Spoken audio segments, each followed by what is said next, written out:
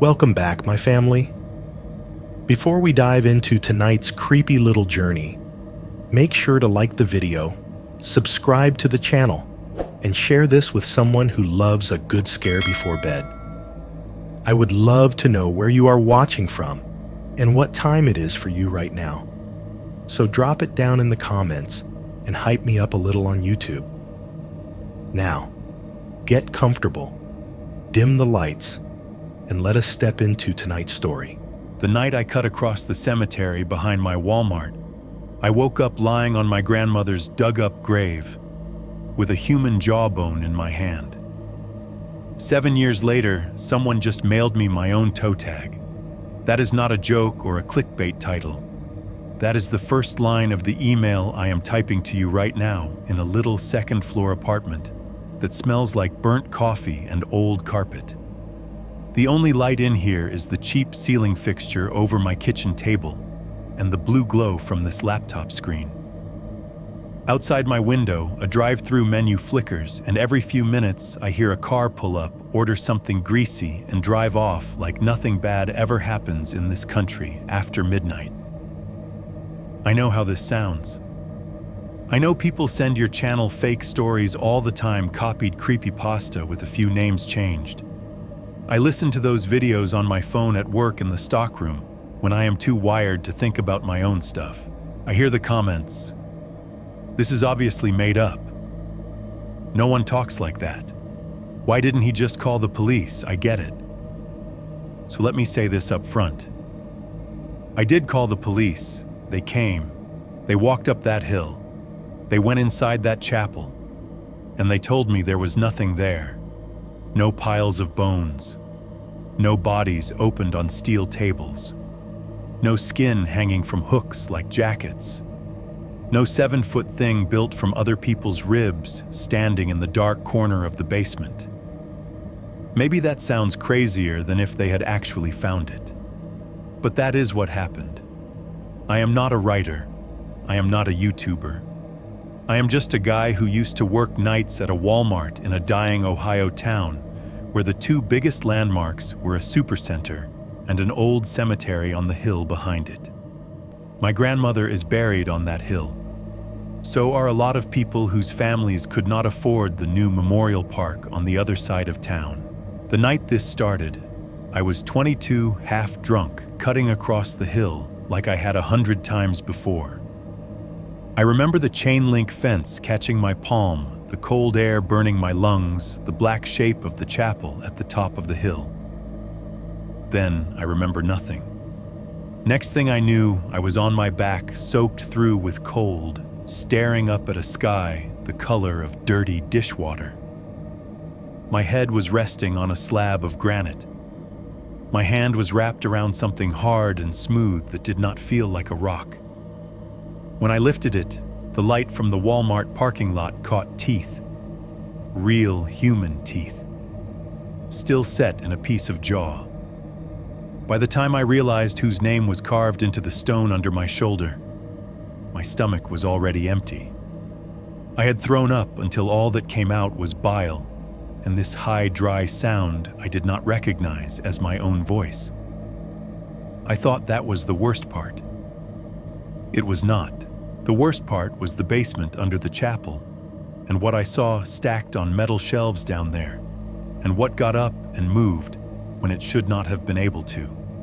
The worst part is that when the town finally decided to tear that chapel down years later, instead of an apology, I got an envelope in the mail with no return address. Inside it was a blurry photo of me lying on that hill and a real toe tag with my full name and date of birth written on it, and the line for time of death left blank. You can decide if you believe the rest of this or not. I am going to tell it anyway. Because if your channel plays this and someone out there recognizes that hill behind their own Walmart, they deserve to know what might be under their town before somebody fills that blank in for them. 1.1. The article, the apartment, and the hill of the night. I finally started writing this. The apartment smelled like burnt coffee and someone else's dinner rotting 2 doors down. That is pretty much the natural state of this place. Second floor end of the hall, beige carpets that were gray before I ever moved in. The walls are that off-white landlord's love, except here they are peeling in long strips, curling away from the corners like old bandages. The fridge behind me will not shut up. It has this low, rattling hum that always sounds a little bit wrong, like it is fighting to stay alive. Every few minutes, it kicks a little louder, then drops back down again. Somewhere beyond the wall to my left, my neighbor's TV is leaking through the drywall, a laugh track, a gunshot, a canned applause break, all mashed into a muffled blur. Out the window, the parking lot is mostly empty. There is a drive-through down there, one of those cheap burger places with a menu board that never quite works right. The screen flickers between full color and washed-out green, and the speaker crackles so bad you can hear half the orders twice. Every so often, headlights swing in, idle at the window, and pull away taillights, shrinking into the dark. People eat, people sleep, people scroll. The world keeps running on autopilot. I am sitting at the wobbly kitchen table with a gas station coffee that cooled off an hour ago and never made it to the microwave. My laptop is in front of me, fan whining, casing warm under my wrists. On the screen is a browser tab I have opened and closed about 10 times already tonight. It is a local news article my cousin posted on Facebook, the kind nobody reads unless it is about a school shooting or a factory closing. This one is about neither. The headline is boring, like it is trying to put you to sleep. City approves demolition of hillside old cemetery chapel for modern memorial space. Underneath that, there is a single photo. It takes up half the screen when I click it. The old chapel is in the center of the frame, frozen mid-death. The roof is half collapsed, like someone took a bite out of it.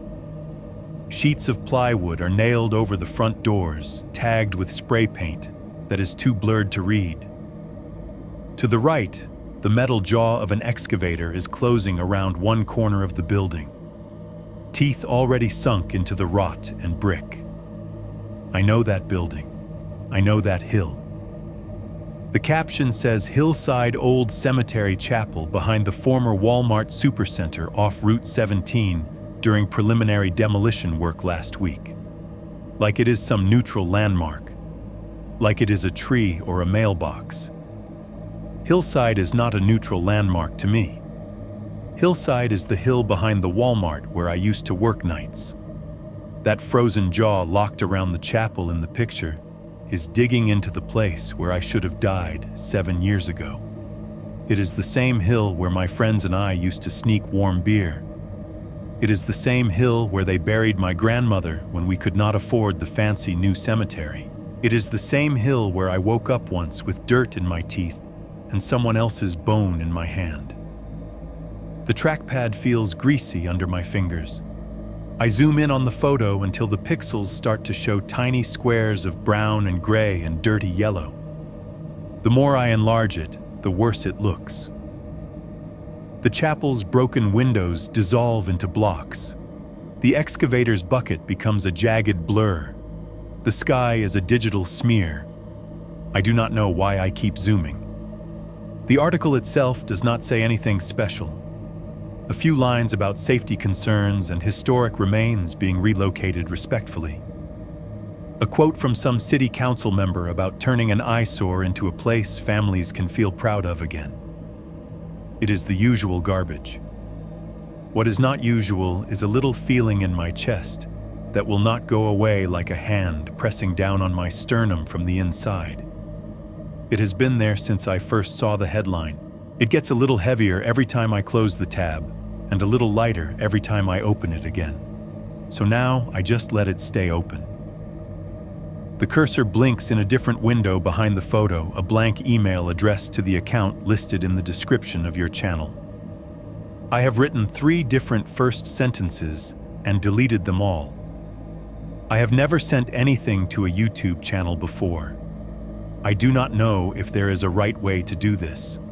I only know the wrong way is to never send it at all. I know what your comments section looks like.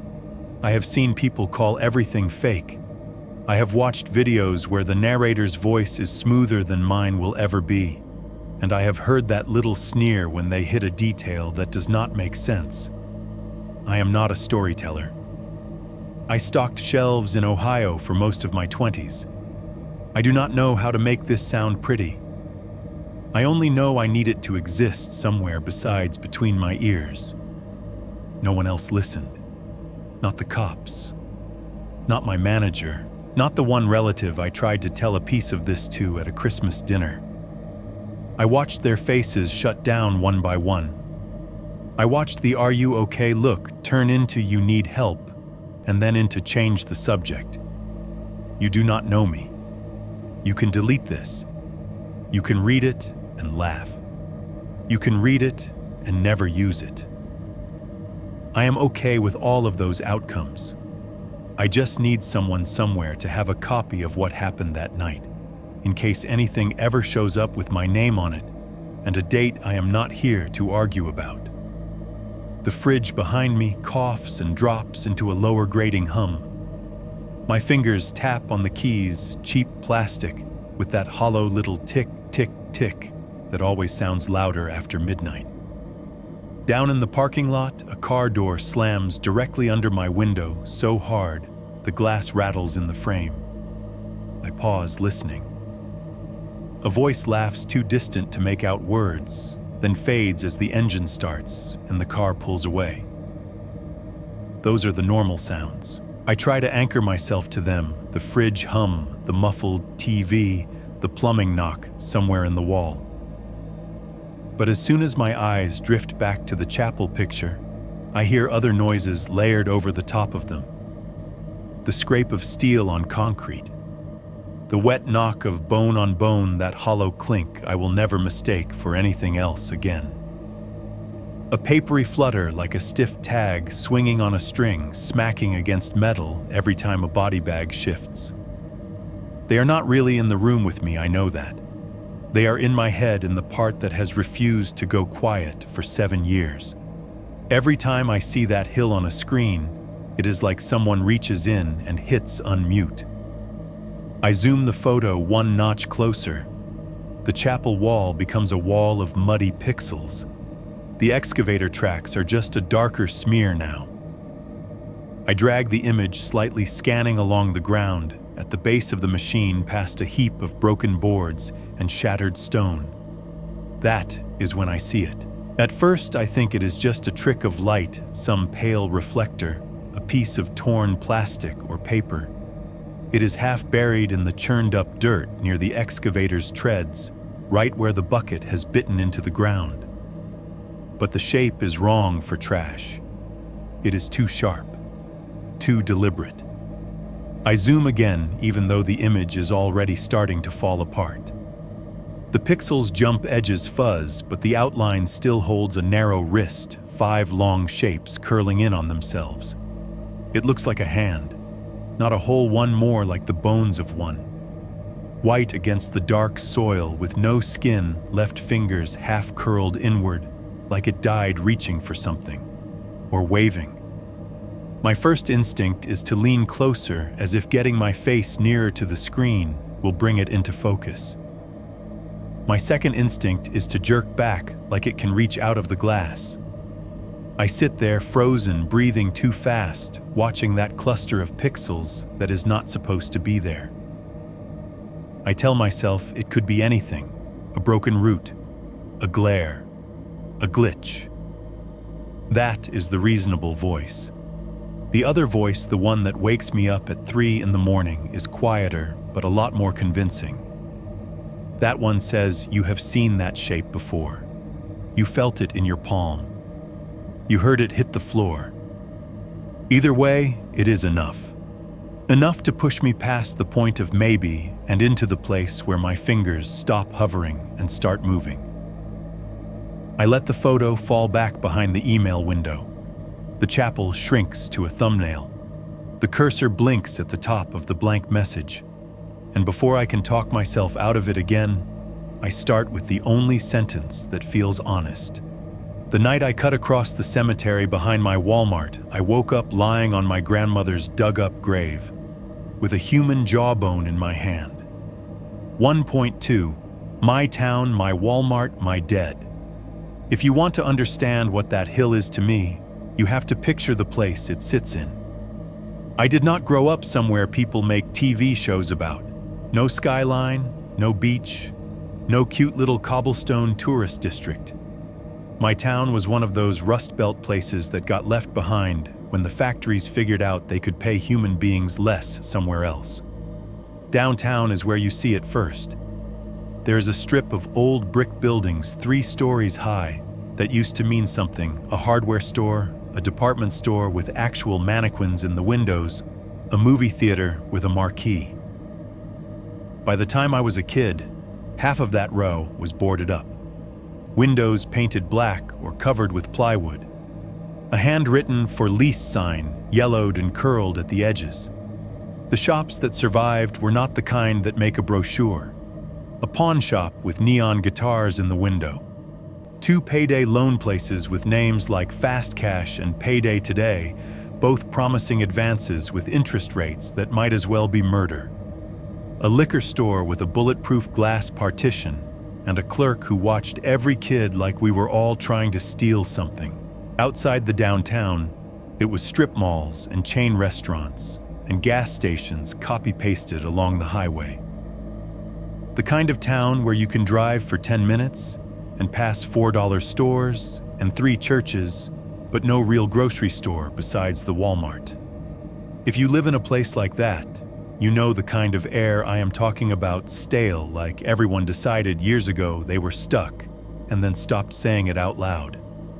There were exactly 2 things in that town that were always awake no matter what time it was. One was the Walmart Supercenter off Route 17. The other was the hill behind it.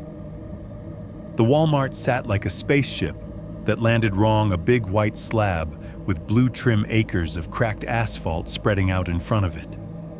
The lights in that parking lot never shut off. Even at 3 in the morning, the sodium lamps glowed this sickly orange buzzing high over a handful of cars and a sea of empty shopping carts.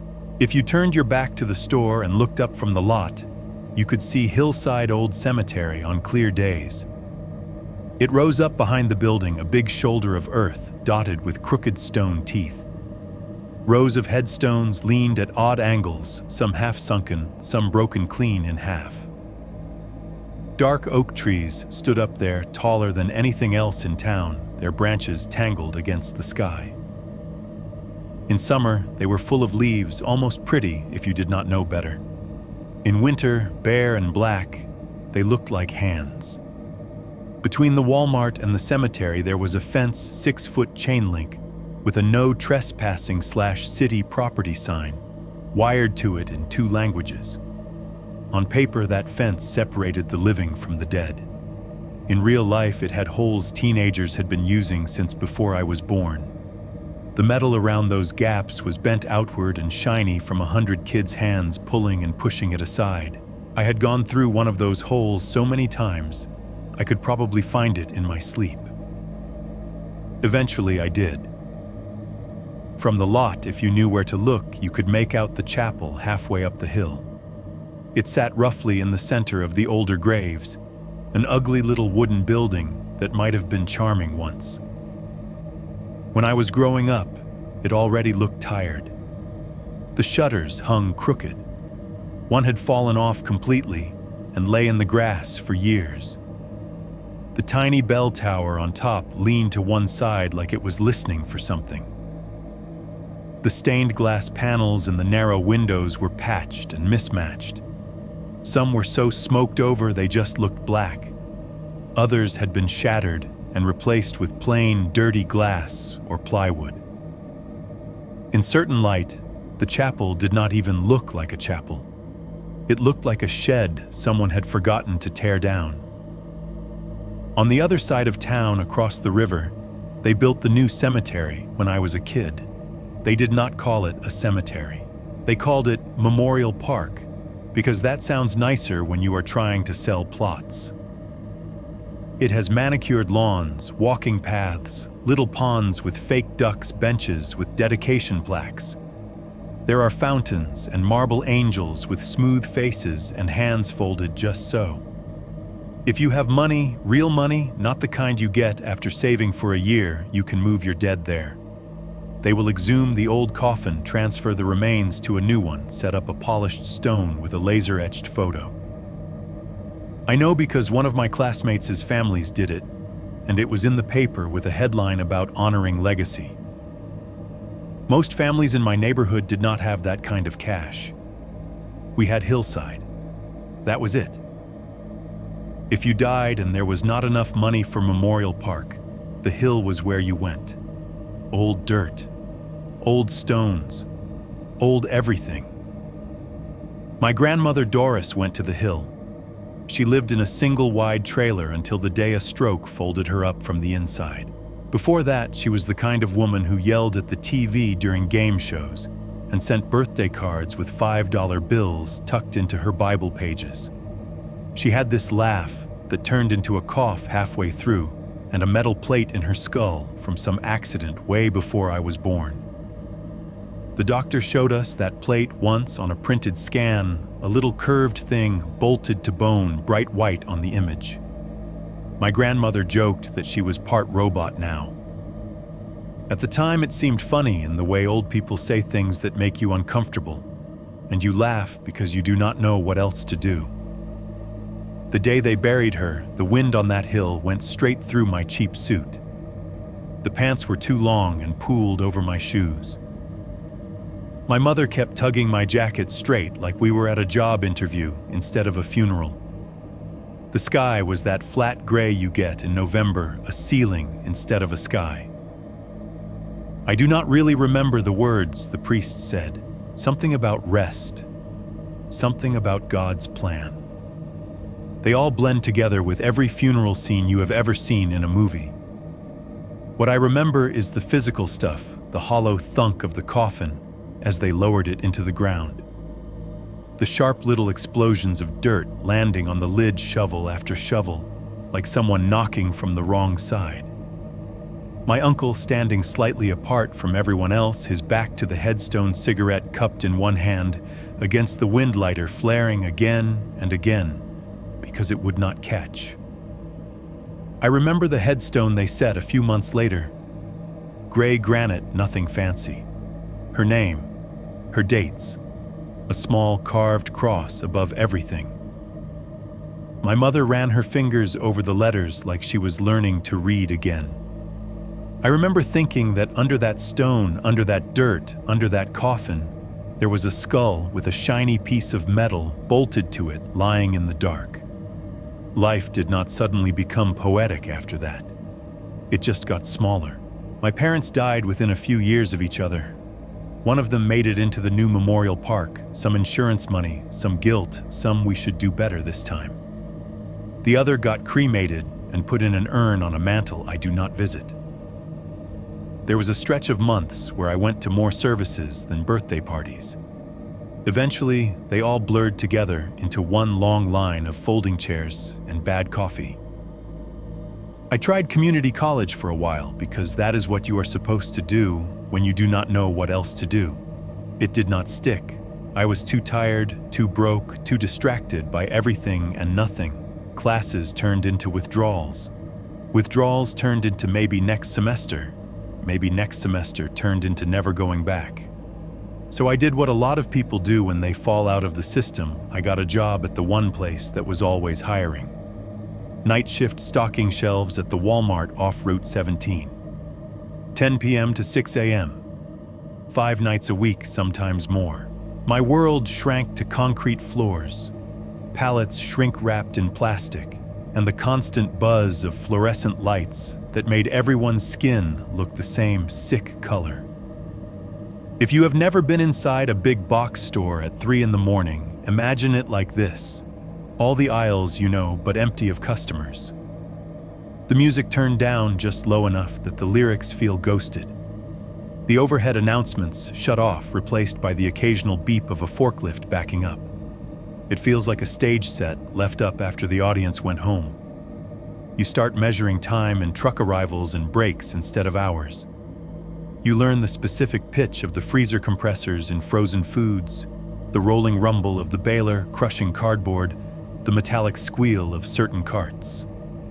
There were nights where I would realize I had not seen outside in 8 hours. Nights where the only fresh air I breathed came from the loading dock door when it rolled up for a delivery, and always out there beyond the door was the hill. Every smoke break, every time I stepped out to move pallets from the trailer into the back room, if I turned the right way and looked past the dumpsters and the corral full of busted carts, I could see it. Blacker than the sky behind it, trees clawing up into whatever stars the light pollution had not eaten. The silhouettes of headstones just visible when the lot lights flared. It did not loom like in a horror movie. It just sat there quiet and patient, like a neighbor nobody talks to, but everybody knows. The longer I worked nights, the more normal it became to have a pile of dead people watching me push cereal and paper towels around under screaming fluorescent tubes. We used to joke about it. We said the hill messed with electronics, that if you drove the back road that curled behind the cemetery, your radio would suddenly burst into static, or your GPS would freeze, or your phone battery would drop 10% for no reason.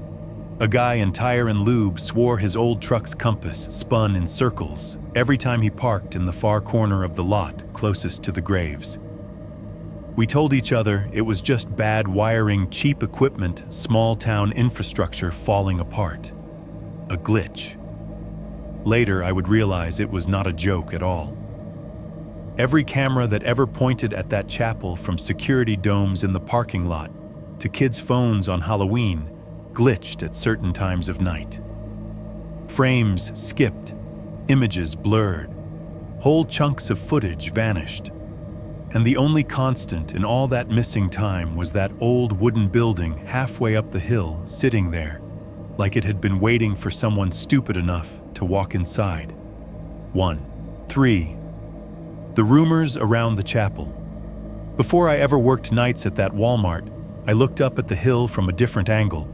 From the ground, not the loading dock. From the outside of the fence, not the employee side. Back then, hillside was not inventory or evidence in my head.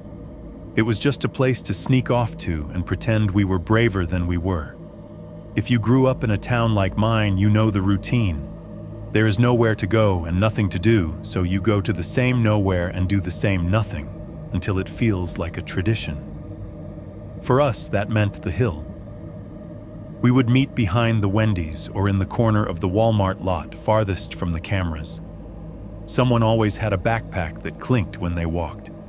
Cheap beer, whatever was on sale, or whatever an older cousin would buy if you gave him enough cash to keep some for himself. A crumpled pack of Marlboros somebody stole from their dad's jacket. A half-charged Bluetooth speaker that only played right if you held it at a certain angle. We would slip through the cut in the chain link 1x1 palms catching on the frayed wire. The hill was steeper on that side, and if it had rained recently, your shoes would slide and smear mud over the toes. By the time we hit the flatter ground, near the first row of stones, we would already be laughing too loud, trying to drown out the fact that we were walking into a place people were supposed to whisper in. We would pick a slab, usually something big and flat, and old enough the name was worn half away, and sit on it like it was just another park bench. Cans hissed open. Smoke flared. The speaker crackled to life country songs about leaving town we all knew. We probably never would. Early 2000s rock tracks still sitting in playlists nobody updated. From up there at night, the Walmart lot looked almost pretty. All those orange lamps in neat rows shining down on a grid of painted lines and shopping carts. The blue logo glowed like it meant safety instead of low wages. Headlights moved in and out tiny pairs of eyes. You could see the semis pulling into the loading area, the cars cutting through the lot to shave 10 seconds off the drive home. We would sit and pass the can and joke about dumb stuff teachers we hated, people we wanted to hook up with, what we would do when we got out. We pretended the stones we were sitting on were just concrete. We pretended we could not feel the hollow space underneath. None of us said it out loud, but everybody kept sneaking little looks at the chapel. From that side of the hill, it sat slightly above us, a squat shadow with those narrow windows like closed eyes. At night, the details disappeared. No visible wood grain, no peeling paint, just a darker block against the sky. Sometimes the wind would catch something loose on the roof, and it would knock against the boards with a dull clunk. Every time it did, someone would jump and then laugh too hard. The hill had its stories. Of course it did. There was the snowplow driver first. That was how we heard it anyway, the plow guy. One winter when I was maybe 14, there was a week where it snowed every day. The city, in its infinite wisdom, decided to send one guy to clear both the Walmart lot and the road that curled around the back of the cemetery. According to him, it happened around 3 in the morning, mid-January, the kind of cold where your nose hairs freeze when you breathe. He was doing a pass along the back road blade down salt-spreading cab heater blasting. Hill to his right dropped to a drainage ditch on his left. He said he was halfway along the curve when he noticed something out of the corner of his eye, a glow where there should not have been any. He looked up at the hill and saw light coming from inside the chapel. Not the hard white kind you get from a flashlight or a phone. This was softer yellow-orange, pulsing like a candle flame. He swore he could see it moving through the broken glass, not steady, but flickering like someone was walking around in there with a lantern. He kept driving. That was the part that stuck with me. He said he did not stop. "You don't stop on that road when it's that dark," he told someone later at the bar, and from there, the story spread. He said that when he came back around 15 minutes later, the light was gone. The chapel was just a shadow again. No cars parked nearby. No footprints in the snow the next day when the sun came up. Then there was the cop. Every town has at least one officer who tells stories louder than the rest, and ours was a guy named Ward. Big belly, big mouth, bigger mustache. He would hold court at the diner on Sunday mornings, one hand around a coffee cup, and the other drawing shapes in the air. He claimed he refused to patrol the back road alone on night shift. Not because of drunks or deer, but because, as he told it, his radio would go insane back there. He said the first time it happened, he was idling near the bend by the cemetery fence when his radio burst into noise, not static, not music picking up from another frequency, but voices, lots of them. Crying, talking, begging all on top of each other so he could not pick out a single word. Then, just as suddenly, silence. He changed channels, checked the volume, called dispatch. Everything was normal for them. He said it happened 3 times in 1 month and never anywhere else. After that, he did not go near that stretch without another car behind him. We soaked those stories up like we were supposed to, added our own.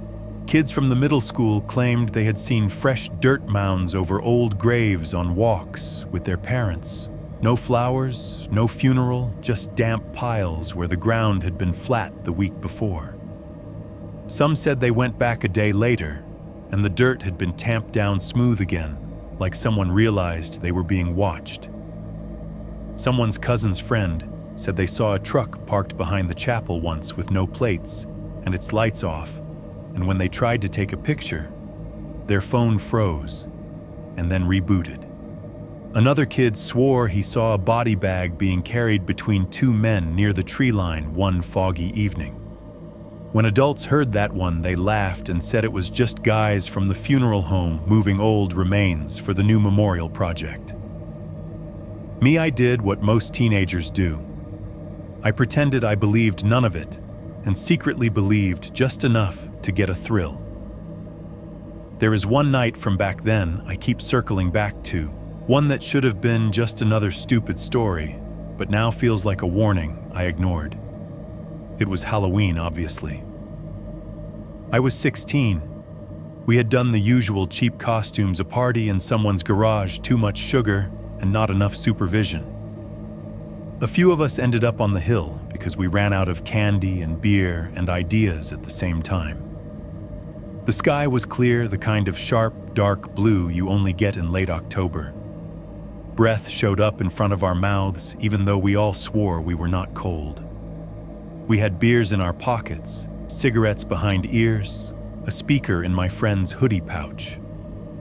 The chapel loomed darker than usual. Every window looked boarded from where we sat, every angle wrong. Someone I do not remember who started it decided we needed to do something actually scary, or the night would be wasted. After a lot of dumb suggestions, it turned into a dare aimed at me. "Walk around the chapel," my buddy Kyle said. "All the way around. Knock on every boarded-up window and say something that'll piss God off. If nothing happens, we'll stop telling the plow story for good." I should have told him to do it himself. Instead, half drunk and wanting to look like I was not the kind of guy who flinched at graveyards, I said sure. I remember the feel of the grass under my shoes as I walked up the slight incline. The closer you got to the chapel, the more the sounds from the lot below died away. By the time I reached the front doors, the music from the speaker had thinned to a distant, tinny buzz. My friends' voices blurred into a low hum. I picked the first boarded window on the right. The wood was splintery and cold. I raised my knuckles and knocked 3 times. "Hey," I said, voice trying too hard to sound bored. "You up there, or you give up on this town like everybody else?" Nothing happened, obviously. No crack of thunder, no ghost priest. Just my own breathing and a wind gust that smelled like wet leaves. I started around the building clockwise like we had agreed. At each boarded window, I knocked and said something worse. Little mock prayers turned inside out. Jokes about the dead not getting any rest. Things I would not repeat now, at least not from where I am sitting. Halfway around on the side opposite my friends it happened. I lifted my hand and knocked. 3 taps. From inside on the other side of the boards, I heard 3 taps back. Same rhythm, same speed. Like an echo that did not know it was supposed to be delayed. My hand went numb. For a second, my brain tried to tell me I had imagined it. So I did it again, softer, just to prove myself wrong.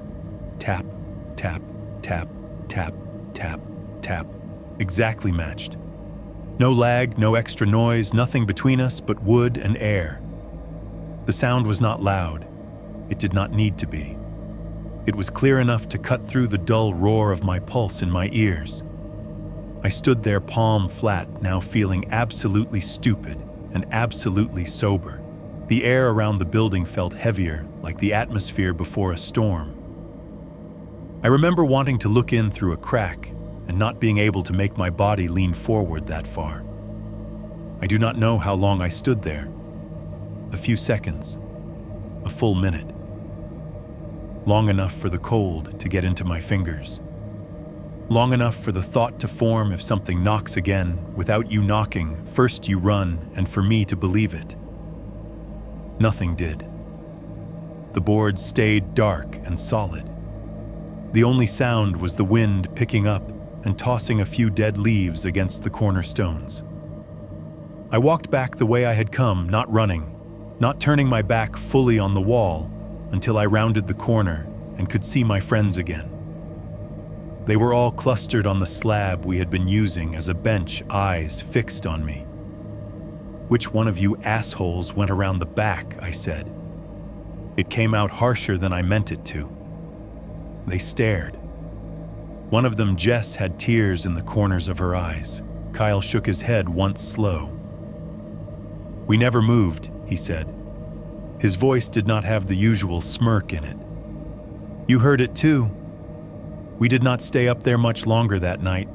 Someone killed the speaker without saying why. the cans got crushed a lot quieter. We walked down the hill in a tight little pack instead of dragging our feet, and we did not cut through between the rows of stones like usual. We took the long way around, hugging the fence. The next day at school, we floated the idea that maybe one of us was messing with everyone else. Some hidden accomplice, some prank. The story got told and retold and reshaped until it did not feel like mine anymore. Eventually, it got filed under stupid teenager thing we did and pushed into the same mental drawer as minor car accidents and bad haircuts. That is what I told myself anyway, that it was just one of those nights. We were young, we were bored. The chapel was just a prop in the background of our lives, a haunted house we borrowed whenever regular life got too flat. And for a long time, that is all it was. A shape I got used to ignoring. Something I saw every shift on my smoke breaks behind the store up there above the trucks and dumpsters black against the sky. A place we used to go and then outgrew. I only really met it once. For real. Not as a kid daring it to prove it was haunted. Not as a bored stalker glancing up on break, but as something that could touch me back. That night on my grandmother's grave was not the first time I woke up on that hill, not sure how I got there. I have never told anyone that part before. There was another time a few years earlier when I came to lying near an old headstone with my head pounding and no memory of climbing the fence. No jawbone in my hand, no chapel basement. Just grass in my hair and dirt under my nails, and this hollow feeling like time had gone missing. I brushed that one off too. Called it a blackout. Said I drank too much. Laughed about it later. Looking back, I think the hill was just patient. It let me play, let me knock on its walls, let me pass out on its surface and walk away. It let me get used to the idea that nothing really happened up there. Until the night it decided to show me what was underneath. 2.1. Walmart at night. If you have never worked a Walmart night shift, it is hard to explain how something so bright can feel so dead. You start in the break room, which is the ugliest part of the whole store. The clock above the microwave is always 5 minutes wrong. There is a bulletin board with faded HR posters about teamwork and safety, half covered by a sign-up sheet for a potluck nobody ever actually organizes. The vending machines buzz louder than they need to, and every button is sticky. I clock in by the door right under a speaker that is already hissing out some scratchy announcement about a manager meeting and a sale in lawn and garden. The intercom in this place always sounds like it is broadcasting from underwater. Words smear together. You only ever catch the same fragments. Attention, associates. Thank you for your hard work. Past the break room, the smell hits. It is always the same blend, stale popcorn from the snack stand up front fryer oil that never quite got changed on time industrial cleaner, and that weird rubber scent that comes from the tire and lube center at the far end. It is like breathing in the ghost of a carnival and a garage at the same time. The store is technically still open when my shift starts, but it is the slow part of the evening. The last tired families are dragging themselves through self-checkout. A couple of teenagers are loitering near electronics, half pretending to look at games. There is always one guy in a stained hoodie comparing prices on motor oil, like he will crack some secret code if he stares long enough. I grab an orange vest from the hook and slip it on as I cut through the back of the registers. The floor under my shoes is polished smooth, humming faintly with the air handler vibration that you stop hearing until someone points it out. The overhead lights pour down in long lines, no shadows sharp enough to hide in. The first sound that always marks the beginning of real work is the squeak and rattle of the big metal carts we use to move boxes. They are heavy even when they are empty, but they never are. Tonight they are stacked high with shrink-wrapped cases of cereal paper towels, canned soup, The wheels squeal and stutter as you push them over the little cracks in the floor. My boss is already out there, half leaning on one of the carts, like he is the one pushing it. His name is Ron, but everyone just calls him Cap, because he is always wearing some baseball cap from a team that never wins anything. He is in his late 40s, permanently tired, permanently wired, and I have never seen him without a tall can of Monster in his hand. He drinks them warm, which is somehow the worst thing about him. Clock in on time for once, he says when he sees me, not really a question. Yeah, I say. Traffic was light. He barely looks at me. His eyes sweep past to the end of the aisle where some cereal boxes are not lined up perfectly. When he talks about facing, he does it like he is talking about life or death. Make sure you get that end cap. Those boxes are a mess. If someone had recorded the way he begged us to make the frosted flakes look inviting and played it over the part where I was trying to tell him about bones and basements, you would think it was two different men. It was not. Jake from Automotive swings his cart around the corner hard enough to make the back wheels skid. He is 20-something, built like a guy who spends too much time under cars with permanent grease crescents under his fingernails. He wears his cap backward and talks about lifting trucks the way other people talk about religion. "You on overnights again, dude?" he says, bumping his cart into mine on purpose. "Lucky me," I say. He grins. "I got a thing of pizza rolls in the freezer at my place, couple cases of beer. Game rerun at like midnight. Come through after we get done with this circus." He always says it like that. Come through like we are not both just going to sit on a sagging couch and watch the same 4 commercials run in a loop. Still, the idea lodges somewhere in the back of my head. Something to put on the other side of the hours. Past him down housewares, I see Melissa stacking towels. She is the single mom, 3 kids, always looks like she slept in her car and has not had a real day off in a decade. She keeps a stash of expired cupcakes from the bakery in her locker, the ones they are supposed to toss, but forget to scan out. I have watched her eat 2 in 5 minutes on a break frosting smeared on her thumb eyes, half closed, like it is the only good thing she has tasted all week. "You want one?" she asked me once, holding a plastic clamshell open. "Kids think I'm bringing these home. Joke's on them." Tonight, she just gives me a nod, a half smile, the kind you give a co-worker you like but do not have energy to talk to. Over in electronics, the new kid is pretending to straighten a shelf that is already straight. I think his name is Luis. He still has that posture you only see on people who have not accepted yet that this might actually be their life for a while, shoulders too tense, eyes too alert. Earlier in the week, he caught me in the back room and in this low voice, like he was telling a secret, said, "Hey man, you ever see anything weird on the cameras?" I shrugged. Define weird. "I was on door watch last night," he said, "and the screen that shows the back lot, the one facing the hill. It glitched out, and I swear for a second it looked like, I don't know, like there were people standing by the tree line. But when I rewound it, just..." He made this gesture like tape being cut. Jumped. I laughed it off, told him it was the system being old, told him to get used to it.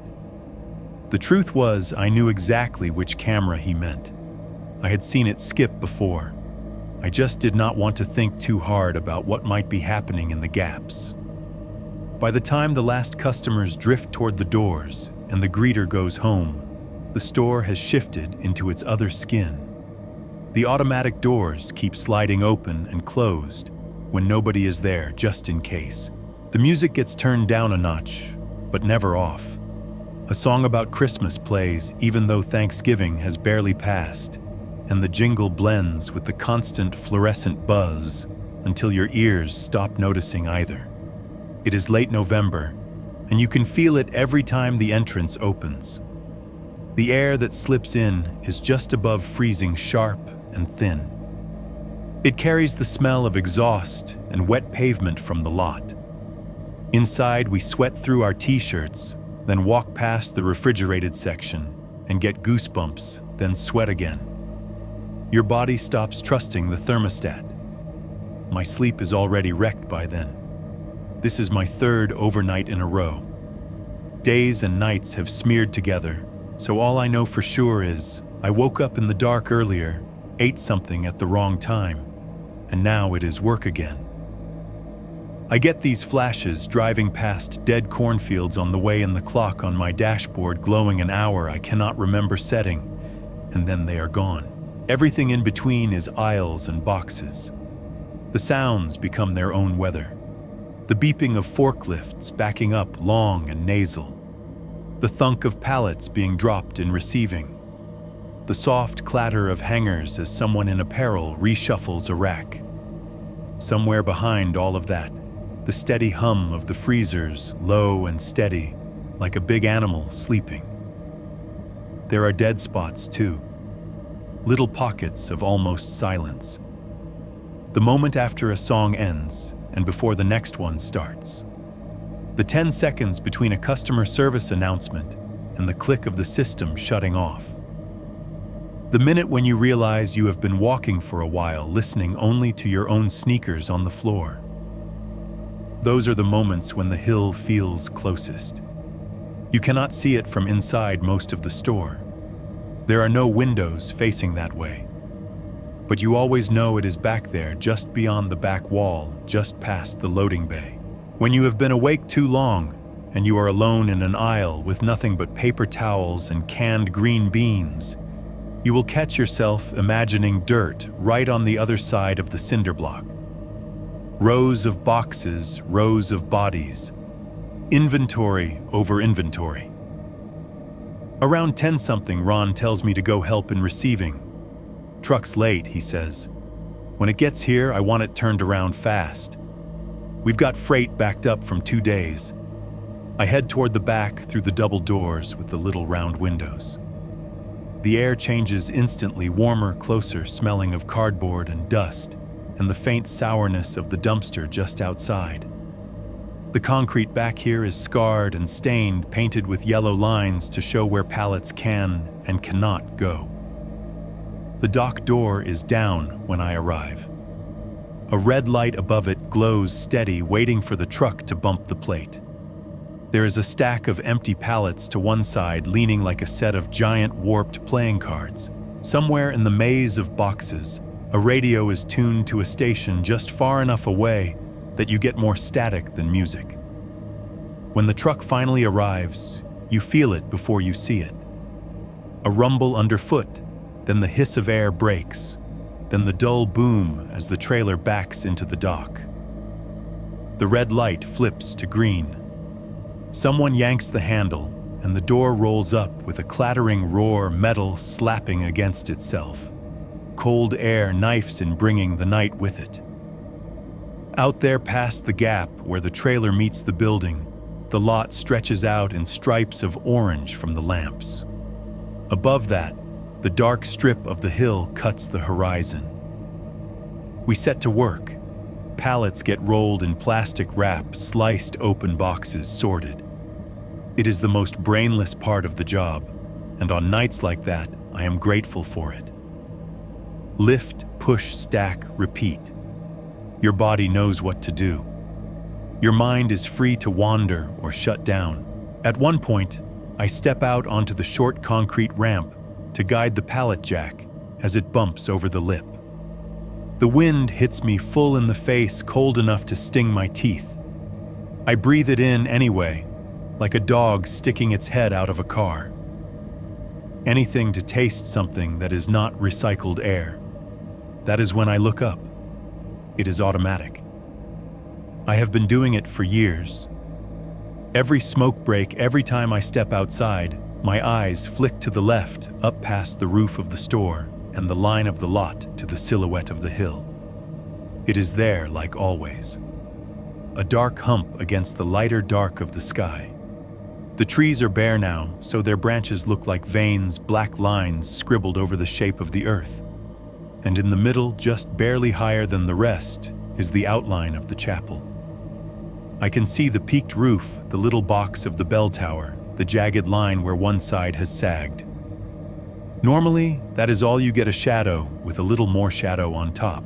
Tonight, there is something else. Behind one of the broken windows on the front face, there is a glow. It is small, about the size of a fist held out at arm's length. Not bright enough to throw light on the ground around it, but bright enough that I can see its color even from the dock. Not white, not the blue-white of a phone screen or the harsh yellow of a flashlight. It is orange, candle orange, cigarette ember orange, the color of a coal when you blow on it. It flickers, just once, a little pulse like something breathing under a sheet. For a heartbeat, it looks exactly like someone standing just inside the window, cupping a lighter, trying to get it to catch. I blink. My eyes water from the cold. When I focus again, the window is dark. The glow is gone. The chapel is back to being just a cut-out shape, nothing inside it but night. "Hey," Jake calls from behind me, voice bouncing off the concrete. "You spacing out or making love to that pallet?" I tear my gaze away from the hill and grab the handle of the jack, dragging the load inside. The door rattles down behind us, sealing out the wind, sealing in the hum.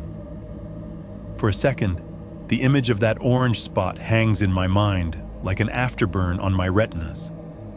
I tell myself it was nothing, a reflection, a trick of light from the lot, someone's cigarette somewhere it should not be. Later, standing where I am now typing this, I know better. But that night, all it did was make going back to my empty place seem a little worse, and the idea of pizza rolls and beer at Jake's sound a lot better. 2.2, beer, football, and the shortcut. By the time the shift actually dies, it is later than it feels. We spend the last hour doing the same fake busy dance we always do, zoning cereal boxes, straightening end caps we already straightened, pretending there is a right way to stack cans that will change anyone's life. Ron does one last lap of the store with his monster can, like a priest swinging incense, muttering notes to himself about freight and hours and who is not hitting metrics. The overhead lights never dim. They just feel harsher when you are more tired. I clock out at 11:15 p.m. The time glows green on the little punch screen, and for a second, I just stare at it like it is a quiz I did not study for. My eyes are dry. My back has that ache you only get from lifting things that are heavy enough to hurt, but not heavy enough to count as exercise. Out through the front doors, the automatic whoosh is louder when the store is mostly empty. The entrance blows a gust of cold air straight into my face. The sliding doors close behind me with a soft kiss of rubber, like the building is sealing its mouth. The parking lot is a sheet of frozen slush. The snow from earlier in the week has melted and refrozen so many times, it has turned into something that is not quite ice and not quite water, just uneven, treacherous surface. The yellow lines that mark parking spots are barely visible under a skin of gray. Every step toward my car makes my boots slide a little. My breath comes out in white smears that vanish as soon as I move through them. The air smells like exhaust cold plastic and that faint, dirty mineral scent that comes from meltwater drying on asphalt. I glance up at the hill out of habit. It is just a dark shoulder against the sky, the chapel a little bump in the center. No orange glow this time, just black. My car is not impressive. A 10-year-old sedan with a weird rattle in the front end and a cracked taillight I keep meaning to fix. The windshield is fogged on the inside from where the heater and the outside air cannot agree. I get in my joints, complaining a little, and the seat springs make a familiar groan. The dashboard clock says 11:21. Close enough. I start the engine. The fan kicks on with a cough and then settles into a low roar. I sit there for a minute, hands on the wheel, watching my own reflection in the dark glass of the store. I could put the car in drive, go straight home, eat something bland over the sink, and scroll until my eyes close. Instead, I put the car in reverse, back out, and aim for the exit that will dump me onto the road curling behind the hill. Jake's duplex is only a few minutes away on the other side of the cemetery. The back road runs between the hill on one side and a line of old houses on the other. At night, it feels narrower than it really is, even though I know I have plenty of room. The streetlights out here are spaced too far apart, leaving gaps of real dark between their cones of orange. As I drive, the hill fills my passenger side window. I can see the faint rhythm of the headstones as they pass blocks of black within black. My headlights catch the fence now, and then a quick flash of chain-link teeth. The road curves, pulls me along with it. I keep my eyes on the lane lines, but in my peripheral vision, the chapel is out there somewhere up above. The dashboard radio is playing the tail end of a sports recap show, two guys arguing about stats. The commentator's voice and the hum of the heater fold together into one noise. I do not touch the scan button. Jake's duplex is part of a little cluster of nearly identical boxes jammed behind a gas station. Two-story units, vinyl siding, narrow strips of yard, between them more mud than grass. The parking area is just a widened piece of the alley, with no clear lines, so everybody parks wherever they can wedge their car. I pull in next to a pickup with rust blooming over the wheel wells and empty energy drink cans filling the bed. Lights are on in Jake's living room. I can see them through the thin curtains. There is a shape on the couch, the flicker of a screen, the blue-white strobe of commercials. The stairs up to his door are wood varnish, worn off the middle of each step, icy patches at the edges. My hand slides a little on the railing as I climb. When I knock, the door opens before my knuckles land the second time. "About time," Jake says, stepping back to let me in. He has a beer in his hand already. "I thought they had you in the back, scrubbing floors with a toothbrush." "Maybe next week," I say. His place smells like all the bachelor apartments I have ever known, a mix of old food, laundry detergent, and that sour note of beer that has dried into the carpet. The living room is small and crowded with furniture that does not match. There is a brown couch slumped in the middle of the floor, like it gave up standing up straight. An armchair with stuffing coming loose at one arm. A coffee table with half a pizza in an open box, slices hardening at the edges, one with a bite out of it, abandoned on the cardboard.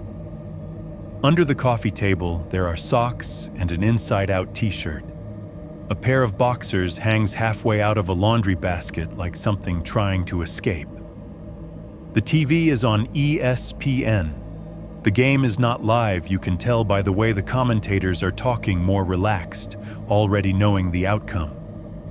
The volume is up just high enough that the crowd noise fills the room, a constant roaring ocean. Little graphics swoop across the screen. Slow-motion replays of men in helmets crashing into each other play like violence through syrup. On the end table, there is a cluster of empty beer cans, a little graveyard of silver and blue. Some are upright. Some are on their side.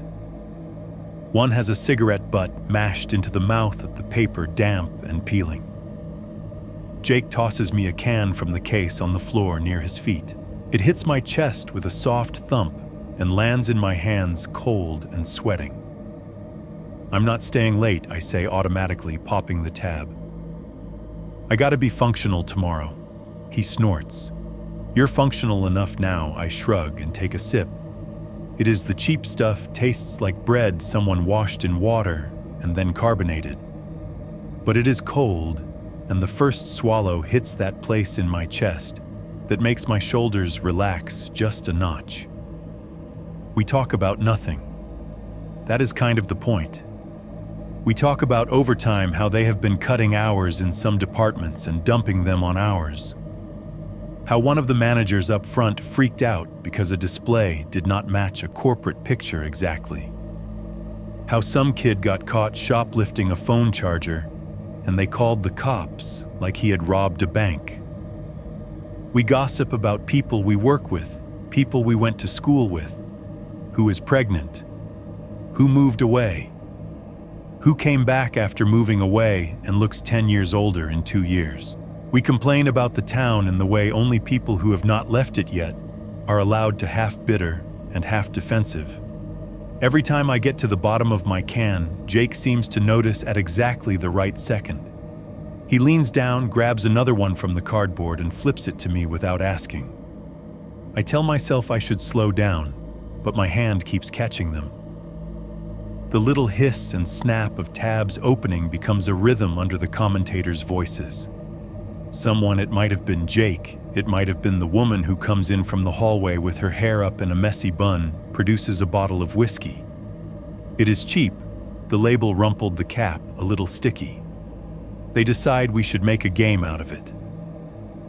Every time the commentators say a certain phrase, crunch time or momentum, or a player's name, someone has to do a shot. At first I dodge, pass the bottle to the next person, pretend to cough.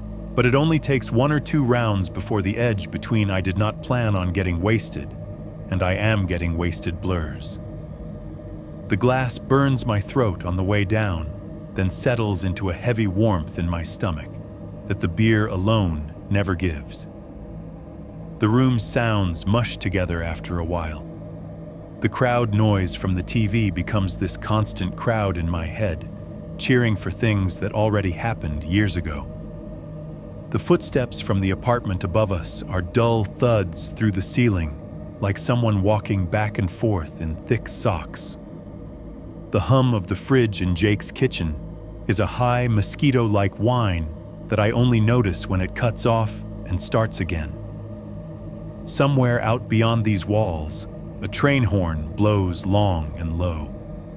It is one of those sounds you hear so often you forget to notice, but tonight, it slices through the game audio and makes me look toward the window without really seeing anything. My phone is in my pocket. At the beginning of the night, I checked it every 15 minutes, eyes flicking to the time. After the second or third beer, I stop. The clock in the bottom corner of the TV means as much as any other number. Time becomes quarters and commercial breaks instead of hours. There are more people now than when I first came in. Jake's girlfriend or roommate or whatever she is sits on the arm of the couch, knees pulled up, wearing leggings and an oversized hoodie. Her hair is pulled through a scrunchy, dark strands falling around her face. She laughs at the commentators, makes little side comments that are funnier than the jokes on screen. At some point, the talk shifts from work and football to where the hell anyone in this town is supposed to go that is not Walmart or the bar or church. Jake mentions how cheap the rent is here. He gestures around at the peeling paint and sagging furniture like he is showing off a palace. Yeah, cheap because you live under a pile of dead people, she says, rolling her eyes. I tell him all the time we should move. I hate this place. Jake snorts. She thinks the ghosts are going to come down and change the channel or something. She gives him a look, then glances up at the ceiling above us. For a second, the TV light catches her face at a strange angle, hollows under her eyes, darker. I'm serious, she says. Some nights I swear I hear footsteps on the ceiling, like right over our bedroom. Slow ones. And there is nobody upstairs. That unit's been empty for months. There is a half second where no one talks. The crowd on TV roars at a replay of some long, finished touchdown. Then Jake barks a laugh, maybe a little louder than necessary. Yeah, he says, nudging her knee with his fist. See what I deal with? She hears squirrels and thinks it's The Walking Dead. Everybody chuckles. Someone makes a joke about rent being cheaper if you agree to share with 1 to 3 spirits, utilities included. The moment gets folded up into the heap of other small, dumb conversations. But the way she said it sticks with me, not the words. The way her voice dropped just a little on footsteps, like she had counted them.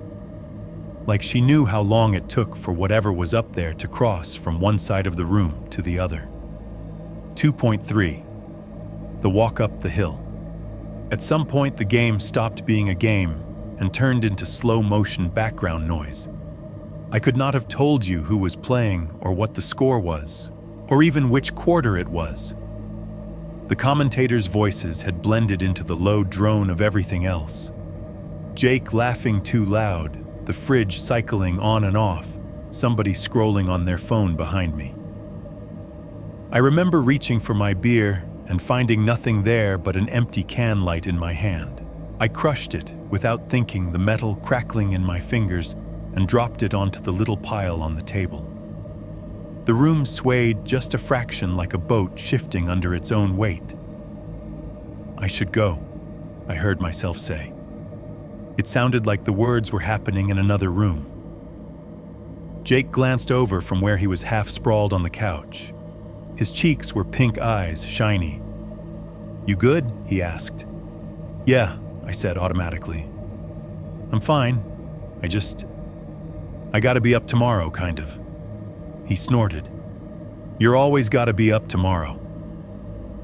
I dug my phone out of my pocket to prove my point. The screen lit my face up that ugly blue-white.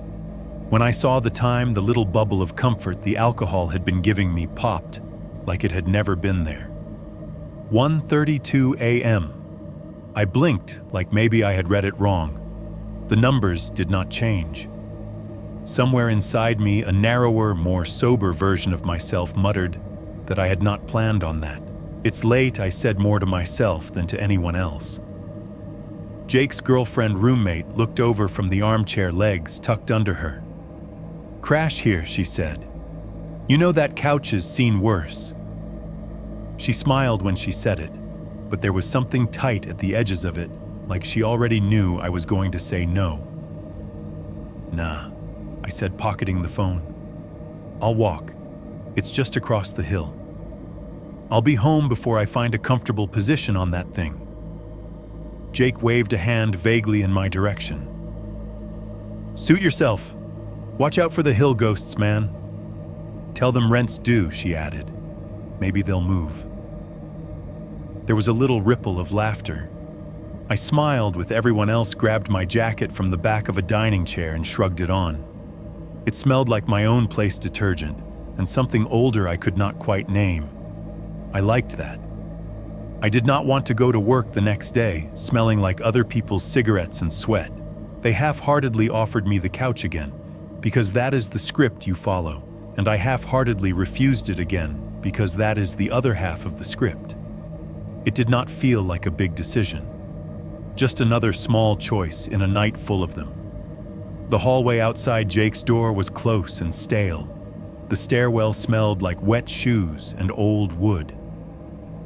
My footsteps boomed louder than they should have on the planks as I went down. When I pushed open the main door at the bottom, the cold reached in like a hand and grabbed me by the lungs. Outside, the air was sharp enough to burn. Every breath I took scraped the back of my throat and stung my nose. The heat I had built up in that cramped living room bled out of me so fast, my skin prickled all over. For a second, I just stood there with my hand on the door, watching my own breath bloom pale in front of me. The night had that hollow sound November nights get in places like ours, the kind where you can hear the big noises from very far away and the small ones from uncomfortably close. The highway was the loudest thing, even though I could not see it from where I was. It was just this constant rushing in the distance, like an ocean you forgot you lived near. A lone dog barked somewhere down the block 3 times in a row, a pause, then 3 more, then silence. Somewhere farther off, a train horn moaned again, longer this time, the air carrying it clean. My boots made a different sound out here than they had in the store. On the sidewalk, they crunched down on a skin of frost, thin enough to shatter with each step. Tiny fractures spidered over puddles that had frozen a shallow, milky white. The street lamps cast cones of tired yellow light on the concrete dust motes swirling in them like little flurries that never landed. I could have taken the long way, followed the road back past the gas station, under the highway, around the base of the hill, and then along the frontage road to my apartment. That was the route I gave people if I was giving directions, the one with sidewalks and traffic lights and other human beings. Instead, I turned the other way toward the dark line of trees that marked the back edge of Jake's complex and the start of the hill. The logic was too easy. Cutting across the hill would shave 15-20 minutes off the walk. I had done it before, more than once, even drunker than this. There was a dirt path that started at the end of his street, a little scar in the grass worn in by a generation of kids and bored adults. It climbed up to the cemetery from the neighborhood side, linking backyard lights and tombstones in one crooked string. I told myself the cold would sober me up. I told myself the walk would clear my head. I told myself I was saving time.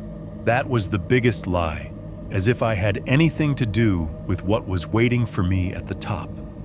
The houses thinned out quick as I walked. Porch lights gave way to shadows.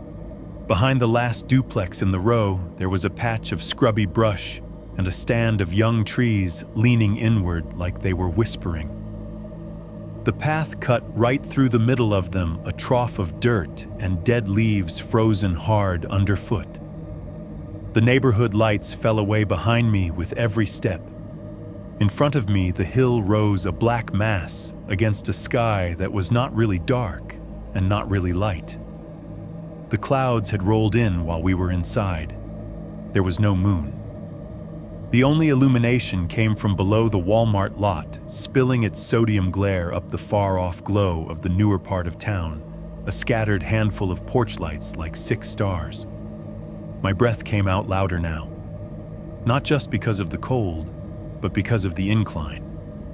Each exhale fogged in front of me, then got torn apart as I walked through it.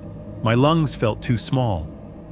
The beer and whiskey sat in my stomach like warm stones sloshing with every step, making my head float a little above my body. The hill always seemed steeper at night. In the daylight, you can see where you are going, see the top, judge how far you have to go. In the dark, it just keeps rising until it stops. The path itself was a darker stripe within the dark, defined more by the absence of brush than by anything I could really see. My boots scuffed against roots and rocks. Once my toe caught something half buried and I pitched forward a few stumbling steps, heart-lurching hands grabbing at air until I caught myself.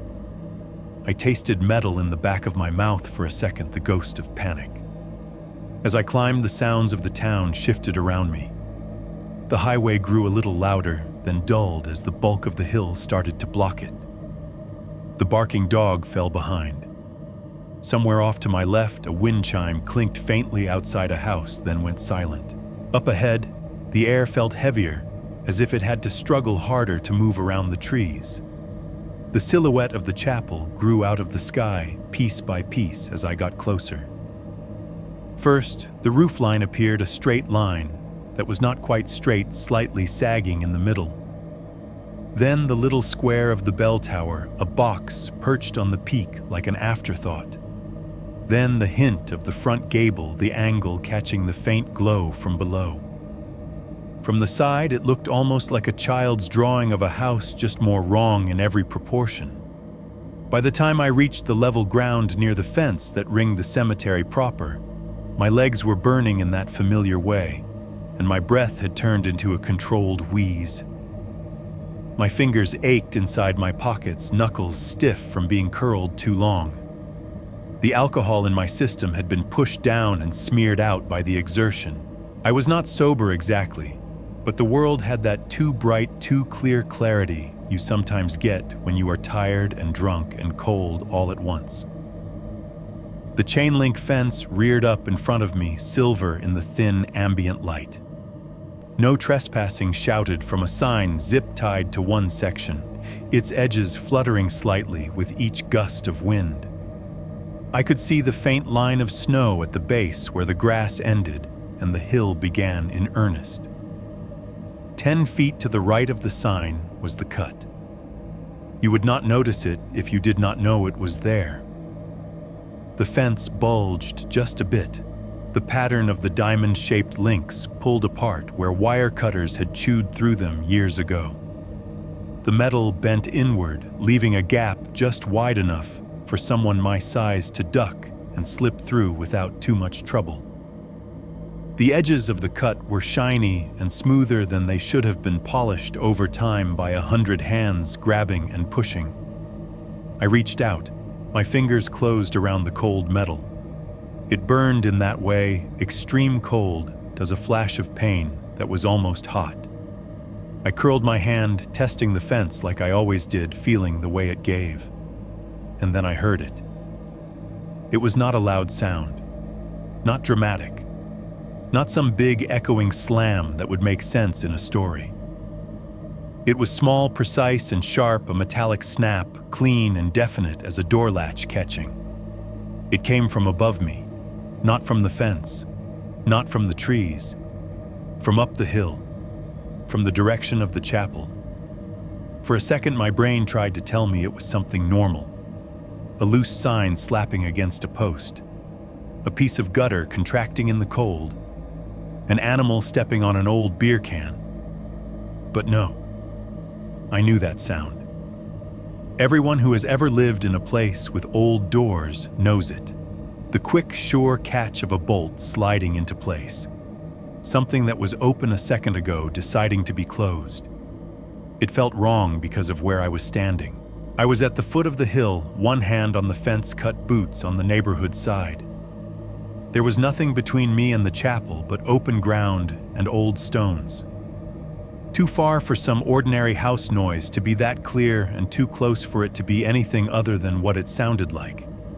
A latch, a lock, a door inside the chapel closing itself.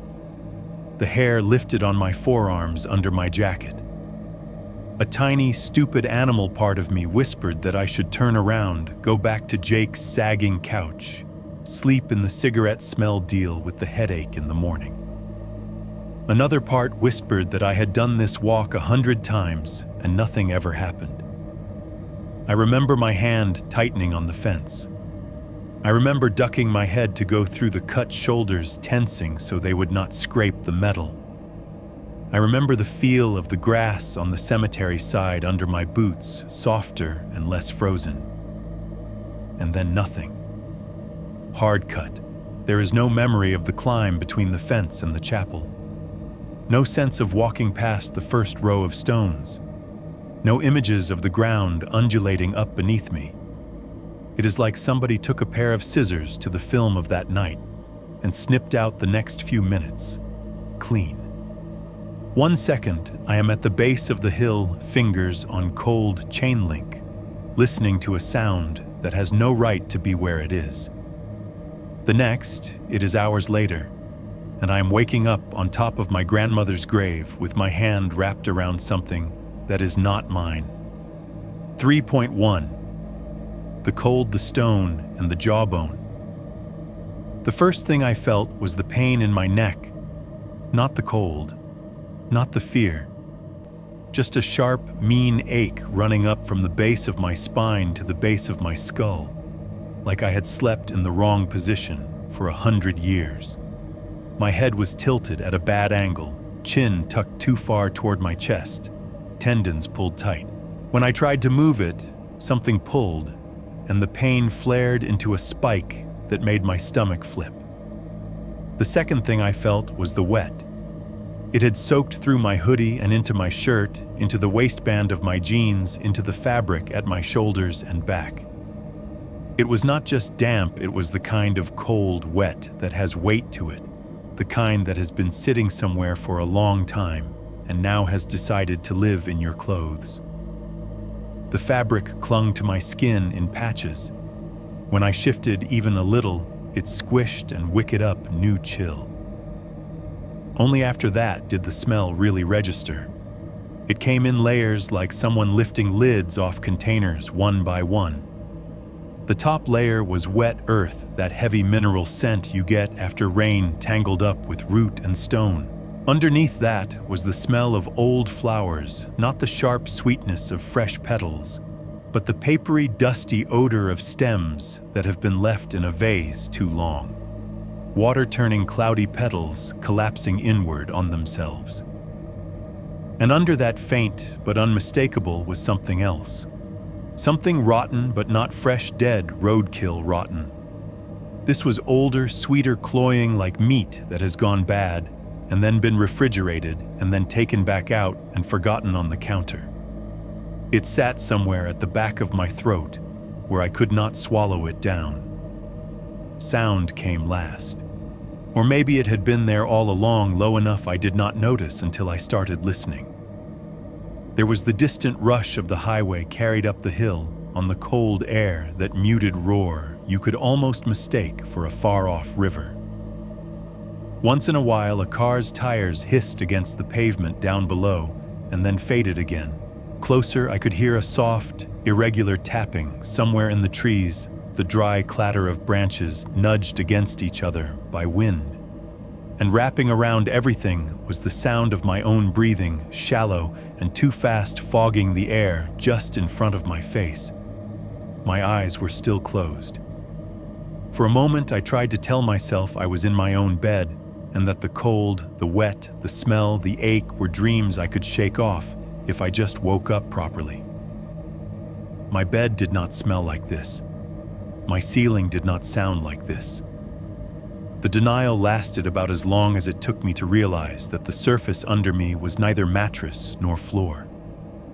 It was hard, solid, slightly uneven. My shoulder blades were pressed into something that gave no cushion at all, with a ridge digging just off center into my spine. My head was resting on an edge, something flat and sharp enough that if I tilted too far, it threatened to bite.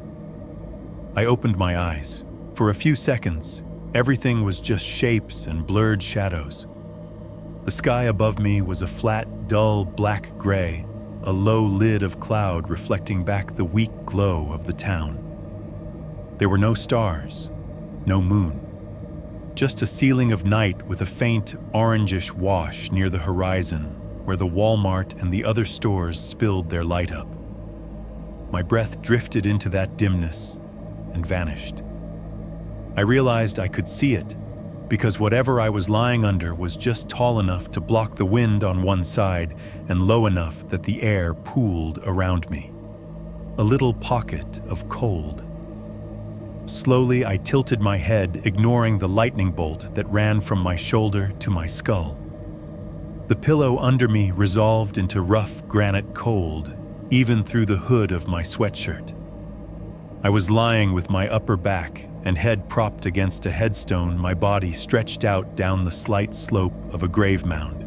The soil under me was rounded, not flat ground, but a gentle hump where earth had been piled over a coffin years ago. Grass grew there, but it was thin, patchy, pressed flat in spots where my weight had crushed it. Frost had settled on the blades, turning the tips white and brittle. I could feel the ridges of the turf through my clothes. For a second, my brain did that thing it does when you wake up somewhere you do not expect. Tried to slot this into a memory that would make it less awful. Maybe I fell asleep at some outdoor concert. Maybe I passed out in somebody's yard. Maybe there is a reasonable explanation. Then the smell climbed a notch, that sweet rot note wrapping around everything else, and the last pieces clicked into place. I was on the hill. I did not remember getting there. But my body knew. My skin knew. The ground under me, the tilt of it, the shape of the stone at my back, all of it added up to the only answer that made sense. I was lying on a grave in Hillside Cemetery, halfway up the hill behind Walmart. I forced myself to focus on the stone. The granite was close enough to my face that if I reached up, I could have scraped my knuckles on it. The surface was cool and faintly damp with condensation textured under a fine layer of frost. I could see the faint grooves of carved letters darkened by moisture, but the words themselves swam. My head felt full of cotton and static. Every time I tried to focus my eyes, they watered. The letters blurred together. I blinked hard, squinted, managed to make out a few shapes, curves, and straight lines. Across near the top, a cluster of dates. I picked out a first name, a woman's name familiar in the way names you have heard your whole life are familiar. I picked out a last name more familiar than anything else, but my brain skittered away from it. It was like trying to read something underwater while your lungs are burning. I knew what I was looking at. I knew what it meant. I just was not ready, so my mind refused to say it out loud. Later, when I had more distance, I realized that was my last little bit of protection. Those 30 seconds of not connecting the stone to the person were the last easy breaths I got on that hill. At that moment, there was something else demanding my attention. My right hand hurt. Not like I had cut it or smashed it, but like it had been clenched too long around something unforgiving. A dull, throbbing stiffness radiated from my fingers up into my wrist, like the muscles had forgotten how to unclench. I only noticed it because when I tried to shift my arm, it did not move the way I expected. There was weight dragging at it, not heavy but solid, not the floppy resistance of fabric, but the insistent pull of an object. I lifted my hand slow, as if pulling it out of thick mud. My fingers were curled so tightly the knuckles were white. The tips were numb, tingling, as blood tried to push its way back in. One by one, my fingers loosened, stiff and reluctant, like they were prying themselves off something they did not want to let go or did not want to feel again. Something rolled against my palm as I opened it. Hard, smooth in places, sharper in others. It made a tiny clicking sound against my skin, a sound I did not like even before I knew what it was. I tilted my hand. The object slid, caught on my lifeline, and then dropped into the hollow just above my wrist. Even in the low gray light, I could see enough. It was not a rock. It was not a piece of trash. It was a fragment of bone, curved and pale about the length of my palm. One side was ragged where it had been broken away from something larger. The other was smoother, a shallow arc. Along that arc were teeth. They sat in a neat little row, 4 or 5 of them sunk into the bone the way fence posts sink into dirt. They were not cartoon white. They were the color of old piano keys, off-white, a bit stained at the edges. One of them had a cheap gold cap, dull in the dimness, but catching enough light to shine in a few tiny spots. My brain tried to insist this was something fake, a Halloween prop, a piece of plastic left over from some party. But even before my fingertips brushed it, I knew. I could feel its weight in my hand, light but not hollow. I could see the fine lines in the enamel, the hairline crack in one of the molars. Plastic does not age like that. Plastic does not chip like that. I turned it over with my thumb, because apparently seeing a nightmare is not enough. I had to touch it too. The underside was rougher, more porous, the color of old chalk. There were tiny pits and channels where something had once threaded through. A few strands of dried tissue still clung in the crevice where bone and tooth met, darkened to almost black. When I pressed my thumb there without thinking, it gave just a little rubbery and brittle at the same time. The smell that came up from it was like getting smacked in the face. It was the same sour, sweet rot that had been hovering in the background, but concentrated, distilled. It did not smell fresh. It smelled like something that had spent a long time becoming less than flesh and more than dirt, then had been dragged back out into the air too soon. My stomach flipped over in a way that had nothing to do with the alcohol. The vomit came up fast. There was no warning burn, no slow build.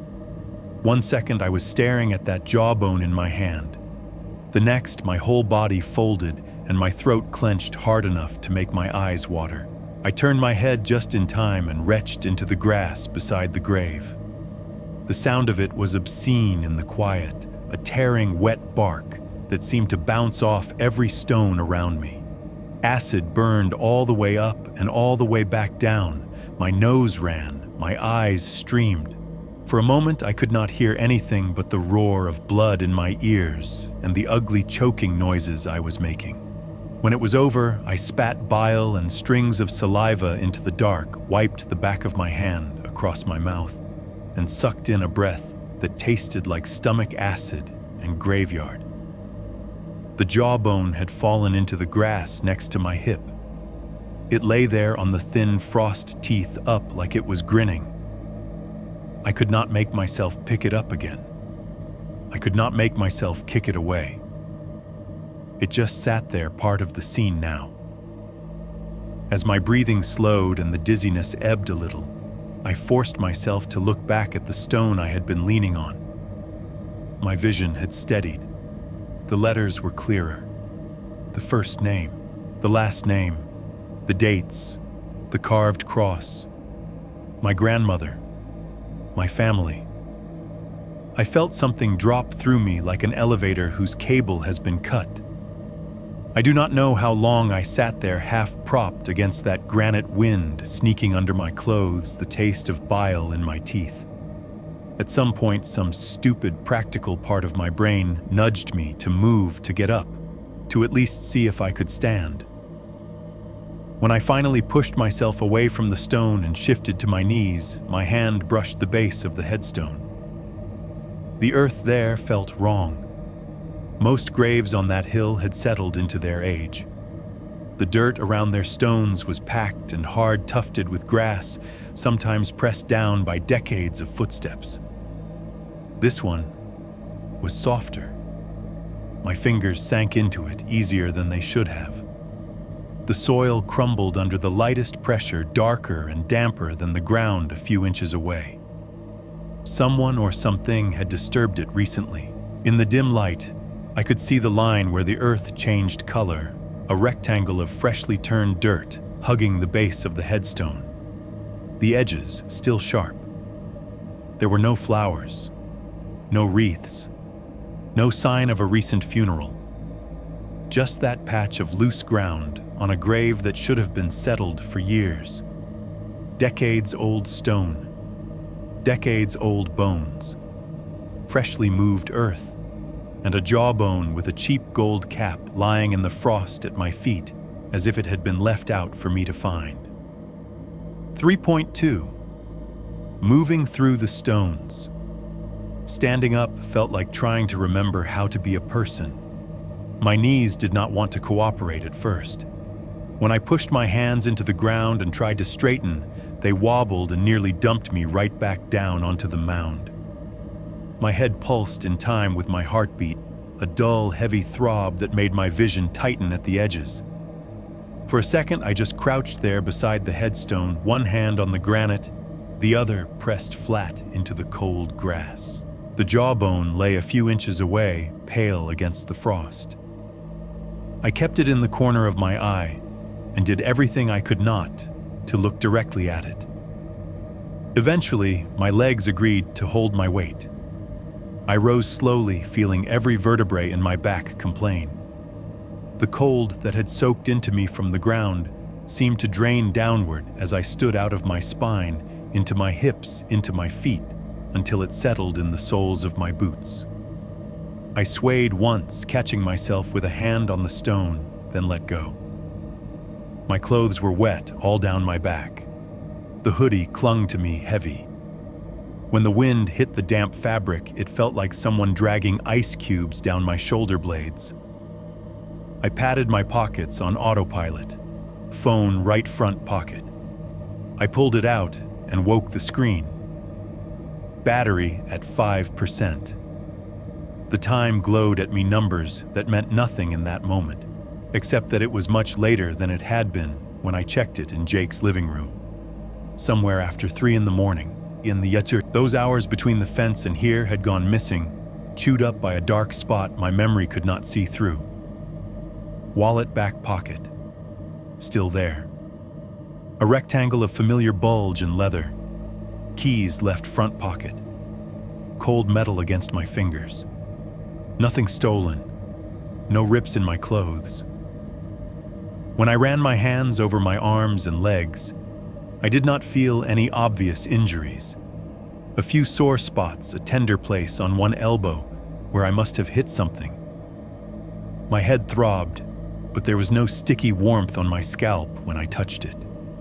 No blood under my nails, except where I had scraped dirt. That should have been comforting. It was not. There is a specific kind of dread that comes with missing time. It is not the fear of what is happening to you right now. It is the fear of what might have happened while you were not there to witness it.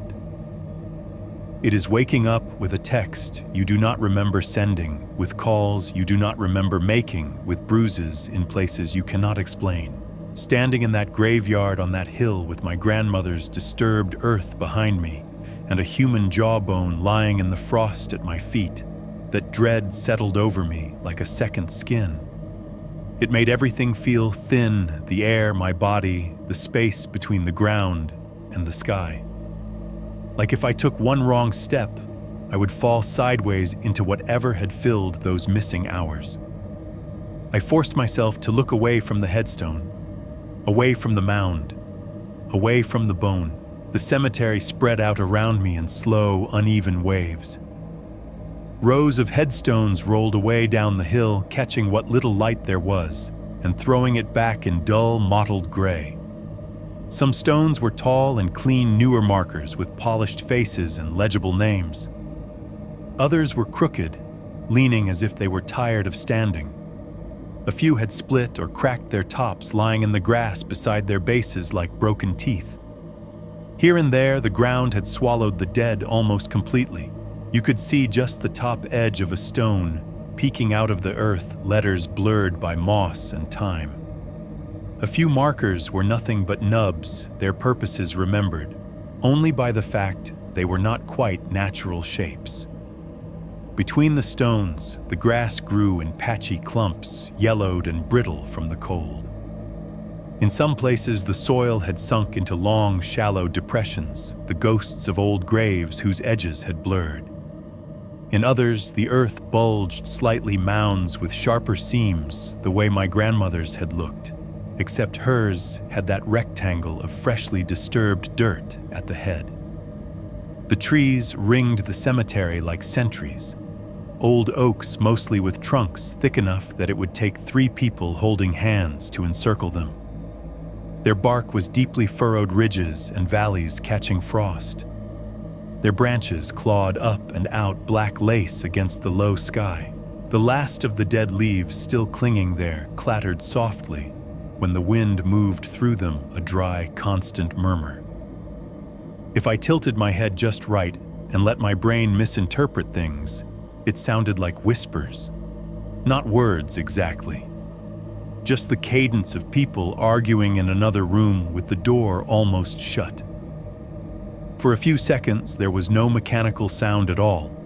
No car engines, no horns, no doors slamming in the distant lot. The highway hush was there, but muffled, as if someone had put a hand over its mouth. It left me alone with the wind and the rustling leaves and the rasp of my own breathing. I needed to move. Standing still next to the grave made my skin crawl. There is a path down from the chapel that leads to the side of the hill facing Walmart. I had walked it more times than I could count in daylight and at night when we were teenagers, and a few times after closing on my own, cutting across to save time. If I could get to the chapel, I could find that path. Once I hit the fence by the hill's lip and saw the glow of the parking lot, there would be streetlights and asphalt and all the human ugliness I had been complaining about my whole life. It sounded like paradise. The chapel sat in the center of the grounds, a dark mass against the sky. From where I was standing, I could see its roofline jutting at uneven angles, the bell tower a slightly crooked box perched on top.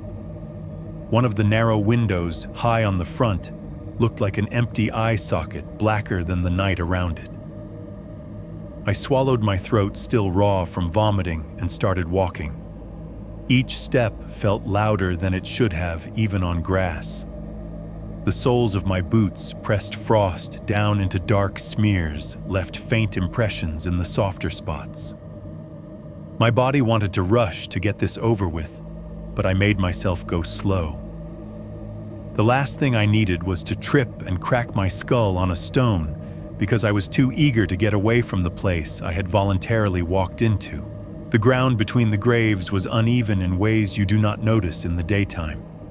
Little dips and ridges, tufts of grass that looked flat until you stepped on them and found out they were hiding holes.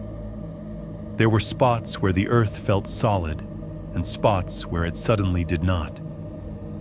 About halfway to the chapel, I found one of the latter. My right foot came down expecting resistance, and instead met something that gave. The soil under my heel collapsed a couple of inches, sucking my weight downward. My ankle rolled, and I flailed my arms, catching myself on the next step, somehow managing not to fall. The jolt sent another throb through my head. For a second, white spots danced at the edge of my vision. When they cleared, I looked down.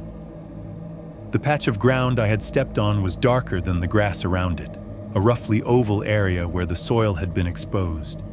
It was loose, crumbly, clinging to the edges of my boot where I had sunk in.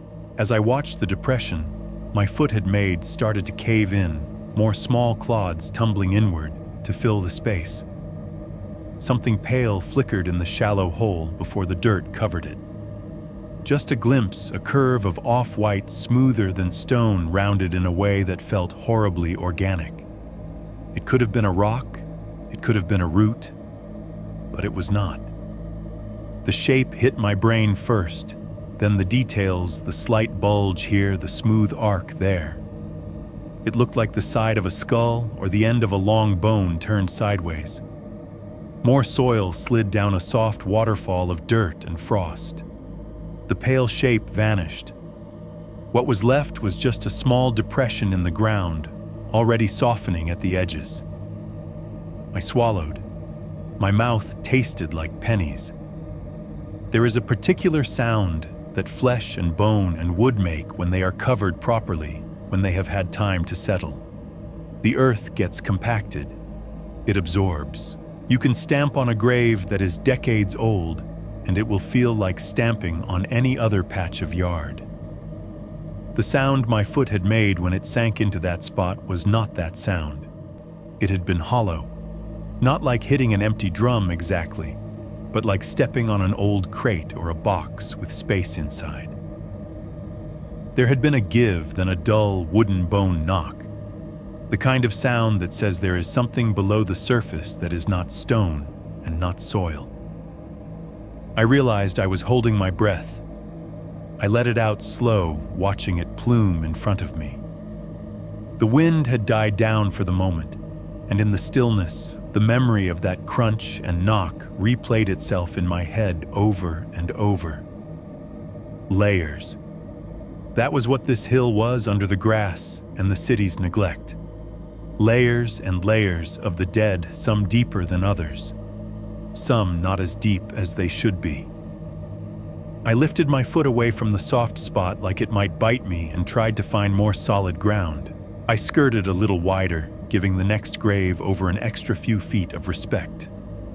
My legs felt tighter now, like they were expecting every step to collapse into some hidden cavity. The chapel loomed closer. Up close, it did not look much more impressive than it had from the lot. The boards over the windows were dark and warped. The front doors were just a darker rectangle in the wall. The bell tower had a jagged gap where the bell used to be a little mouth that no sound came from. I told myself again that all I needed from it right now was as a landmark.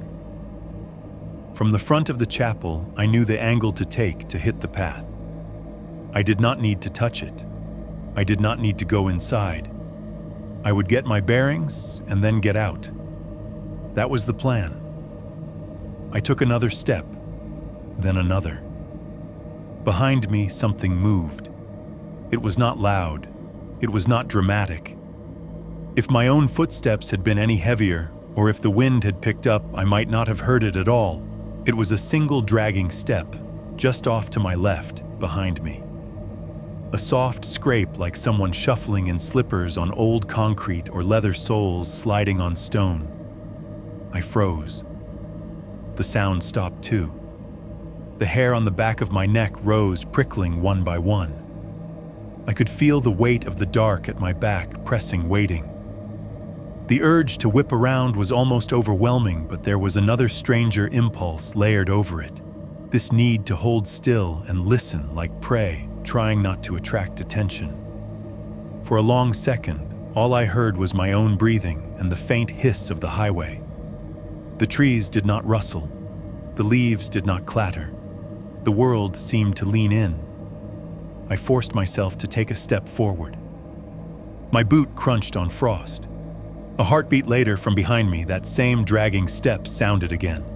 Just one, matching my pace. A second delayed. Step, scrape, step, scrape. I walked faster, not quite ready to call it running. My lungs started to work harder. The chapel grew larger in front of me. My shadow, faint and shapeless, stretched and shrank with each movement. Behind me, the sound kept time. It did not get closer. It did not fall behind. It stayed exactly where it was, just out of my peripheral vision, just out of reach. When I stopped abruptly, it stopped too. The silence that followed felt like a held breath. Slowly, very slowly, I turned my head, then my shoulders, then my whole body, until I was facing the way I had come. Rows of stones, patches of frost, trees lifting their bare arms to the sky. The faint glow of the town beyond the hill. No figures, no animals, nothing moving. Whatever was making that soft, dragging step when I walked did not believe in being seen when I looked straight at it. 3.3. The chapel door. The chapel looked bigger up close, but not in a comforting way. It did not feel like a place meant to protect anything. It felt like something that had been built to keep something in and then forgotten. The front of the building rose out of the dark like a bad memory. Two wooden doors sat under a shallow overhang, each one taller than me, their panels split and warped from years of weather and neglect. The paint, whatever color it had been originally, had long since peeled away in strips. What remained clung stubbornly in the grooves, a sickly gray that might once have been white. The wood itself was cracked. Long vertical fissures ran down from the top like veins.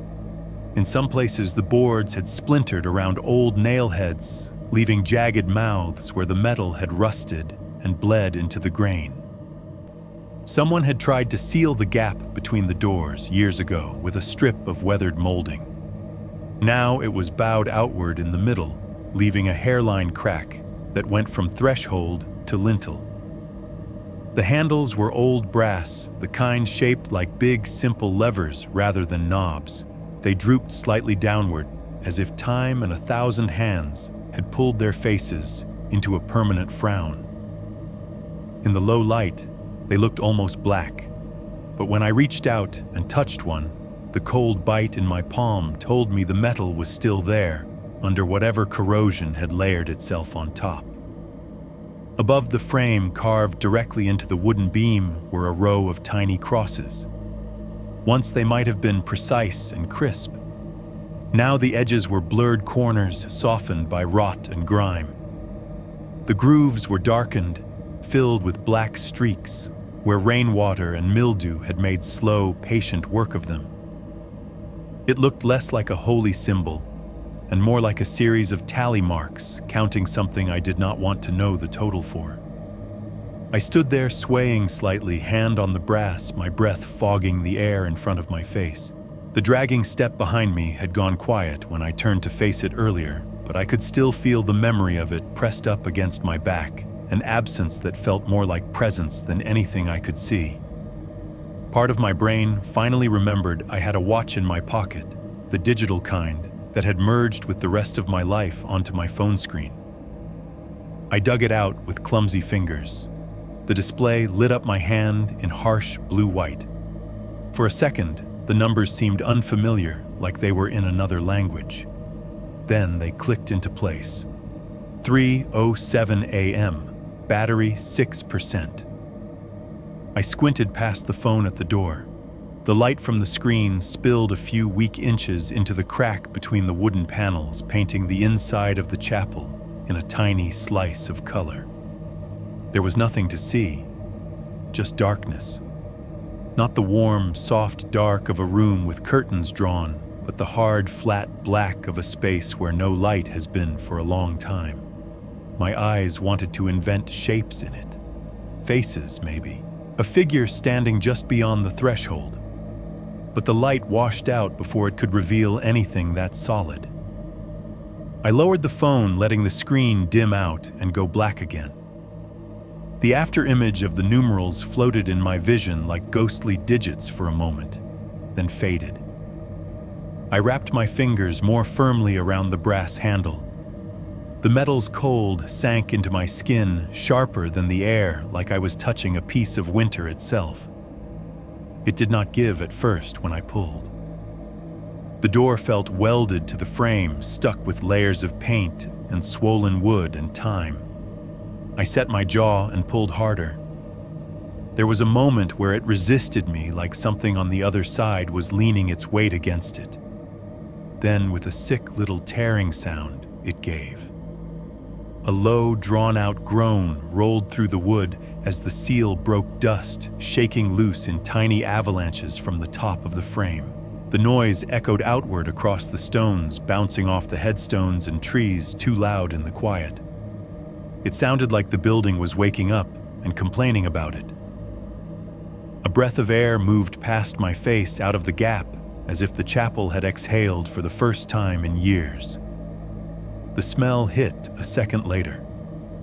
I had been bracing for pure rot, the kind of stench that slaps you no matter how far you lean away from it.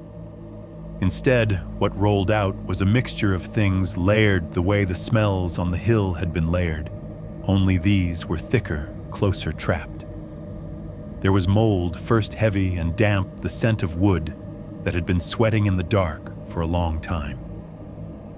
Under that, I caught candle wax faint, but there that warm, fatty, almost sweet odor you get when you stand too close to a cluster of votives in a church old smoke trapped in old air. Threaded through both of those was something metallic, not blood exactly. That sharp coppery smell you get from a cut was absent. This was more like the inside of an old toolbox. Rust and iron and the faint tang of something that had been wiped down but not really cleaned. The combination of it all made the back of my throat tighten. It was not unbreathable.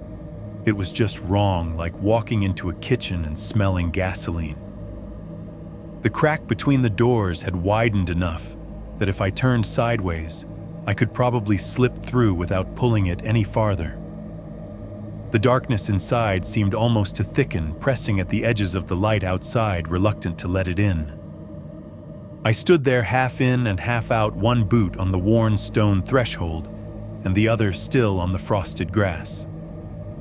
The cold from the hill curled around my legs. The chill air from inside the chapel was different, still cold, but steadier, like the temperature in a cellar that never changes, no matter what season it is. For a moment, I seriously considered just turning around. I could feel the path down the hill in my bones. I could imagine picking my way between the stones, keeping the faint glow of the Walmart lot in front of me moving slow and careful. I could see myself slipping through the fence again, boots hitting asphalt lungs, sucking in the relative safety of exhaust and light pollution. But then my mind gave me the other half of that picture, stumbling in the dark, foot catching on a sunken corner, pitching forward into one of those soft spots where the earth had settled wrong, falling chest first onto a grave that had not finished closing its mouth. Hands going down into loose soil and feeling something solid underneath that was not rock. The idea of tripping into open graves, of falling face first into whatever lay just under the thin skin of dirt out there, felt worse than walking into a dead church. The chapel at least had walls. It had a floor, probably. It was built for people to walk in and out of. Whatever else it had become, it started as a place meant for the living. I swallowed. The air felt thinner. My fingers tightened around the handle until my knuckles ached. I shifted my weight forward, preparing to step through the crack. Something made me look back. It was not a sound. The dragging step I had been half hearing behind me since I left my grandmother's grave had gone absolutely silent the second the door groaned open, like whatever had been pacing with me had paused to listen. It was not a voice either. It was more like a tug low in my chest. A sense that if I did not look now, I might never look again, or that if I took even one step inside, without fully understanding where I had come from, I would be making some kind of bargain I did not mean to make. So I turned. Down the slope through the scattered stones, I could just make out the shape of the headstone I had been leaning against when I woke. It stood out, because I knew it now, the way you recognize a face in a crowd after you have spent enough time staring at it. The frost on its top edge caught the ambient light from the town below, making a thin white line. I narrowed my eyes, forcing them to focus past the throbbing in my skull. The letters carved deep into the granite were easier to read from this angle than they had been up close with my neck bent at a bad angle. Doris M. My last name. Beloved mother and grandmother, 1937 to 2008. There it was, inescapable clear. Not just the last name that matched my own, which I had registered without letting myself accept it. Not just the first name I had grown up saying. The middle initial, even that my mother had insisted on adding so my grandmother would feel proper on paper. I had woken up lying on top of my grandmother's grave. Not near it. Not in the same row. On it. Her stone had been my pillow. Her disturbed earth had been my mattress. The bone I had held in my hand, that jaw fragment with the cheap gold cap, could very easily have been wrenched from the skull that had once held the plate the doctor showed us on printed scans. The realization did not hit like a bolt. It hit like a slow building pressure that suddenly found a crack and rushed through it all at once, leaving everything rattling. The air around me seemed to thin out, as if the hill had just inhaled and forgotten to breathe back out. My ears rang faintly. The hairs on my arms stiffened again under my wet hoodie. I felt for a second like a trespasser, not just in the cemetery, but in my own family's story. Behind me at my back, the entrance to the chapel yawned. The open door creaked just a fraction as the wind touched its hinges, complaining in a low whisper. The dragging step that had been shadowing mine all the way from that grave stopped completely. Not slowed, not faded. Stopped like a song cut off mid-note. The silence that followed was not empty. It felt crowded, as if whichever presence had been pacing just out of sight had finally arrived at the same threshold I was standing on. I stood there between the hill and the building, between my grandmother's name on cold stone and the darkness inside the chapel, and realized I was not the only one deciding whether to go in. 4.1. Inside the chapel, stepping over the threshold felt like crossing a line in my own skin. Outside, the cold had teeth. It bit at my cheeks and nose, slid down the back of my neck whenever the wind found a gap in my hoodie. Inside, the cold was different. It did not bite. It sank. It was the kind of cold you get in basements and walk-in coolers and rooms that have not been opened in years. It wrapped around my ankles first, then my knees, then settled in my chest like a weight. The door eased shut behind me without my really meaning to close it. The warped wood swung back toward the frame on its own slow momentum hinges, complaining in a low, rusted squeal. When it finally met the jamb, it did not slam. It just met it with a dull, almost apologetic thud. The last sliver of outside light knifed across the floor and then snuffed out. For a second, I was blind. The dark inside the chapel was not complete, but my eyes thought it was. The afterimage of the hill and headstones and sky floated uselessly in my vision. A negative photograph burned into my retinas. I stood there with one hand still on the handle, breathing shallow and too fast, listening to the way the air changed in my ears. Gradually, thin threads of light began to show themselves. Here and there along the side walls, the stained glass panels were cracked or broken. In some, the colored pieces had fallen out completely, leaving jagged gaps. Through those gaps, the weak glow of the town seeped in, smeared and filtered by grime. It was not enough to light the room, not really, but it outlined things in faint strokes of color. Dust hung in the air like it was suspended in water. Tiny particles floated in the weak beams, spinning slowly, catching hints of green and red and blue from what remained of the glass. Every breath I took stirred them just a fraction. Shapes emerged. Wooden pews filled most of the room, arranged in two long blocks with a central aisle between them. In the low light, they looked like rows of hunched figures frozen mid-prayer. Some were intact, solid backs and seats worn smooth by decades of bodies. Others were broken-backed, their supports snapped slats caved inward.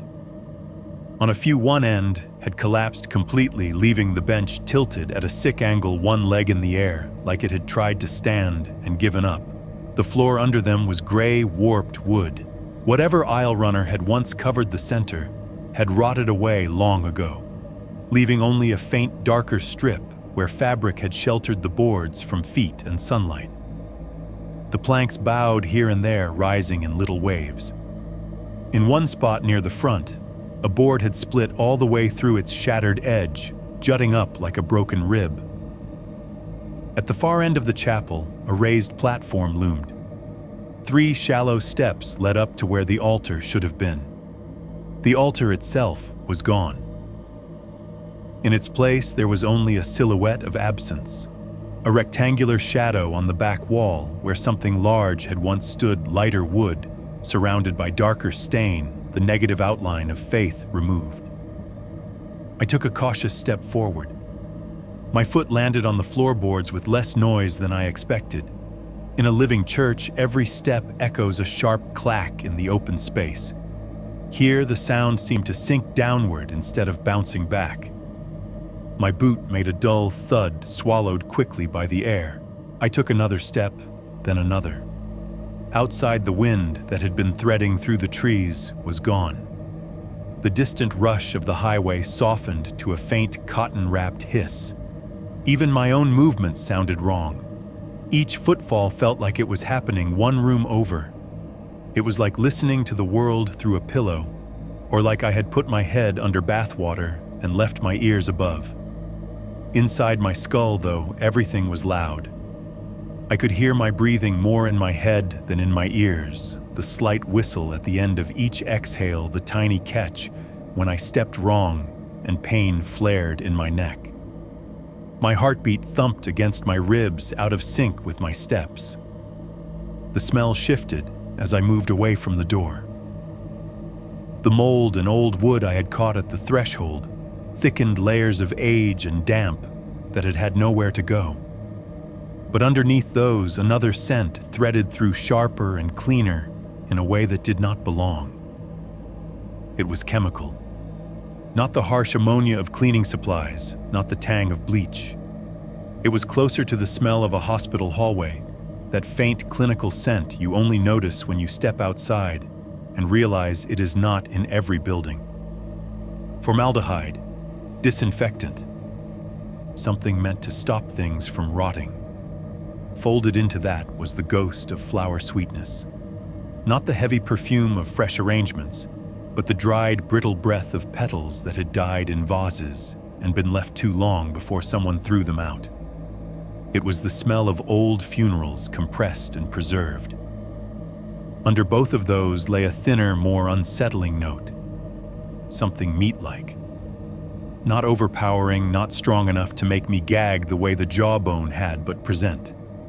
A background hum of protein that has been in air too long. It was a horrible combination, death dressed up in cleanliness, still failing to hide what it really was. I moved down the central aisle between the pews. The dust on the floor was thick in places, thin in others. Where the windows were more broken, the wind had pushed it into little drifts. Where the glass was more intact, it lay in an even coat. My boots left clear prints wherever I stepped. Little ovals of exposed wood, surrounded by the lighter haze. Instinctively, I reached out to steady myself on the back of a pew as I walked. The floor felt a little spongy under one spot, and I did not trust my balance. My palm came down on the smooth top rail. Dust puffed up in a tiny cloud under my hand, then clung to my skin. When I pulled my palm away, there was a clean smear left behind a streak of bare, darker wood running a foot or so along the pew's back, surrounded by the undisturbed gray film. I wiped my hand on my hoodie without thinking, leaving faint gray streaks on the fabric. Then I noticed something that pulled my stomach down again. The streak I had made was not alone. Right next to it, running along the top edge of the pew, were other smears. Several of them. Some were shorter, some longer. They curved slightly, following the line people use when they slide their hand along a surface to keep their balance. These smears were cleaner than mine. The dust had been disturbed more recently there. In the thin light, I could see the difference. My mark was fresh edges still crisp. The others had had time for a new skin of powder to settle into them, softening their borders. I looked closer. In the grooves of the wood where the top rail met the vertical supports, something darker had caught and dried. Tiny flecks and thin lines where whatever had been on the hand that made those streaks had seeped down. They were not rusty enough to be old varnish. They were not the right shape for spilled candle wax. They were a brownish red, the color of something that had once been brighter and had since lost its shine. Blood. Not the dramatic kind you see in movies, not puddles or handprints, just little remnants. The ghost of a palm that must have been wet when it gripped the pew and steered itself along the same path I was walking now. I straightened, heart going faster. My fingertips tingled as if the dust on them had sunk through my skin. The chapel had not just been sitting here empty, forgotten, moldering in peace. Someone had been inside after the dust had settled recent enough to leave tracks. Not just tracks, bloody tracks. Whoever it was had needed the pews the same way I did, as a railing, as something solid to touch while they walked down the aisle toward whatever waited at the front. And for the first time since I stepped through the door, I was not entirely sure I was the last one to do it. 4.2. The altar and the message. The closer I got to the front of the chapel, the more the floor seemed to complain. The boards creaked under my boots, but even that sound felt muffled, like it was happening at the bottom of a well. The weak light from the broken windows behind me stretched my shadow long and thin up the aisle, throwing it across the steps to the raised platform. From the back, I had only been able to see the outline of absence where the original altar had been. Up close, I realized that absence had been filled with something worse. The platform itself was still there, 3 shallow steps up, edges worn down from years of shoes, now coated with dust. At the top, instead of a polished altar table, there was a squat chunk of wood, roughly the size of a desk, shoved where the original piece must have stood. It looked like it had been hacked together from salvaged boards, uneven planks bolted and nailed into a block. Black scorch marks spread across its surface in irregular patches. Some looked like they came from candles left burning too long, wax pooling and catching fire. Others were more like brands, dark oval shapes, burned straight into the grain edges, feathered where the flame had licked outwards. One corner of the block had been charred almost all the way through the wood, their split and crumbling. Behind that miserable excuse for an altar, something rose up against the back wall. At first, my brain tried to file it away as just another shadow, a darker X-shaped blot in the gloom. Then my eyes adjusted another fraction, and the lines of it sharpened. It was a cross, but not the kind anyone would put in a church on purpose. Two thick beams of rough-cut wood had been lashed together, one vertical, one horizontal. They were not centered the way you usually see in religious art. The crossbar sat slightly too high, making the whole thing look stretched wrong in a way my mind noticed before I could say why. The beams were held together not by nails, but by twisted wire wound again and again around the joint, until it looked like a nest of metal vines strangling the wood. The wire was not clean. In places, it glinted dully, but in others it was darkened, crusted over with something that had dried and flaked. Hanging on that cross was the part that made my skin pull tight. It was a figure, but only in the roughest sense. There was no flesh, no cloth, no carved wood. It was built entirely from bones. A human spine formed the central column, arched in a way no living spine should be. The vertebrae had been wired together tightly, forcing a curve that pushed the chest outward and the shoulders back. Each little bone was threaded with thin metal, looping through drilled holes and around protrusions, binding them into an unnatural posture. From that spine, a set of ribs splayed out, wired together to form a warped cage. They did not match. Some were longer, some shorter, from different bodies, different sizes.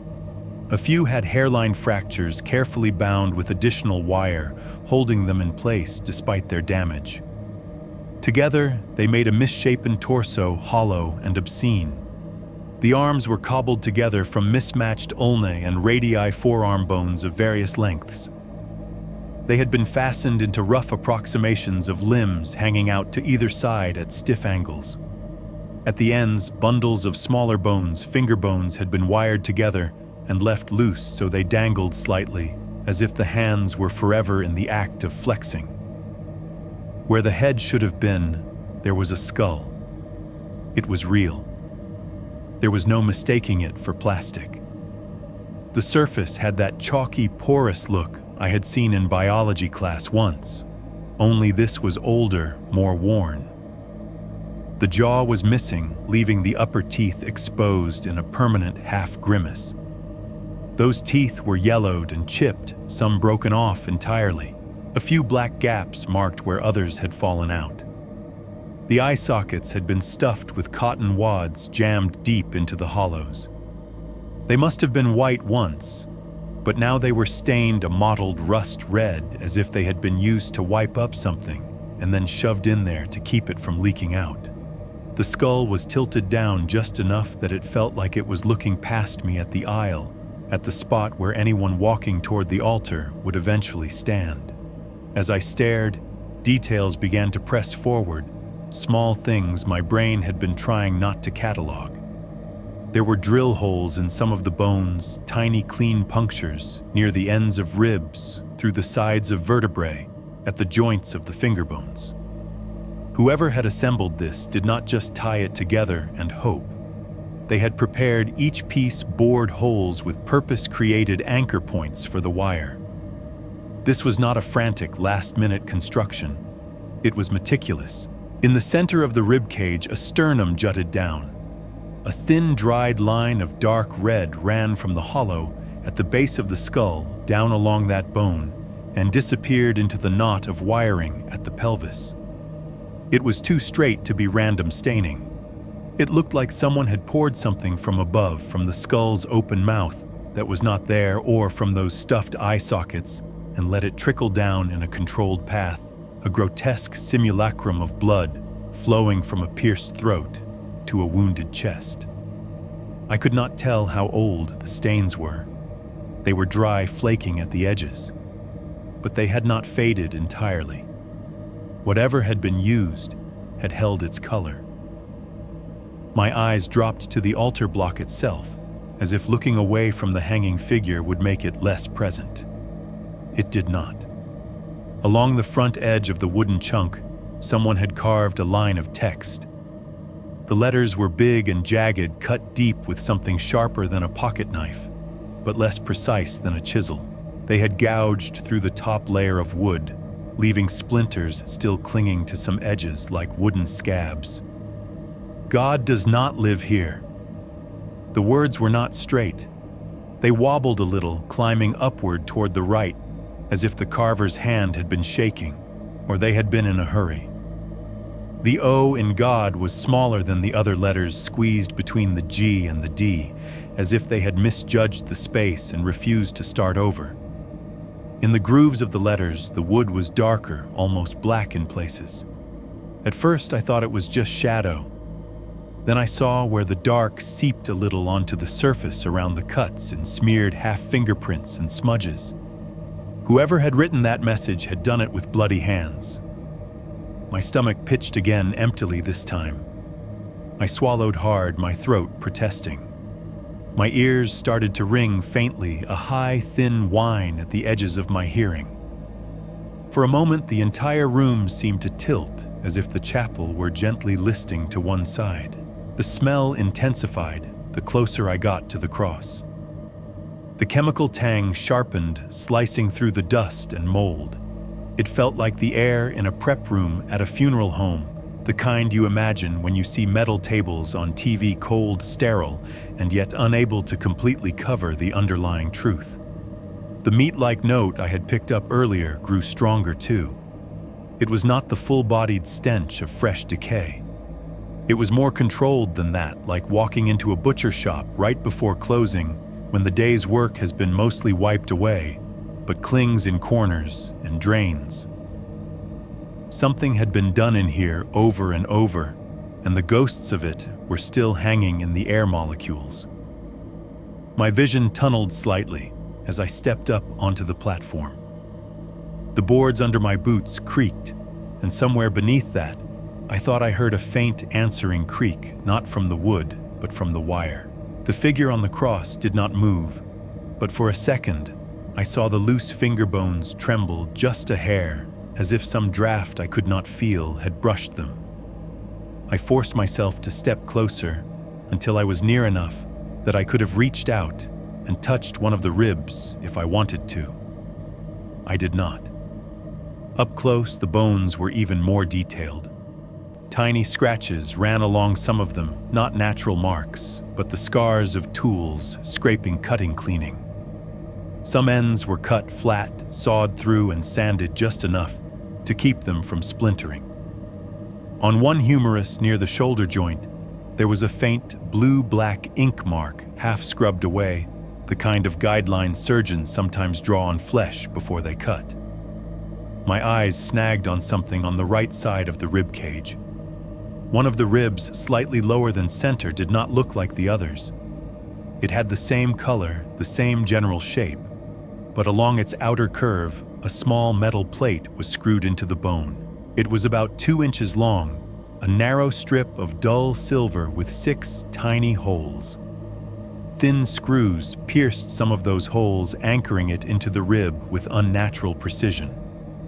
The plate bent just enough to match the arc of the bone, hugging it the way a brace hugs a broken limb. I knew that shape. I knew it in the same way I had known the letters on my grandmother's stone before I let myself read them. It had been years, but the memory of that black and white printout on cheap hospital paper was still tucked into some corner of my mind. The image of her skull ghostly on the page, and the curved plate attached to it, like a little metallic smile. The plate on this rib was not identical, not down to the last millimeter. But the style, the way it clung to the bone, the way the screws bit in it, was the same kind of hardware, the same kind of solution to some old injury. This bone had not come from a diagram. It had come from a person who had once sat in a doctor's office and looked at a scan with that plate on it, the way my grandmother had. A person with a story, with accidents and operations and kitchen walls where X-rays were pinned with magnets. They were not random bones. They were taken bones. As the realization settled in, the chapel seemed to constrict around me. The air in my lungs felt too thin, like I was breathing through a straw. The ringing in my ears climbed a little higher.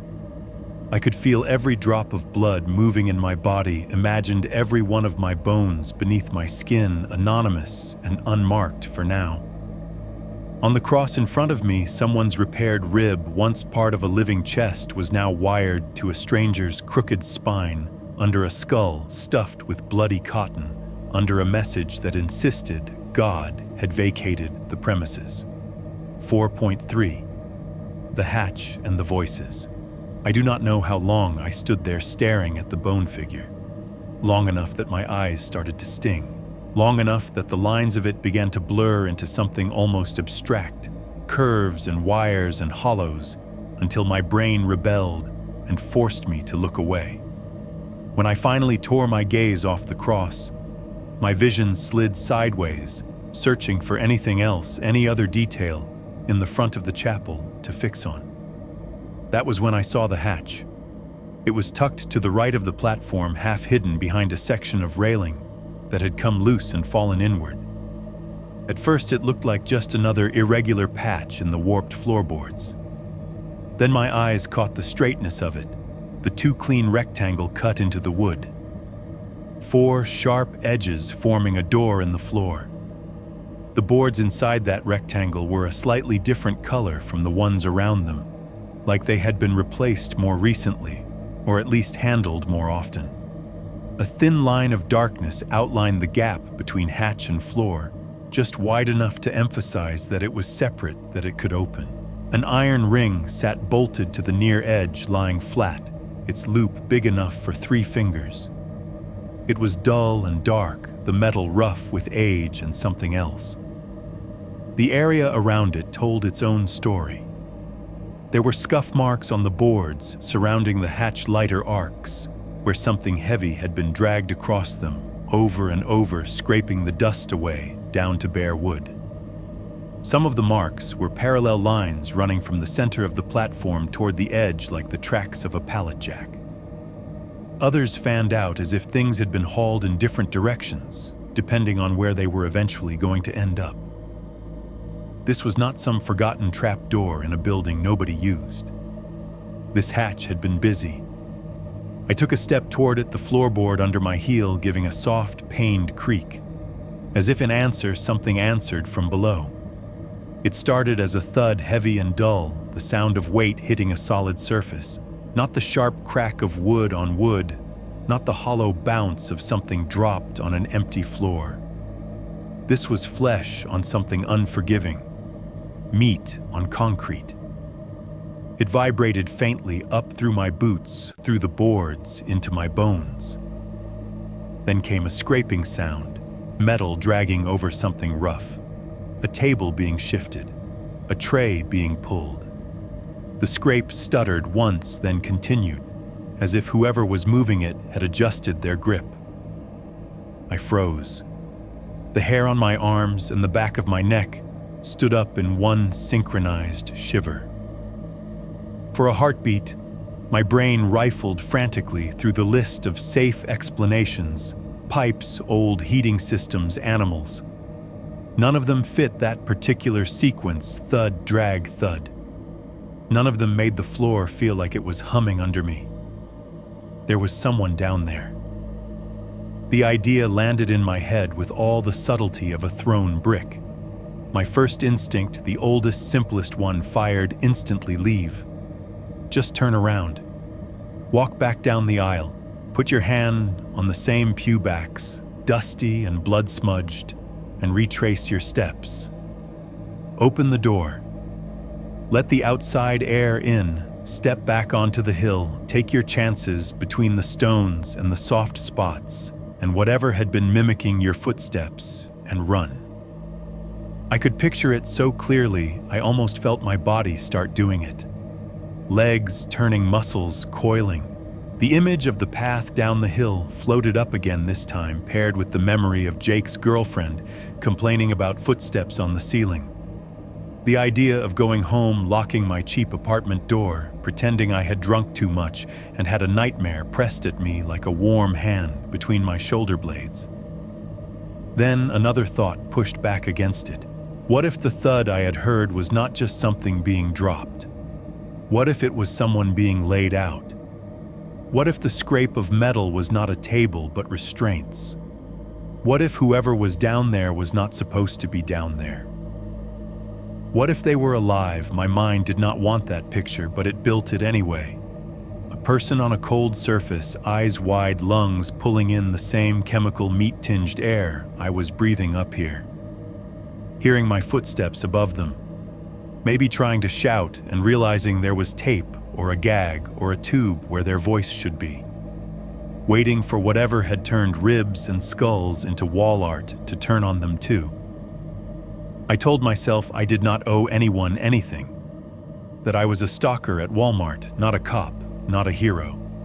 That I had already gone further than any sane person would have and had a head start on an explanation nobody would ever believe.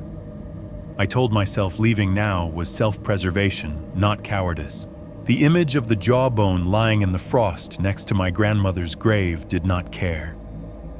The knowledge that the earth at the base of her stone had been freshly turned did not care. The plate bolted into that rib on the cross in front of me did not care. Guilt is a funny thing. It does not respond to reason. It moves in on its own schedule. Somewhere under my fear and my nausea and the thin rising buzz in my ears, something heavier settled. A simple, ugly thought: if you walk away and someone dies down there, you will feel it every time you look at your own face in a mirror for the rest of your life.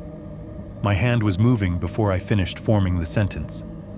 I stepped up to the hatch boots, crunching lightly over a line of grit on the floor.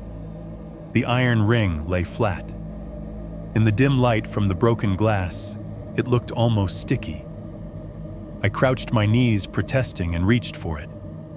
When my fingers closed around the metal, I almost jerked back. It was cold.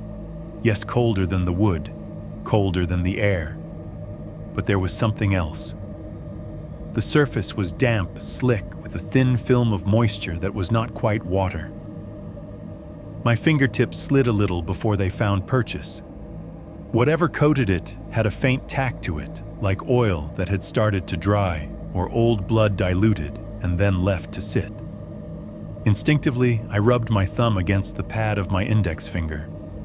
It came away feeling slightly slimy. I could not see the residue in the low light, but I did not need to. The sensation was enough. I squeezed harder and pulled. The hatch did not want to move at first. The wood stayed stubbornly flush with the floor, as if some invisible weight on the other side were holding it down. My shoulders tensed. Muscles in my arms, already tired from the night, screamed. The iron ring bit into my knuckles. Then, with a reluctant crack, the seal broke. The edge of the hatch lifted a fraction, and a thin, sharp line of air slipped out, hitting me full in the face. It was colder than the chapel's stale chill, with a different quality to it, dense, heavy, like stepping into the open door of a walk-in freezer. The smell rode up on that gust, like something catching a ride. If the chapel had smelled like a mixture of mold candle wax and the faint trace of old bodies, the air from below was that same formula turned up and focused. There was an immediate punch of refrigerated rot, not the wild stink of corpses left in a field, but the controlled clinical odor of flesh kept at just above freezing for as long as possible. Under that, sat the unmistakable sting of sterilizing fluids, formaldehyde, disinfectant things meant to keep bacteria at bay. My eyes watered. I gagged once, reflexive, but nothing came up. My stomach was empty and too knotted even to try. As the hatch rose higher, a different kind of light began to leak into the chapel. It was not the soft-colored glow from the broken, stained glass.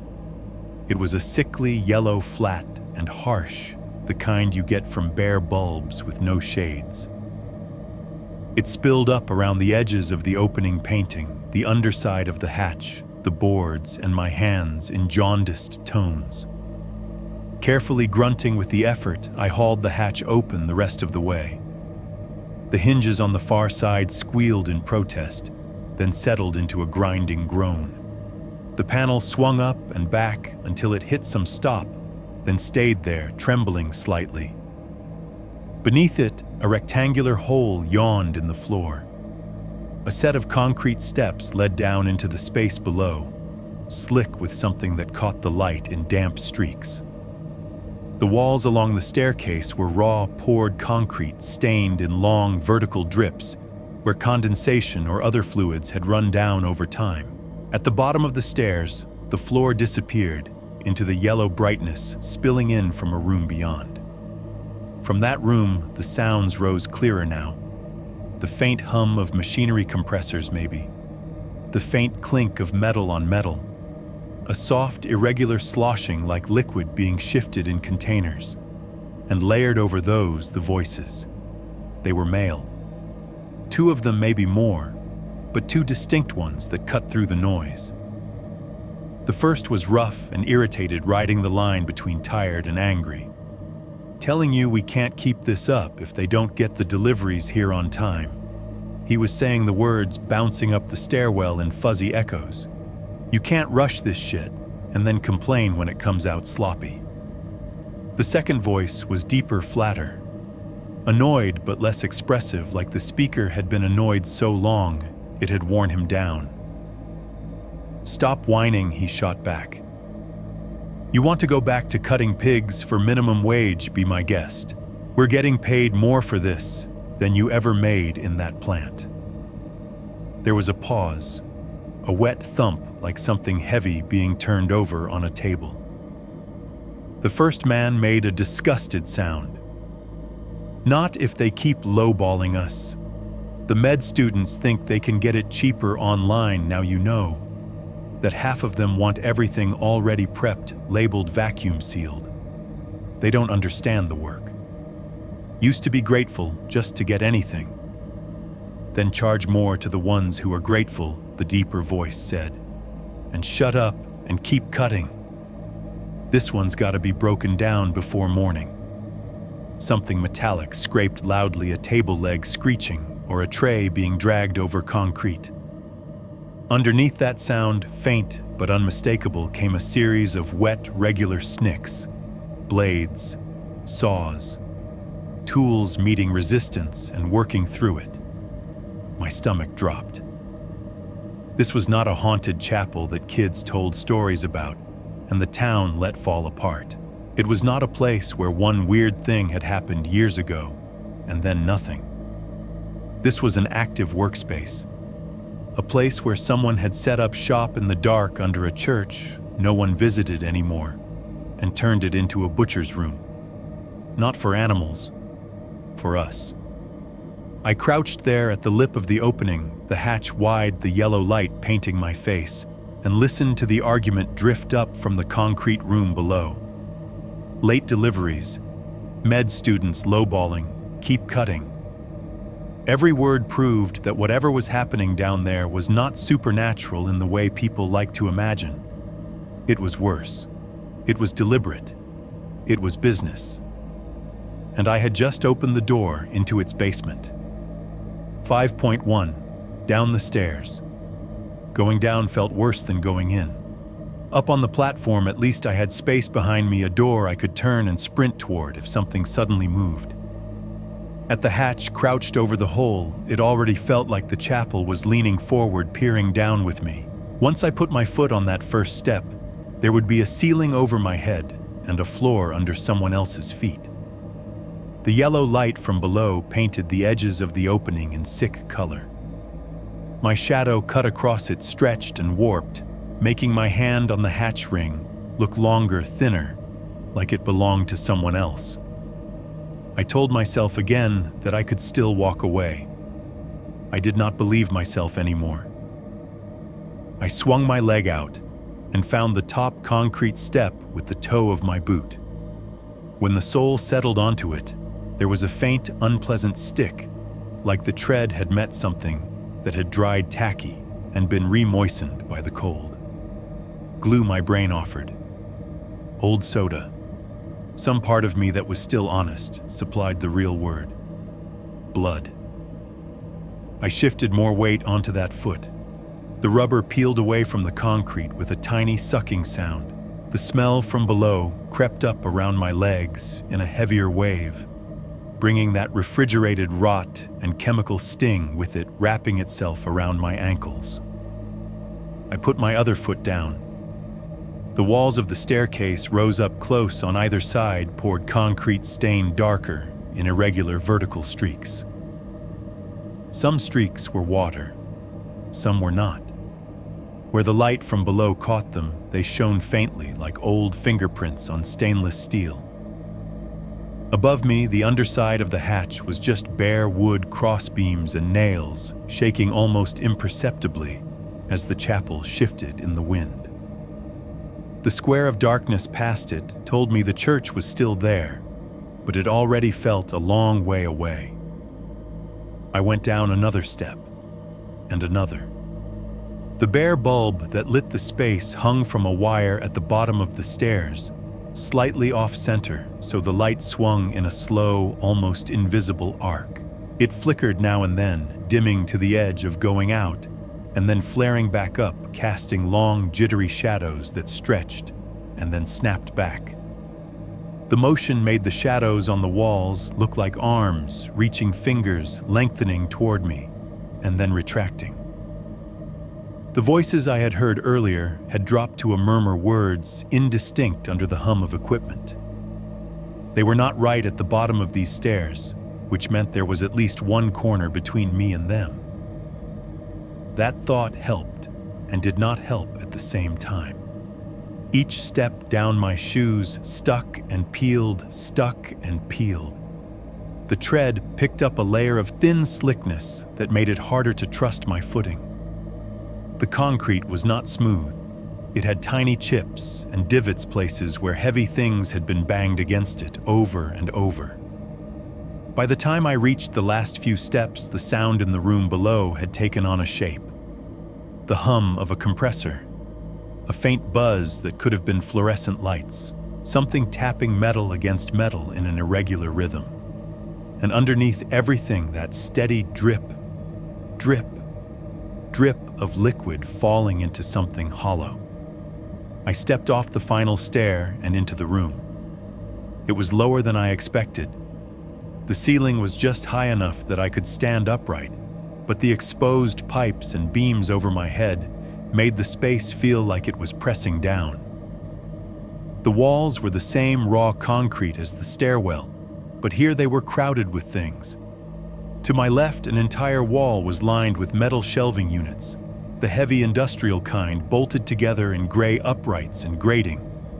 The shelves sagged under the weight of clear plastic tubs stacked 3 and 4 high. Someone had labeled them in thick black marker right on the cloudy plastic. Femurs, ribs, humeri, various. Some labels had been written over older ones, the new words scrawled across faded ghost letters beneath. A few tubs bore more specific notes in smaller handwriting. Left only, damaged, no hardware. Through the sides of the containers lit by the jaundiced light, I could see the jumble of what they held. Long, pale shapes, curved pieces, bundles of smaller segments. It looked like a thrift store for skeletons. In the center of the room stood a stainless steel table. It was big enough to hold a full-grown person with raised edges and a slight slope toward one end, where a shallow trough ran across the width. At the end of that trough, A drain had been cut into the metal, a hole leading straight through to the floor. The table's surface was scuffed and scratched from years of use, and every groove was darkened. The floor around the table had been laid with smooth concrete, but it was broken up by drains round metal grates set into slight depressions. From those depressions, faint trails of darker gray radiated out the records of countless spills washed toward them. Near the far wall, an industrial refrigerator hummed steadily. It was larger than any kitchen unit, a double-door monster with a dented face and a latching handle. One door hung slightly ajar, just enough that a thin cloud of cold vapor seeped out and curled along the floor like pale breath. The rubber gasket around its edge was smudged with fingerprints and something browner. For a moment, I did not let myself look at the table. I let my eyes skate over the utilitarian things, the metal sink with a gooseneck faucet, the rack of tools hanging on the wall bone, saws, heavy-handled knives, long forceps, clamps, each outlined in marker on a board, so it could be returned to its proper place. Coiled lengths of tubing, a scale, a stack of folded plastic sheeting. Then my gaze snagged on the fact that something was covering part of the table and there was nowhere else to look. A sheet of heavy plastic lay across most of the surface, bunched and folded in places, its transparency muddled by smears and streaks. Underneath it, the shape was unmistakable even before my brain processed the details. I stepped closer, my boots sticking faintly with each move. The drip, drip, drip sound grew louder, and I realized it was coming not from the sink, but from somewhere under the table. Liquid falling into something metal. A bucket, most likely. The corpse on the table did not belong to any medical model or Halloween decoration. The chest cavity was open ribs cut and spread like ribs in a butcher's display. Some of them had been removed entirely, leaving gaps in the cage. The edges of the remaining bones were raw and saw-marked white under the streaks. The organs were gone. In their place, there was a hollow space lined with clotted remnants and the dark gleam of pooled fluid.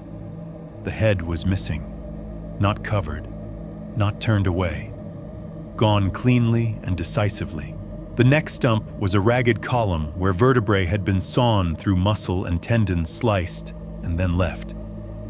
The skin around the cut was discolored more gray than flesh, with a line of darker red where gravity had pulled blood during whatever position they had been in last. The arms had been laid neatly down along the sides of the body palms, facing in, as if someone had taken the time to pose them after finishing something. The hands were still attached here, fingers, slightly curled nails, dull and unremarkable. There was something obscene about the attempt at order.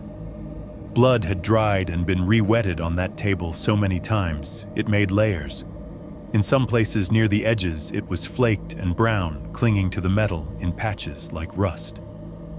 Closer to the center, brighter streaks glistened wetly, tracking from cuts and drains to the lip of the trough and down into whatever waited below.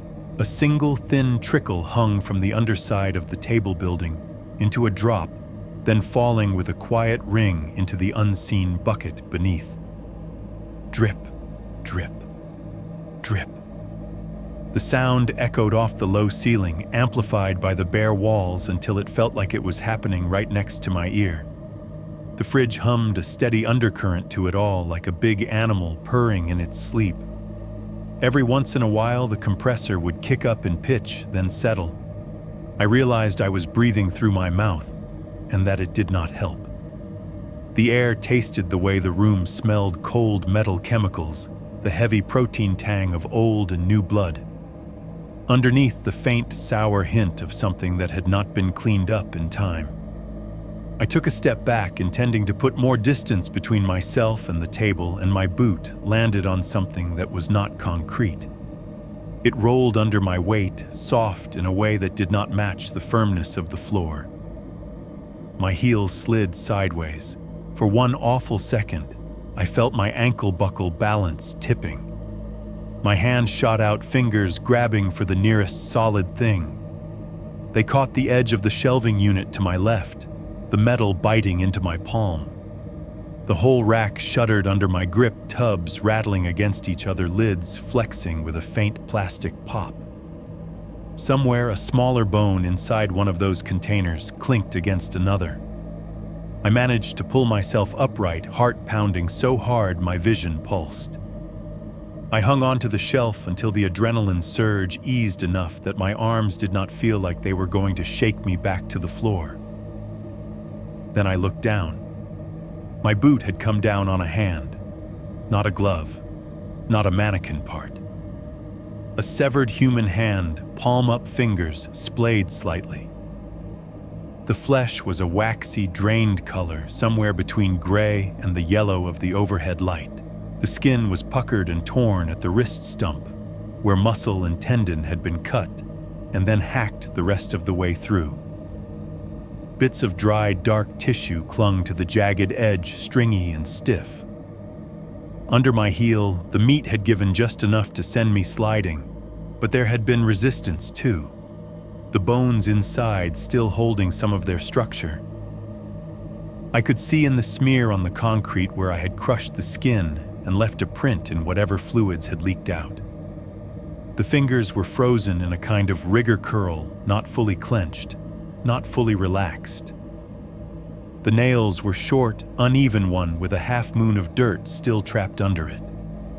A faint tattoo, just a tiny black line, peeked from the side of the index finger near the knuckle, cut off mid-design by the severing. That index finger was pointing. Not straight up, not randomly. The angle of the hand, the way it had landed or been dropped, had left that finger extended just enough to indicate a direction toward the far side of the room, where the yellow light from the single bulb did not quite reach. There, in that darker corner, the outlines of the shelves and equipment blurred into shadow. The hum of the fridge sounded slightly louder from that direction. Whatever was back there was not meant to be seen at a glance. The hand at my feet, wrist, ragged fingers stiff, seemed to be gesturing toward it, like a warning, or an invitation, or a final mute accusation about where the rest of it had gone. 5.2. The men who work here. I did not have time to think about the hand pointing into the dark. The voices that had been a murmur through the concrete suddenly sharpened, angles forming in the sound. One of the men laughed a short, humorless bark closer than before. Footsteps followed, heavy boots on hard floor, heel toe, heel toe. They were coming toward the room. Instinct took over. I moved not because I had a plan, but because my body decided staying in the open was suicide. The nearest cover was the wall of metal shelving. I slipped sideways along it, shoulders brushing cold steel uprights, boots sticking and peeling on the floor with every step. The space between the racks and the back wall narrowed down to maybe 1.5 feet, not meant for people, just enough for air and forgotten dust. I turned sideways and squeezed into it shoulder first. The concrete at my back was freezing, leaching warmth right through the damp hoodie. Bits of grit and something grittier dug into my spine. The metal of the shelf pressed into my chest. The tubs in front of my face were so close, I could see scuffs and fingerprints in the cloudy plastic. Labels in marker loomed inches from my eyes. Various skull caps, pelvis. I turned my head just enough that I was not breathing straight into the side of a container. The air back there was staler than the rest of the room, if that was even possible. Dust tickled my nose. Somewhere above me, something hung from an overhead beam, its edge brushing the top of my head when I first slid into place. Reflexively, I looked up. For a second, my brain tried to tell me it was a tarp or an apron, something practical, stained and stiff from use. It was not. A torso hung there like a macabre jacket on a hook, the front of it open, ribs peeled back like the flaps of a coat. There was no skin left to speak of, just patches of muscle and fascia dried and darkened. What little flesh remained clung to the underside of the rib arcs and the edges of the shoulders, tethering the whole thing together. The back was mostly intact, a slick, glistening expanse stretched out and draped over the hanger like a tanned hide that had not finished drying. The curve of the spine ran down the middle, a pale ridge under the thicker tissue. Strips of connective tissue dangled from the bottom edge, hardened into curls. The way it hung made it look like someone might just slip their arms into it, pull it on, and zip it up the front if they had a zipper. When I had pushed past it, a stiff bit of dried muscle had brushed my hair. Now it swayed slightly above me, reacting to the same air currents my breathing stirred. I clamped my teeth shut around the noise, trying to claw its way out of my throat. My heart was hammering so hard I felt it in my tongue. Footsteps reached the bottom of the stairs. "Careful," one of the men called over his shoulder, his voice echoing off the low ceiling. "Floor's slick." "I'm not mopping twice for you." Yeah, the other grumbled. "You'd think with what we're bringing in, they could spring for mats." They stepped into the room, and I finally saw them through the gaps between tubs. The first man was stocky, with the kind of build you get from years of lifting things that do not fight back. Broad shoulders, thick forearms. His age was hard to pin in the bad light, but I would have put him in his late 40s, early 50s. His hair, what I could see of it under the edge of his cap, was peppered with gray. He wore an old hoodie, faded black, with the logo of a local funeral home printed on the front, white letters curled around the image of a dove and a cross. I knew that name. Everyone in town did. It was the place buried under the sympathy casseroles and quiet voices whenever somebody said, "We lost Dad last winter." The hoodie was spattered with dark stains, some old, some newer. His gloves were a heavy rubber, the kind that went halfway up the forearm. Around the cuffs, where the rubber met bare skin, the material was stained a deep, soaked-in red, as if he had washed his hands 1,000 times, and the color had just become part of him. The other man was taller and leaner, his build more corded than bulky. He wore a faded Carhartt jacket, the kind every working guy in a 5-county radius seemed to own at some point, and a ball cap pulled low over his eyes. His boots were caked with dried mud, but there was something darker caught in the tread as well, wedged between the patterns like old grout. His jaw was shadowed with stubble. One hand kept drifting to his pocket fingers, fidgeting with something there. His phone, I realized when he finally took it out and thumbed the screen. The harsh little rectangle of blue light briefly painted his face, catching the tightness in his mouth, the lines at the corners of his eyes. They did not look like movie monsters. They looked like men you would see buying coffee at the gas station at 6 in the morning. Guys who complain about their backs, who argue about sports, who nod at you in the Walmart parking lot. That made it worse, the stocky one. Funeral home hoodie walked straight to the table, rubber soles squeaking a little. The taller one, Carhartt, hung back a step, glancing toward the stairs, then toward the door on the far wall that must have led to another storage room. "How long that one been out?" Carhartt asked, nodding at the corpse on the table. "Not long enough," Hoodie said, peeling off one glove and snapping it back on like he was trying to reseat it, still stiff in the joints. "I told them if they want clean skeletons, they gotta give us time. Can't just drop them and demand a rush job. Med school kids don't care." Carhartt muttered, checking his phone again. "They just want a skull with all the little pieces labeled so they don't flunk. They aren't the ones in here pulling vertebrae apart at 3 in the morning." Hoodie snorted. "Med students, sure. Half of this doesn't go to them and you know it." He stepped around the table, checking something at the drain, then nudged the bucket with the toe of his boot when the drip-drip rhythm changed. Carhartt shifted his weight boots, making a faint peeling noise. "Collectors," he said like the word tasted bad. "I still say we charge them more."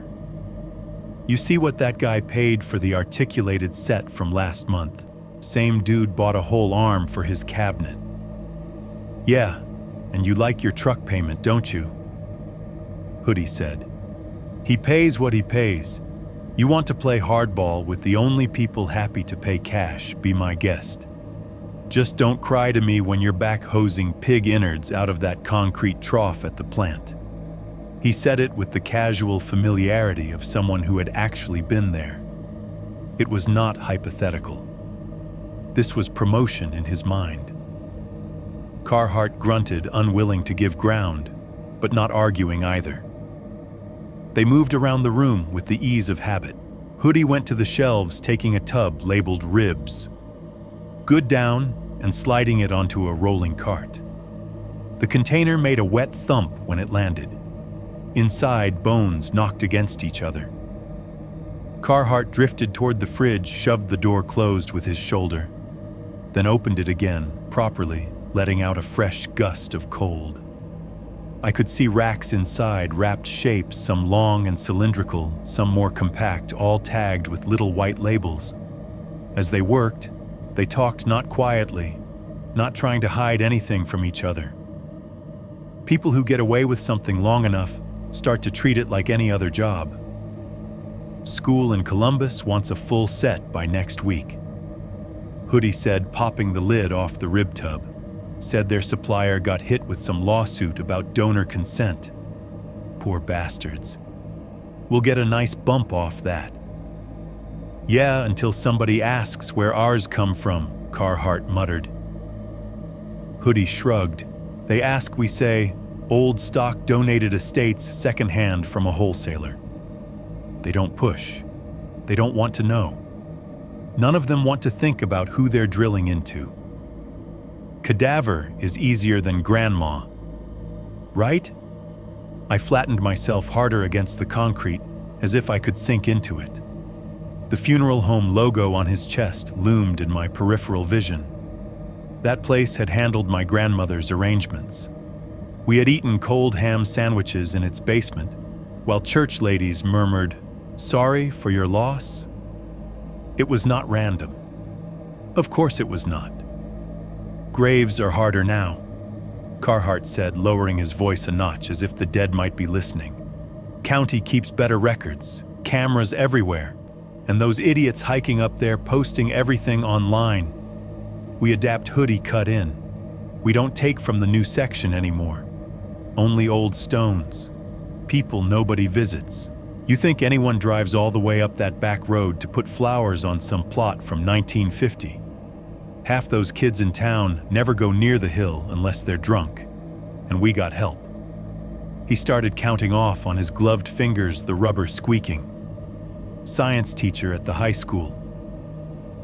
He orders the stuff for the bio lab himself, no questions. Nurse down at the hospital who misplaces paperwork. Kid in the ME's office happy to send things our way instead of cremation if the family signs the wrong line or doesn't sign at all. He chuckled. Everybody wants a side hustle now. Everybody wants to feel like they're part of something important. Each description dropped into place over faces I knew, not in detail, but in outline. The quiet biology teacher who always smelled faintly of formalin, whose lab had a skeleton in the corner that we all assumed was plastic. The nurse who had given my dad his blood pressure meds and joked about how the hospital never throws anything away. The shy kid from my yearbook who I had heard was working with the coroner now. Hillside was not just being eaten by wind and time. It was being mined. Slowly, steadily by people the town trusted to handle the inconvenient business of mortality. The stocky man went on, almost proud. We're not grave robbers, he said.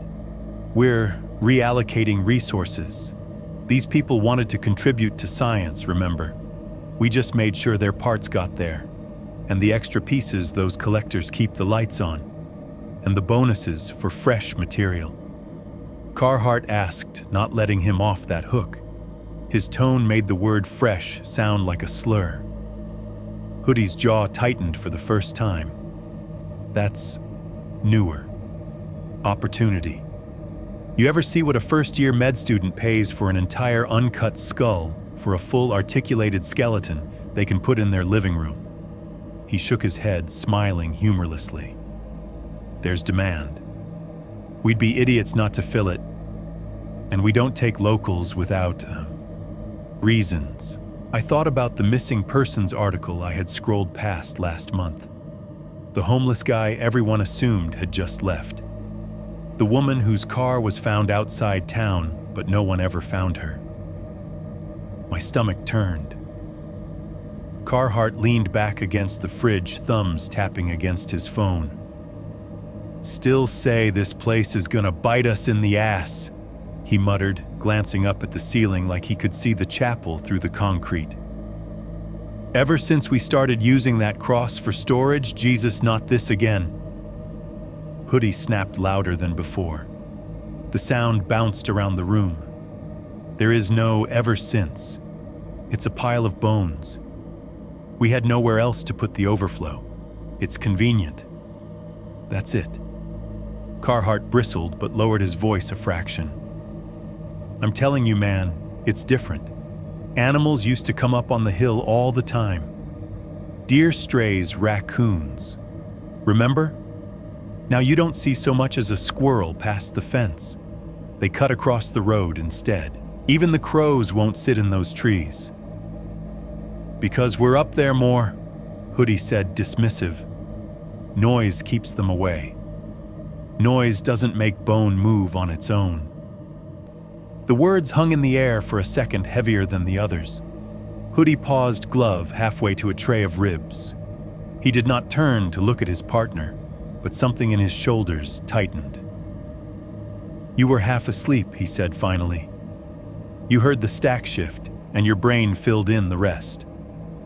Carhart shook his head slowly. I stacked that pile myself. Clean. Tight.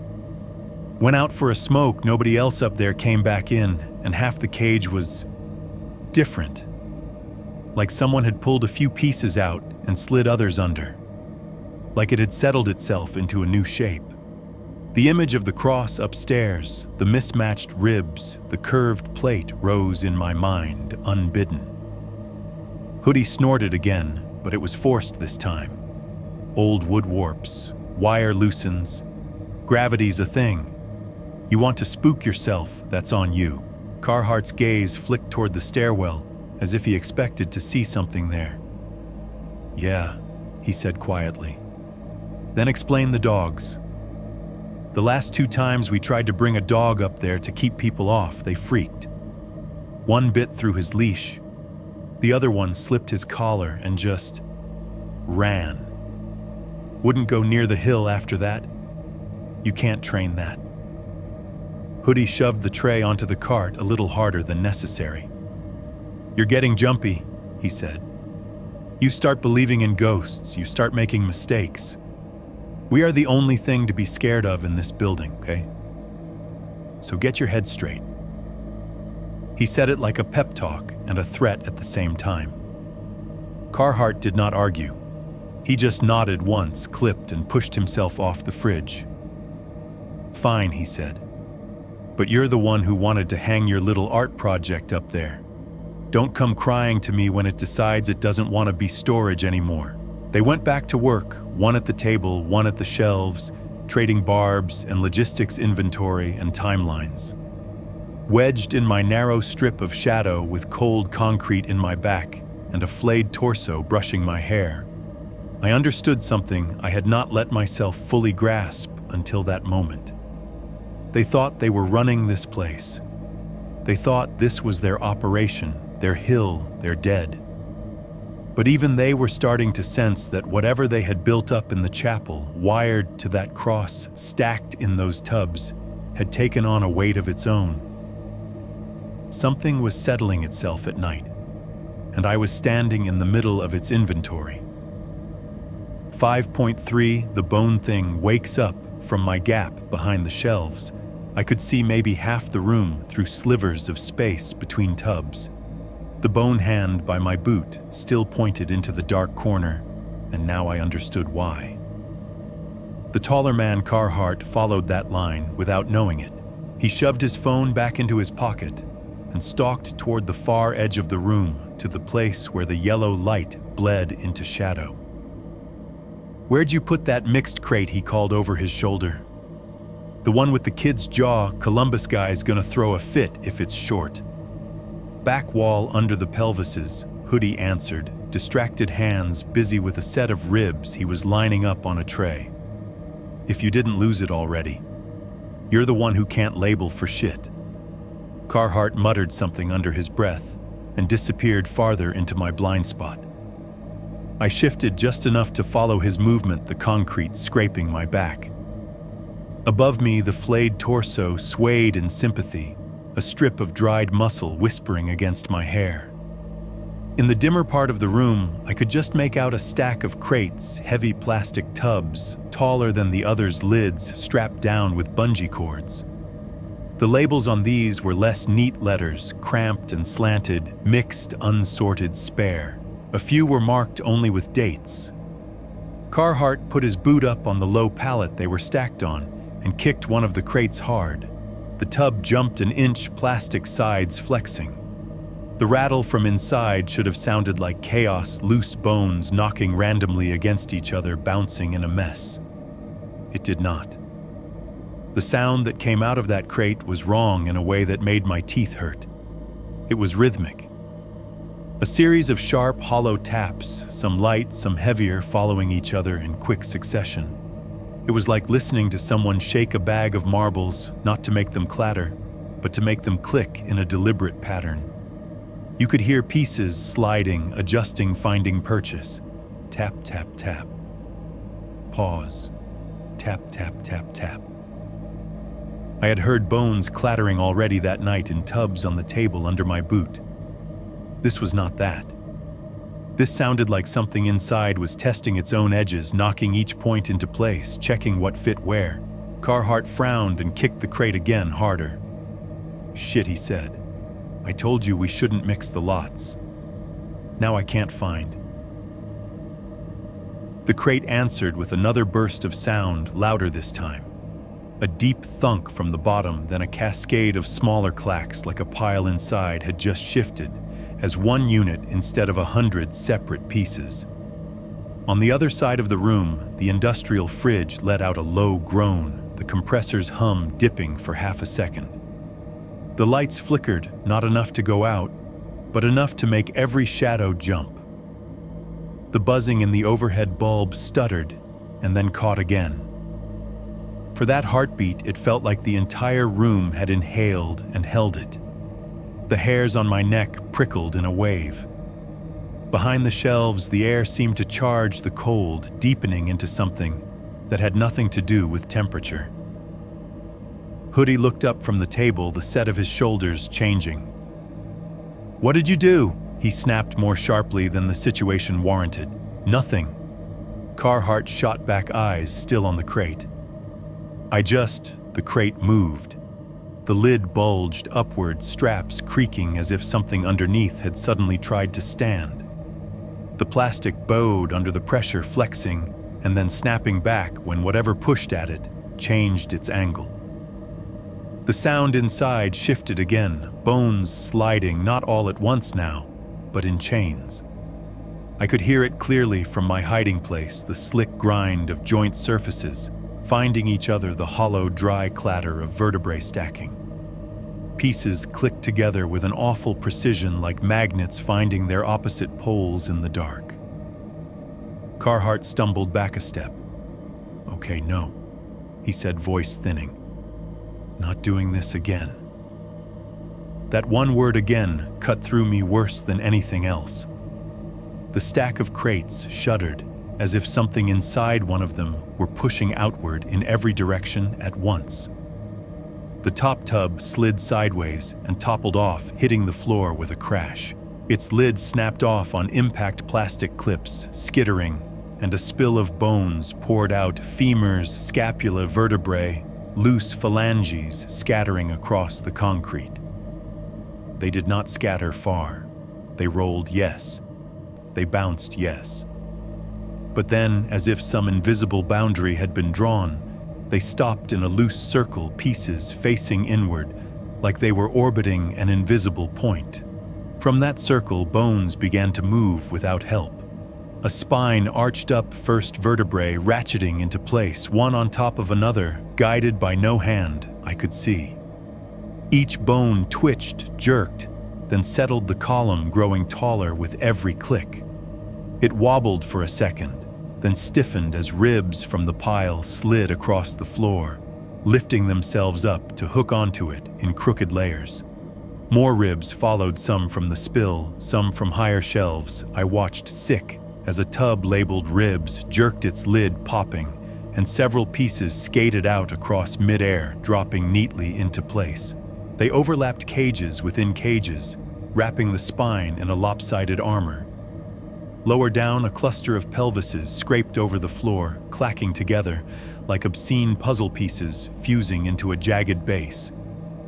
Femurs stabbed downward from that mass-forming legs that were not so much legs as articulated stilts, joints bending in ways no knee should. Along the central column, smaller bones climbed radius and ulna pairs, threading themselves into crooked arms, hands, assembling from loose metacarpals and phalanges, fingers raising and flexing experimentally. All the while, the sound of it filled the room. Not a chaotic rattle, but a storm of measured clicks and snaps. Each connection sounded intentional. Each piece found a home that had been made for it in some new monstrous design. And then the skulls joined. One rolled out of the overturned crate, circled once, as if sniffing the air, then tipped and glided across the floor, stopping at the base of the rising structure.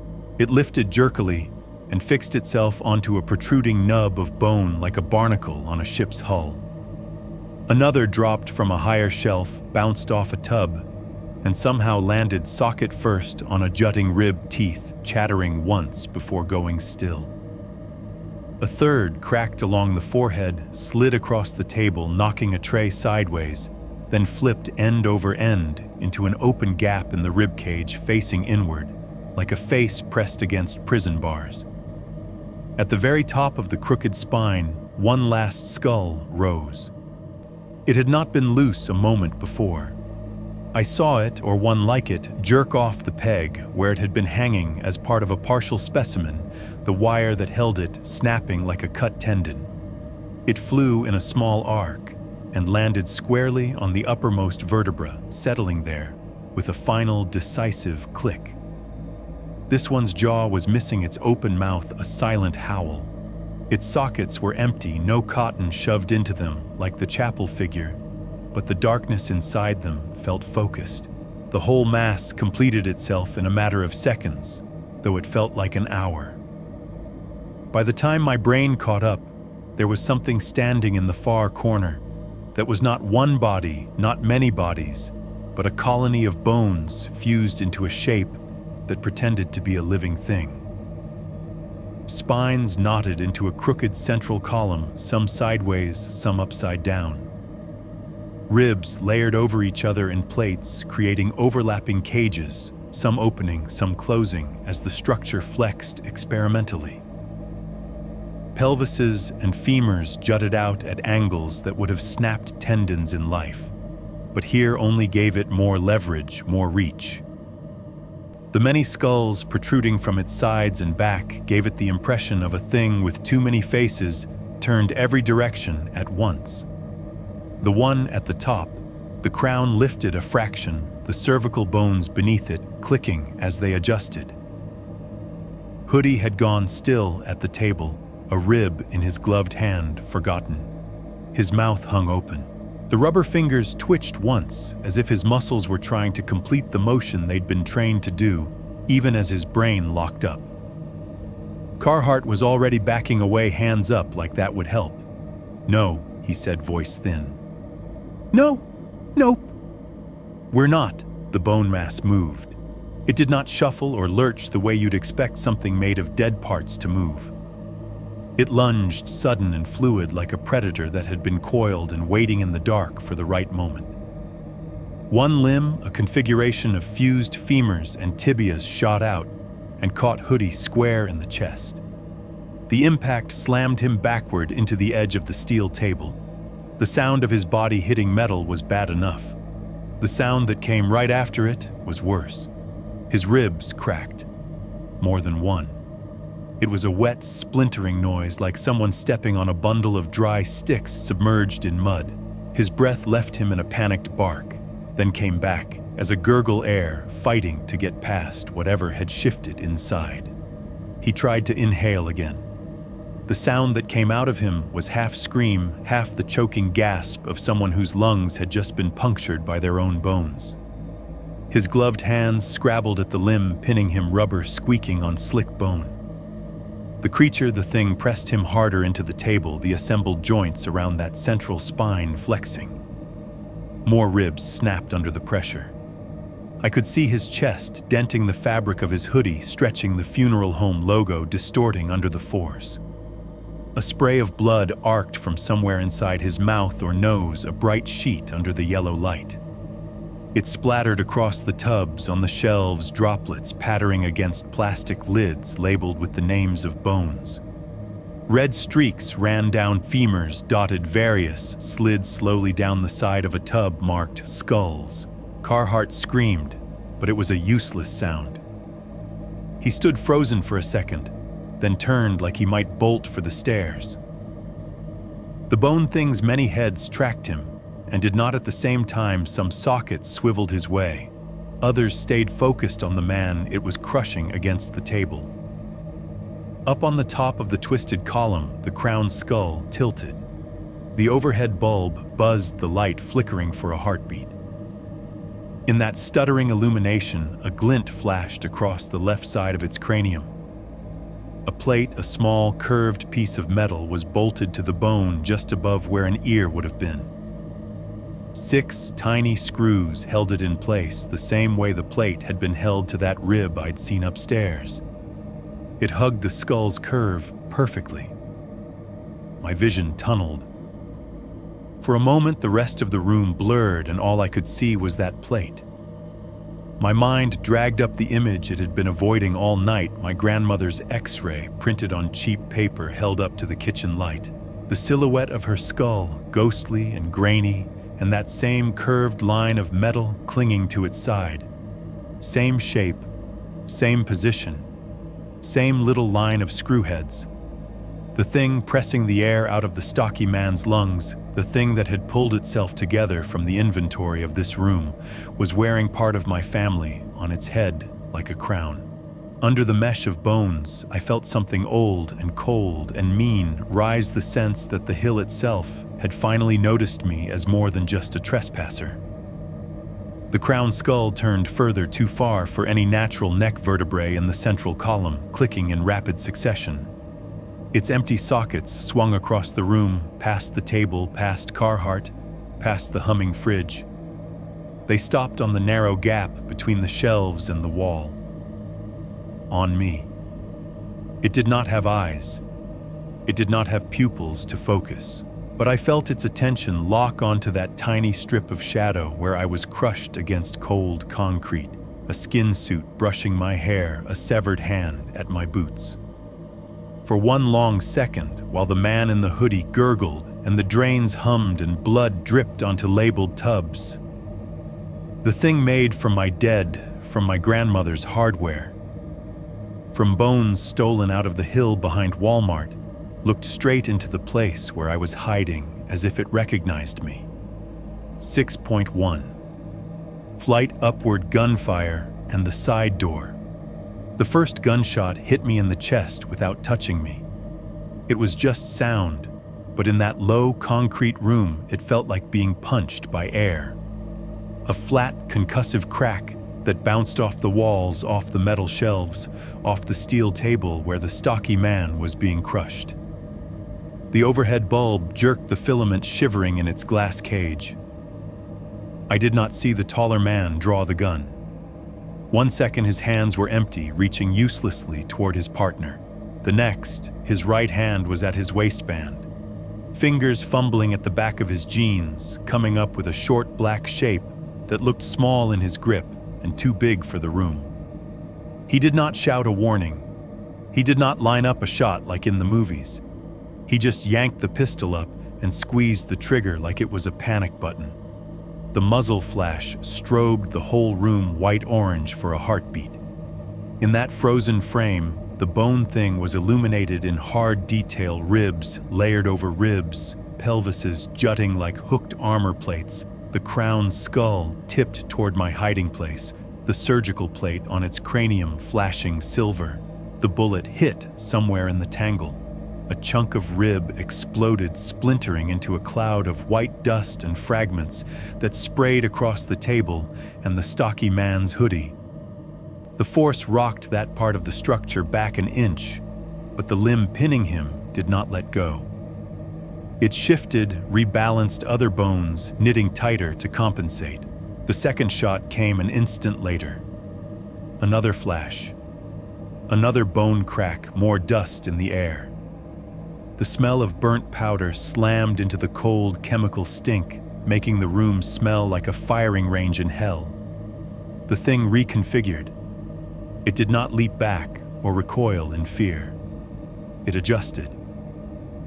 Vertebrae clicked along the central column, ribs slid, joints pivoted. Holes that the bullets had blown appeared, filled a second later, as new pieces slid into place from deeper in its body, sucked into service like spare parts. The only signs it had been hit were a few smears of lead on bone and the powder bloom settling over its surface like gray pollen. The stocky man was still alive. Barely. His face had gone purple around the edges, eyes bulging. Every time he tried to suck in air, it sounded like a tire with a hole in it. A high whistling gasp underlined by wet bubbling. His hands clawed weakly at the limb across his chest, leaving streaks on the pale bones. The bone mass pressed him down another inch. The table shrieked under the strain. The third shot went wide. The bullet sparked off the metal shelving 3 feet from my head, sending a spray of rust and paint chips down into my hair.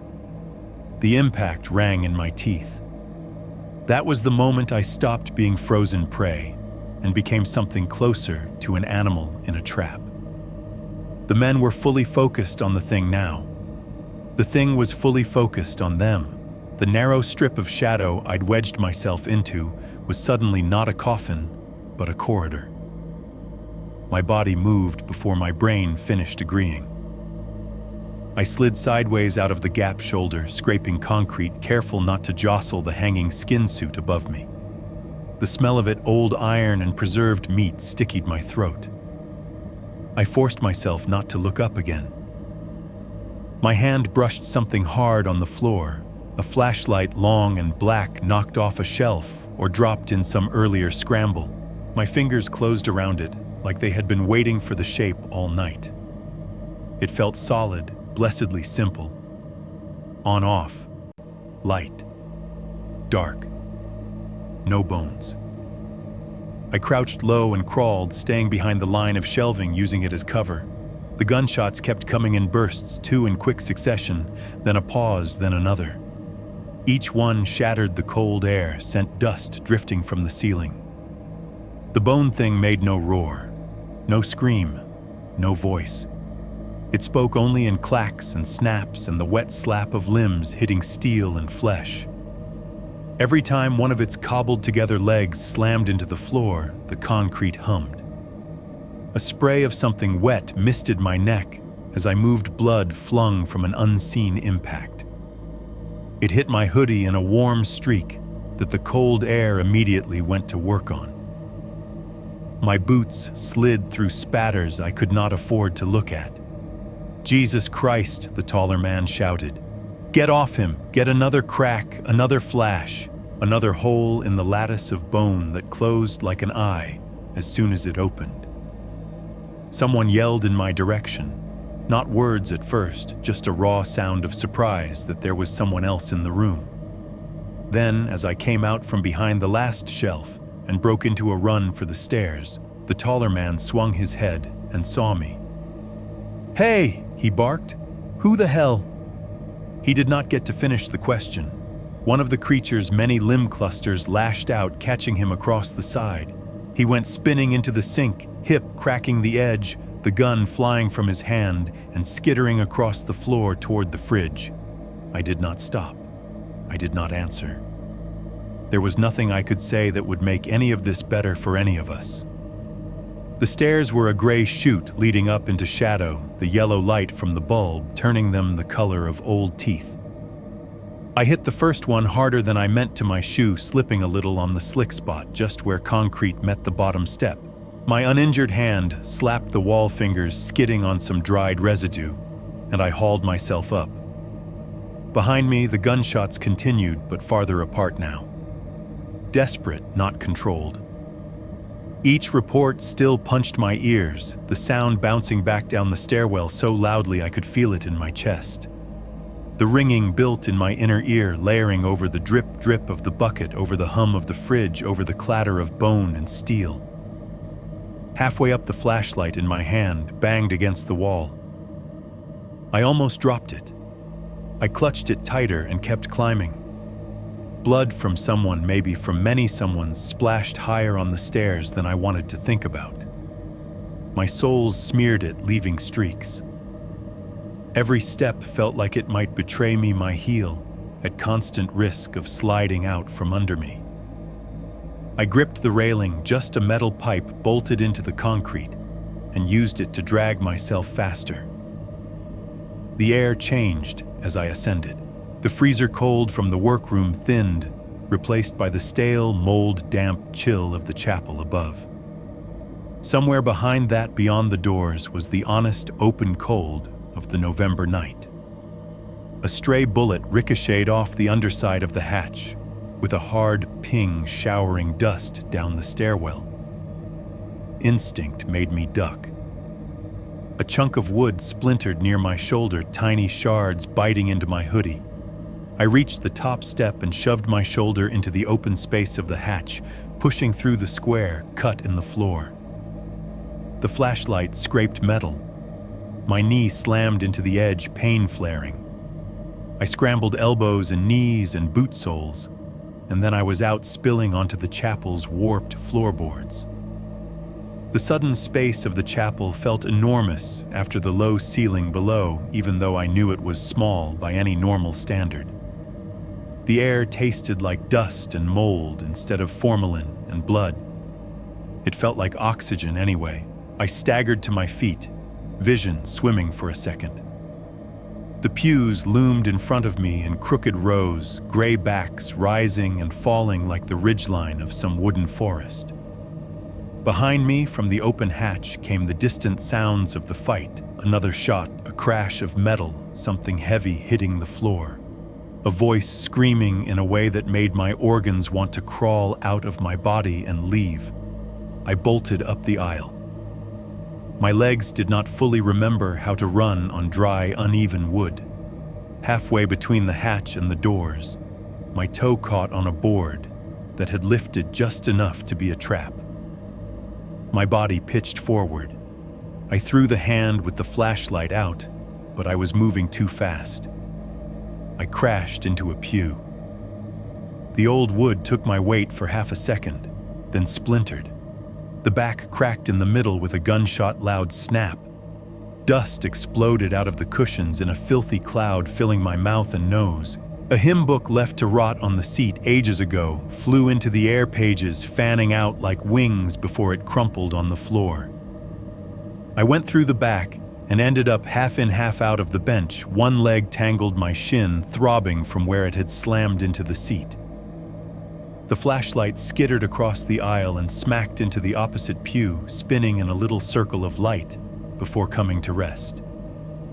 For a breath, all I could do was cough, lungs seizing on the dust. My eyes streamed. My ribs screamed protest at the rough handling. Below me, something banged against the underside of the floor, a heavy impact followed by the shriek of metal chair legs or a table being dragged.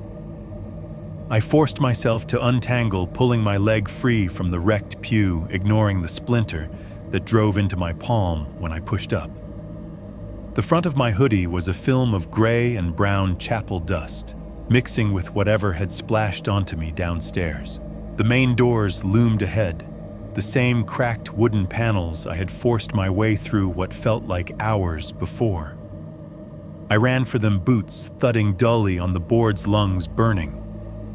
When I hit them, I grabbed the brass handle and pulled. Nothing.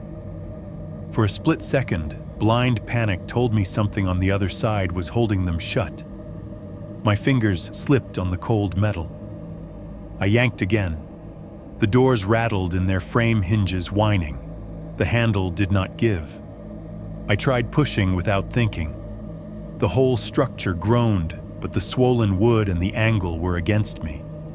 My brain, foggy with adrenaline and chemical stink and gunpowder, refused to remember whether they had swung inward or outward when I came in. Behind me, a faint alien clatter rose through the hatch. Bones on wood, bones on stone. Coming up or not, I did not know, but the idea of being wrong about that and finding out the hard way was enough to snap something loose in my memory. There was another way out. Teenagers had been breaking into this place for decades before anyone thought to board up the windows. The main doors were for funerals and Sunday mornings. The side door was for kids with flashlights and cheap beer, a narrow entrance near a storage closet on the left side of the chapel, mostly hidden by brush from the outside. I spun, scanning the shadowed wall. The layout of the place swung into focus, windows broken, a framed bulletin board hanging crooked, a dark rectangle where the storage room sat. To the right of that, a narrower wooden door, paint peeling in long strips, a rusty push bar instead of a handle. I sprinted for it, weaving between pews, hopping over the broken one I had collapsed. The floorboards complained under my feet. The flashlight beam jittered across the front wall as I ran. When I hit the side door, I did not try to be clever. I threw my whole shoulder into it, the way we used to hit jammed backroom doors at Walmart when they stuck in the winter. For a second, it held the frame, resisting wood flexing. Then something gave with a splintering snap, a latch, a piece of trim, and the door flew outward. I tumbled with it, momentum carrying me into the open. I hit cold air like a wave the November night, slamming into my overheated skin, my lungs, my eyes. My boots slipped on frozen grass and disturbed dirt, and I went down hard on my hands and knees, just outside the chapel wall. Frost bit through the denim instantly. The world tilted, and for a moment all I could see were headstones and sky, both the same gray-black. Behind me, in the rectangle of light spilling from the open side door, a shape filled the top of the stairwell. It was not the bone thing. It was the taller man, Carhart, his face slick with blood hair matted to his forehead. One sleeve of his jacket hung in tatters. His chest heaved as he dragged in air, eyes blown wide whites too bright in the gloom. He was not looking at me with hunter's focus, not reaching for a weapon. He was looking past me toward the hill, like any direction that was not down was good enough. For a split second, our eyes met. There was no stop in his face, no help me. Just the raw, shared understanding of prey that had realized the thing in the dark, did not care who had been feeding it. Whatever was in that basement was enemy to both of us, and it was no longer content to stay below the chapel floor. 6.2. Running through graves and falling into the pit. Running in a graveyard in the middle of the night is not like in movies. There is no clean, open stretch between the stones. There is no convenient, well-lit path downhill. It is just shapes and holes and the constant threat that the next step will be on something that does not want you on it. I bolted away from the chapel, lungs already burning from the air in the basement and the dust in my throat. The cold hit my face so hard, my eyes watered tears, freezing at the corners. My flashlight beam jerked wildly in my hand, swinging over stone after stone, names, dates, crosses, little etched praying hands, all smashed together into jittering flashes of white and gray. The hill was not smooth. Some graves had sunk, leaving long depressions like footprints of giants who had stepped there years ago and never returned. Others still mounded up earth, puffed above their coffins, frost crusted thick over the top. My boots skidded on those humps, rolled in the dips. Every stride felt like a coin toss between staying upright and snapping my ankle. My breath came out in ragged bursts, each exhale a short, hot cloud ripped away by the wind. The air up there smelled different from the chapel and the basement cleaner, but still threaded with that layer of old dirt and old flowers. I realized stupidly that I preferred it. Behind me, the side door of the chapel banged again, slamming fully open as someone or something hit it harder. I heard the slap of boots on stone, the taller man taking the chapel steps 2 at a time. His breaths were loud, ragged, not so different from mine, carried up the hill on the same dead air.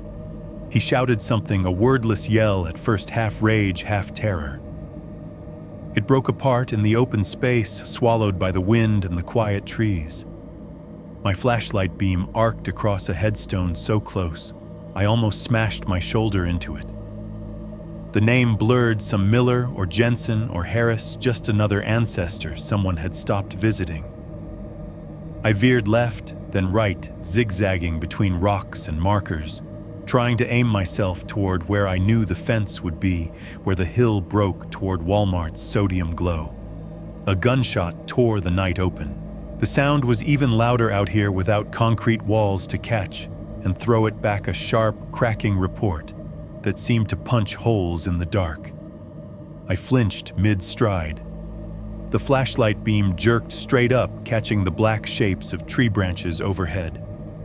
Something whizzed past a stone to my right, close enough that I heard the snap of displaced air and the ping when it hit granite. Chips of stone flew, one fragment stinging the side of my face like a slapped mosquito. Tiny bits of rock rattled down on top of the grave below, clicking off the icy grass. The taller man was shouting again behind me, words lost to distance and the ringing in my ears. I could not tell if he was yelling at me some angry command, not to tell, not to run, or at the thing that might be coming out of the chapel behind him. Either way, none of it made my legs slow. The flashlight beam jittered each bounce, showing me a different little portrait of the dead.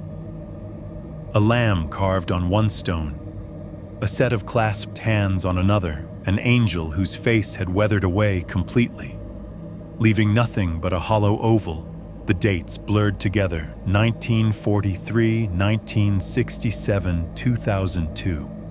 There and gone, there and gone. The ground gave without warning. 1 second, my left foot was coming down toward what looked like solid, frost-stiff grass between 2 older stones. The next, everything under me collapsed. The earth sank, then tore like a soggy cardboard box someone had stacked too much weight on. My leg plunged down to the knee. Momentum did the rest. My whole body pitched forward. The flashlight flew from my hand, spinning. My other foot scrambled for purchase, found none, and I went down chest first into the opening hill. For a heartbeat, I was weightless. Then I hit hard on my side and shoulder. Pain detonated along my ribs, the bruises from the pew crash lighting up again with fresh rage. My elbow slammed into something much harder than dirt, a sharp corner that bit right through my hoodie and made my hand go numb. My hip followed, connecting with another unyielding surface. The world shook, then settled, the edges of the hole crumbly around me. Loose clods of earth slid down from above, pattering onto my back, my neck, my face. Cold dirt sifted into my collar. I gasped, reaching instinctively for something to push against, something solid and familiar. What my hand landed on was neither. The flashlight had landed beam up at a tilt lodged between two shapes near my feet. Its cone of yellow light shone straight up into my face, then past me, illuminating the sides and bottom of the hole. I was not lying on earth. I was lying on skulls.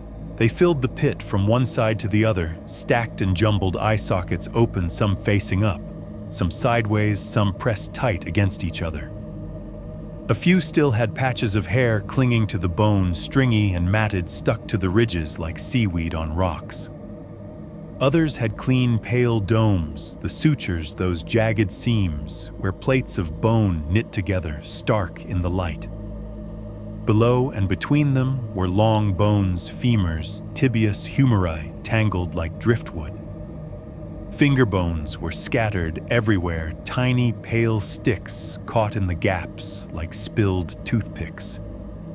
Each time I moved even a little, a dozen pieces shifted, rubbing against each other in a grinding, clinking chorus. The hole was chest deep, maybe a little more. The walls around me were a mix of raw dirt and broken roots and bone fragments. The lip where I had fallen through was fresh, crumbly, the grass torn back, exposing the packed soil beneath. A small clump of sod hung overhead, swinging slightly still, attached by a root that had not snapped yet. Under my shoulder blade, something hard and round pressed into me. When I tried to push myself up, it rolled and my weight slid.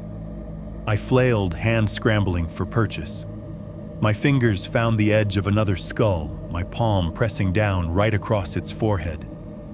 The bone was smooth and cold and slightly damp, as if the pit held its own microclimate of rot. My other hand landed on a jawbone separate from its headmate teeth, still in place. The row of incisors scraped along my palm as the jaw shifted, making a dry grating sound that shot up my arm and set every hair on end. My back slid another inch. A pair of empty eye sockets fit themselves perfectly against my spine, two cold depressions lining up with the knobs of my vertebrae as if someone had designed it that way. I could feel them through my hoodie, through my shirt, two little circles of nothing pressing into the place where my own nerves ran. I tried not to imagine what it looked like from the outside, me half buried in a mass of skull's bones, shifting and settling around me like I had flopped down in a pile of loose stones. The sound was everywhere. Every breath, every twitch of muscle, every attempt to get a knee under me sent a shiver through the pile, a cascade of clinks and cracks and dull knocks as bone met bone. It was like being inside a maraca. The smell was thick, heavier even than in the basement. Not fresh death, not the sharp tang that comes when something has just stopped being alive, but the slow, stubborn odor of things that have been kept just this side of erasing for too long. There was the sweetness of old decay, like meat left in a sealed container that keeps getting opened, just enough to let it spoil further. Under that, the dusty, papery scent of damp fabric, scraps of clothing still clinging to some of the bones, dark and stiff, caught under skulls and long bones where the light did not hit. Threadbare collars, a cuff with a button, a strip that might once have been part of a floral dress. Layered over everything was a chemical note I knew by then, plastic, the faint off-gassing of body bags and garbage liners, the smell of synthetic material that has held organic things too long. Somewhere beneath me, slick against some skull, I caught a glimpse of black vinyl folded and crushed. I gagged, but there was nothing left in me to throw up. All I could manage was a dry heave that made my bruised ribs scream. Above the sky wheeled slowly. The chapel wall loomed at an angle, its silhouette jagged against the low clouds. I could not see the man with the gun anymore, but I could hear him somewhere behind and above me shouting his words, shredded by the wind and the pounding in my ears. Another shot rang out more distant this time, or in my memory. It was getting hard to tell. I tried to plant my feet to push up, but the bone pile betrayed me. My boots sank deeper, grinding femurs together, snapping some smaller bit of something that might once have been a wrist. The skull under my shoulder shifted again, its nose cavity digging into my scapula, its teeth clicking together once, as if it were trying to bite something that was not there. My hand skidded across another cranium and hit something raised. At first I thought it was a rock stuck to the bone, some mineral deposit. Then my fingers traced the edges of it, a little curve of metal, cool and smooth, and riveted directly to the skull. I froze my fingers, resting lightly on it. Slowly I turned my head, ignoring how many other bones complained as I did. The skull beneath my hand lay half buried, tilted at an angle where the light from the fallen flashlight hit it just right. On its forehead, just above the left eye socket, a small surgical plate was screwed into the bone. 6 tiny, dark circles marked where the screws bit in. The plate hugged the curve of the skull exactly the way I remembered. My stomach dropped, even though there was nowhere left to fall. It was not in the same spot as the one on the crown skull in the basement. That one had been on the left side above where the ear would be. This one was above the eye, a little higher than center the metal, catching the light in a dull, familiar shape. I had seen that configuration once before in a kitchen, with yellow walls on a piece of paper my mother had taped to the fridge so she could show the neighbors. She had pointed at it with a slightly trembling finger and said, "Look, that's where they put it. Isn't that amazing? They can fix skulls like that now." She had been talking about my grandmother's surgery, the plate they had used to repair a fracture after she slipped on ice and hit her head years ago. The fracture that was part of every story about her from then on. The fracture that had turned into a joke she repeated hard-headed. They had to bolt it shut every Thanksgiving. This plate here now had the same curve, the same little set of 6 dots. My eyes dropped to the bone just above the right eye socket where the surface had been scratched. The marks were shallow, uneven, like someone had used a nail or a small piece of metal to carve them. The letters were not neat. They were not deep. But the shapes were there. My last name. My last name, my family name, scratched right into the bone of the skull I was using as a handhold in a pit full of skulls. The letters staggered down over the brow ridge, the last one half cut off, where the bone curved away, as if the person doing the scratching had not had enough room. For a second, everything else went out of focus. The shouts on the hill, the gunshots, the clatter from the chapel, the cold. All I could see was that plate and those letters. All I could hear was the faint whisper of bone grinding against bone every time I moved. This was not a random dumping ground of strangers. This was a disposal pit. A mass grave for the people they had stolen from Hillside, shoveled down here when they were done, plates and all. A place where everyone they had dug up, everyone they had cut apart, everyone they had reallocated to labs and collectors and whatever they called that thing in the basement ended up in the same heap. They had not even bothered to keep my grandmother separate. They had dropped her in with the rest, scratched our name into her forehead like an inventory tag, then stacked more skulls on top. And now I was lying on her, on all of them, while the hill itself decided what to do with everything that had been taken. 6. 3. Police denial and the cop who knows too much. Getting out of that pit felt less like climbing and more like being born wrong. Every time I tried to push myself upward, my hands and knees slid on skulls, sent them rolling under me in a horrible clattering cascade. My nails scraped bone instead of dirt. They caught in sutures and eye sockets, tore against rough edges. I heard the small sounds they made when they broke tiny brittle pops and forced myself not to think about which piece of who I had just snapped. I dug my fingers into whatever held, dragging my body up inch by inch, a jaw here, a brow ridge there, the curve of a cheekbone I knew too much about. Bones moved under my weight, settling, closing up the space I was trying to leave like water.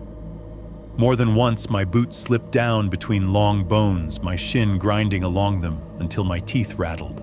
Once something gave way entirely under my knee, and I went down chest first, ribs slamming into a pile that shifted and sighed. A skull tipped and rolled, thumping softly against another. The hollow clack of that collision is a sound that still finds me when I am trying to fall asleep.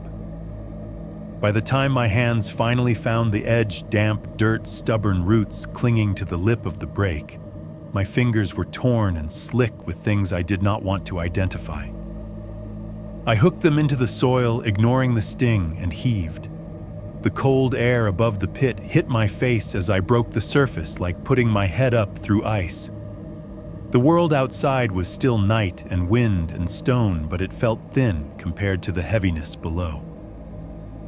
I scrambled elbows, dragging mud boots, kicking wildly against the bone pile, until I got enough leverage to roll myself sideways out of the hole.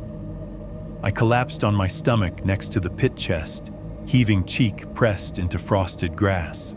For a few seconds, all I did was breathe lungs pulling in air that did not smell like old skin and plastic and rot. It burned. It was perfect. Then my body remembered it hated me. I rolled onto my side and my stomach convulsed. There was nothing in it to give anymore, but that did not stop it from trying. I vomited up bile and stringy mucus, each heave tearing at my throat like sandpaper. Acid scorched the back of my mouth, climbing into my nose until my eyes watered. When it was done, I just stayed there on my knees, and one hand spitting strings of bitter fluid into the grass. The other hand shook uncontrollably, fingers cramped from digging.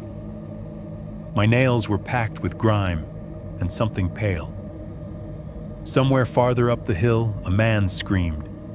It might have been the taller one, might not. There was another shot, duller now, as if it had gone off inside a closet. The sound seemed to come from underground. I did not stay to find out. I got my feet under me and ran. The slope of the hill worked with me now, gravity dragging me downhill faster than I really knew how to control. Branches from low bushes slapped my face, scratching my cheeks, snagging in my hoodie. My ankles kept threatening to roll on hidden divots, my boots sliding on patches of frost that had gone slick where the ground had been disturbed. Every step felt like it might be the one that sent me tumbling head over heels back toward the pit. I aimed myself toward where I knew the back road curved along the base of the cemetery, that thin strip of cracked asphalt that separated the hill from the chain-link fence behind Walmart. Headstones flickered past in my peripheral vision, white-gray leaning straight like a stop-motion parade of all the people who had ended up in the pile I had just crawled out of. I do not remember exactly when the trees began to thin and the angle of the ground changed under me. One moment I was dodging stones and stumps. The next, the earth leveled out just enough that my feet found traction instead of betrayal. A second later, I tore through a screen of scrub and dead brush and burst out onto the shoulder of the road. Headlights were coming. A pickup truck, older, boxy, its grille lit up in cheap LED white, rolled along the curve engine low and steady. For a heartbeat, I thought it might just keep going, that I would watch my last chance for help sail past, while I flailed in the ditch like roadkill. I stumbled into the lane, waving my arms like a lunatic. The driver hit the brakes hard. The truck's front end dipped back end, skidding a little on the cold blacktop. Tires squealed, burning rubber into the night. The left headlight beam swung wild for a second, catching me full in the face, making me throw my arm up against the glare.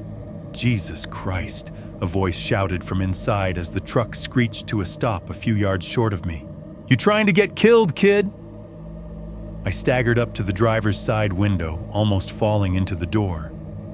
The man behind the glass looked to be late 60s, early 70s, with a weathered face, a cap from some tractor company, and a jaw clenched around a half-chewed toothpick. His eyes went wide the second he got a good look at me.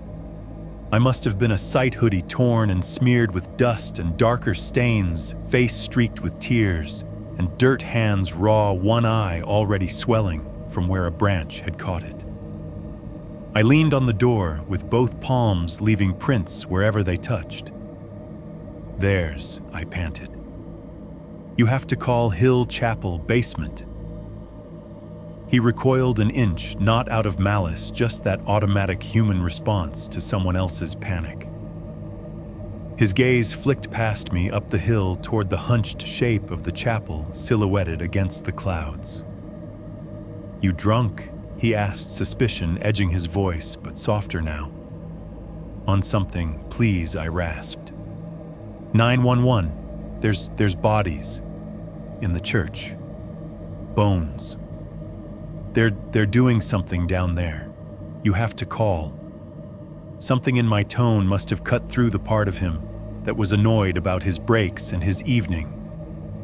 Old men around here have seen a lot, but there are still things that pull the color out of their faces.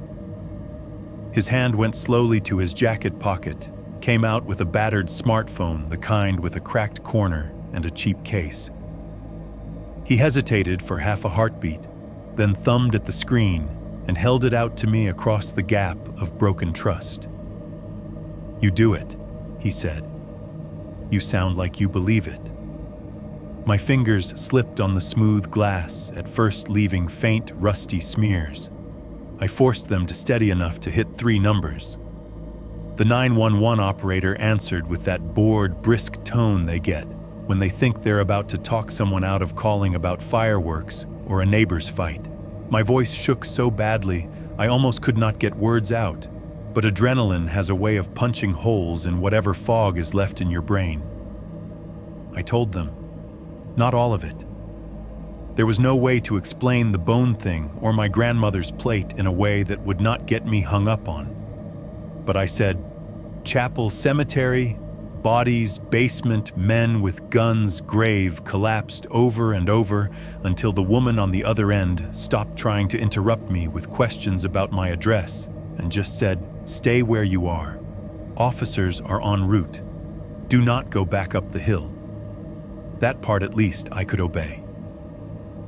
The old man leaned on his steering wheel and stared at the hill while we waited, engine idling, heater blasting hot air that I barely felt. Every so often he looked at me like he was trying to decide if I was crazy or if he was. Either way, he did not take his phone back. The first police cruiser arrived faster than I expected, light bar strobing red and blue against the bare trees. Then another, an ambulance from the county station, then a fire truck, because if you say the word collapsed near anything old in a small town fire, and rescue shows up with shoring gear out of habit. They swarmed me first. A paramedic in a reflective jacket and a knit cap guided me toward the open back of the ambulance. Gentle but firm hands practiced. A blood pressure cuff went around my arm, a little clothespin clip on my finger, a pen light in my eyes. "Name, you know where you are. You know what day it is." "Yeah," I croaked, answering questions while my brain skated around the image of the pit. "I'm fine." "You're not fine," she said, not unkindly. "But you're alive. Sit still a minute." Up the hill, flashlights bobbed in the dark, like fireflies climbing. Radio chatter crackled from the shoulders of the officers going up unit numbers, short replies, the kind of shorthand that says we've done this 1,000 times, even when they have not done this. I caught phrases here and there. Approaching structure now. Entry through main door. Side entrance also open. Watch your step, boys. Place looks like it's falling apart. I sat in the back of the ambulance, a blanket around my shoulders that smelled faintly of bleach, and listened. My ears still rang from the gunfire downstairs, so the radios sounded far away, like voices from a different room. After what felt like an hour but was probably 10 minutes, a voice came through clearer. Basement is clear. Repeat, basement clear. No subjects inside. The paramedic glanced up at that, met my eyes, then looked away quickly. Another burst of chatter followed. Copy. Any sign of blood or what he described negative? Just mold and junk. Old church crap. Advise on excavation outside the south side, possible ground collapse. I swallowed. My throat felt like it had been scoured with a wire brush. An officer finally broke away from the cluster at the hill's base and came back down to me. He was younger, jaw still smooth, hair regulation short. He gave me a practiced neutral smile, the kind designed to calm drunks and bar fight survivors, and hooked his thumbs on his duty belt. "Hey man," he said, "you're the one who called?" I nodded. The blanket rustled. "We checked the place out," he went on. "Nobody in the church. No bodies on any tables. No, what you said was downstairs. Just an old basement. Dirt floor, some rotten wood. We're gonna have the city look at that sinkhole you fell into. But for now, nobody's going back up there." Sinkhole. I repeated the word, tasting like something plastic and cheap in my mouth. "Yeah," he said. "Old cemeteries do that. Graves collapse, tree roots, animals. You're lucky you didn't break your neck." He said it kindly, like I was a scared kid who had spooked himself on Halloween. Behind him, another cop lingered, an older guy, maybe late 50s, with a thinning mustache, the same color as the road salt dusting his boots. His eyes had that tired, flat look you see in people who have had to knock on too many doors with bad news. He was not talking. He was watching. While the young one asked me about how much I had to drink at my friend's place, if I had taken anything to help me relax, if I had ever been prescribed anything for anxiety or mood, the older cop just leaned against the cruiser, arms folded, gaze steady. "Look, I'm not saying I don't believe you saw something," the younger one said after a while, voice dropping, like he was letting me in on a secret. "You've had a long night. You've been drinking. Sometimes our brains fill in blanks, you know, especially out here. This hill's spooky on a good day." "Go upstairs," I said, teeth chattering under the blanket. "In the chapel. Look at the cross. Look at the plate." On his smile tightened. "We looked," he said. "Cross is empty, bud. No bones. Just a broken beam. We've got guys taking photos, but there's nothing like what you're describing." That was the story then. Mold and junk. Old wood and sinkholes. Scared kid. Long night. When I mentioned the pit, the collapse, the skulls, his eyes slid sideways for a second toward the older cop. It was quick, almost nothing, but I saw it.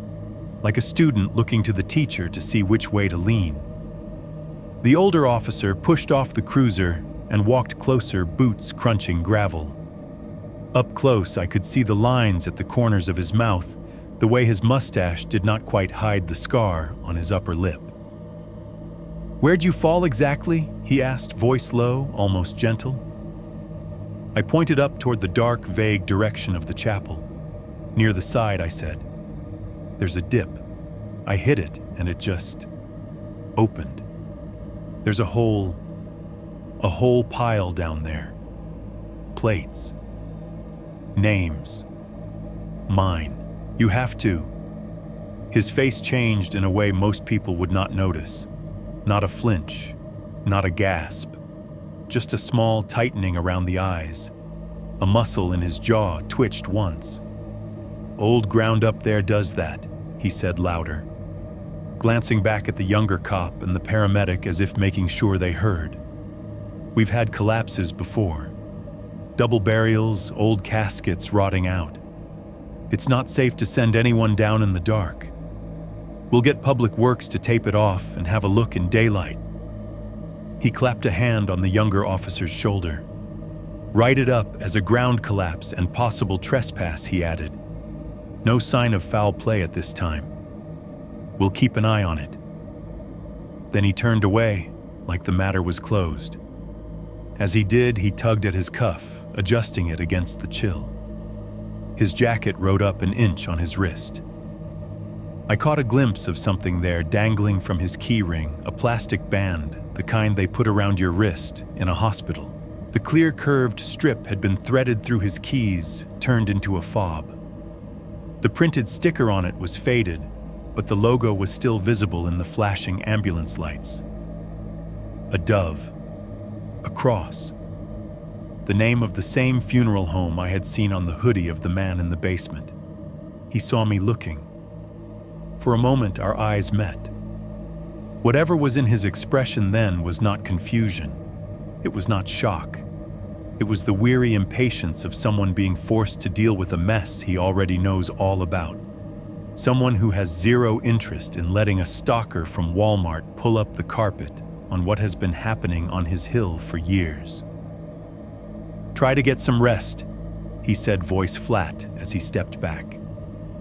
"You're lucky you walked away from that fall." He did not say anything about the chapel. He did not say anything about the men I had watched working on bodies that were not supposed to be bodies anymore. He did not say anything about the plate in the bone thing's skull that matched my grandmother's, or the one scratched with my last name in the pit. He just turned toward the hill, toward the line of flashing lights, and the shadows moving between the stones like a man going back to a job he has done too many times. The radios crackled. The wind moved over the graves as if nothing had changed at all. 7.1. Leaving town, but not really. Leaving the official fallout took less time to arrive than the unofficial kind. By the time the sun dragged itself up behind the Walmart that morning, the story about me had already started mutating. I found that out a couple days later when I tried to pretend my life was still made out of the same pieces as before. Technically, I was not even scheduled that night. It had been my night off, the one little square on the rota where my name did not sit under overnight stock. I could have stayed home. I could have stayed sober. I could have watched some dumb movie on my crappy TV and gone to bed at a reasonable hour, and the hill behind Walmart would have just been a dark shape on the horizon. Instead, a week after everything, I was sitting in the tiny office near the back of the store, under a yellowing safety poster about lifting with your knees, while my manager slid a piece of paper across the desk toward me. He looked uncomfortable. He always looks uncomfortable when it is not about sales floor metrics or shrink. He fiddled with a pen, avoided my eyes. So he said, drawing the word out, We had to document what happened." "What happened?" I repeated. My fingers left faint sweat marks on the edge of the desk. "Couple of people called out that night," he went on. "Said they heard there was some sort of incident up on the hill. Sheriff's department was asking who you were with when you left all that." "It was my night off," I said. I could feel my voice flattening out, going thin. "Yeah, but you're still an employee," he said, like he was quoting from a policy he half remembered. "And it got back to corporate that one of our associates might have been involved in... someone said you were yelling about bodies on the hill during a police response." He cleared his throat. "So they wanted on record that we don't endorse trespassing on cemetery property, liability and all that. So this is just a write-up for a abandoning shift." He winced a little at his own words. "Even though, yeah, I know technically you weren't clocked in, but it keeps them happy. You sign, we put it in the file, everybody moves on. Abandoning shift, like I had walked off an aisle in the middle of zoning cereal to go play on the hill, leaving customers confused. Rumors did the rest. Within days, I could feel it. When I walked across the break room, conversations dropping by half a notch. As I came in, the quick sideways glances, the way people stopped mid-sentence and suddenly needed to check their phones. A girl from Housewares, who used to bum cigarettes off me at the loading dock, lit one in front of me, and then remembered who had been behind that ambulance and mumbled something about needing to get back to her lane. I overheard pieces of stories about myself that did not match anything I had said. Yeah, he just ran up there in the middle of the night screaming about graves. My cousin's friend said he was covered in blood that wasn't even his. Like soaked. Somebody said he was talking about skeletons getting up and walking around. Like full psychotic break. Nobody mentioned the basement. Nobody mentioned the men. The funeral home guy in the hoodie did not show up in the local paper. The Carhartt jacket did not appear in any officer shoot suspect blurb. No one at work said, "Hey, weren't you the one who saw something?" They said you okay with that careful tone that means they hope you say yes, because anything else might require them to feel something. When I called the sheriff's station, I got bounced around between extensions until I learned the phrases ongoing investigation and no further comment the way some people learn prayers. The report is still under review, one voice told me. It doesn't say much, another said clearly, reading from a screen. Scene checked no immediate threat to public safety. Structural concerns referred to the county. Your statement is on file.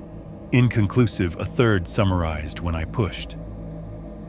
You can file a supplemental if you remember anything else. I remembered plenty. It just did not fit into the boxes on their forms. A friend from high school, one of the few people I still had on social media from back then, sent me a screenshot of the only news blurb that ran about it.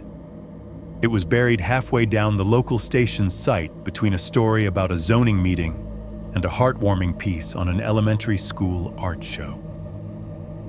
Teen reports disturbance in old cemetery. Authorities find no wrongdoing.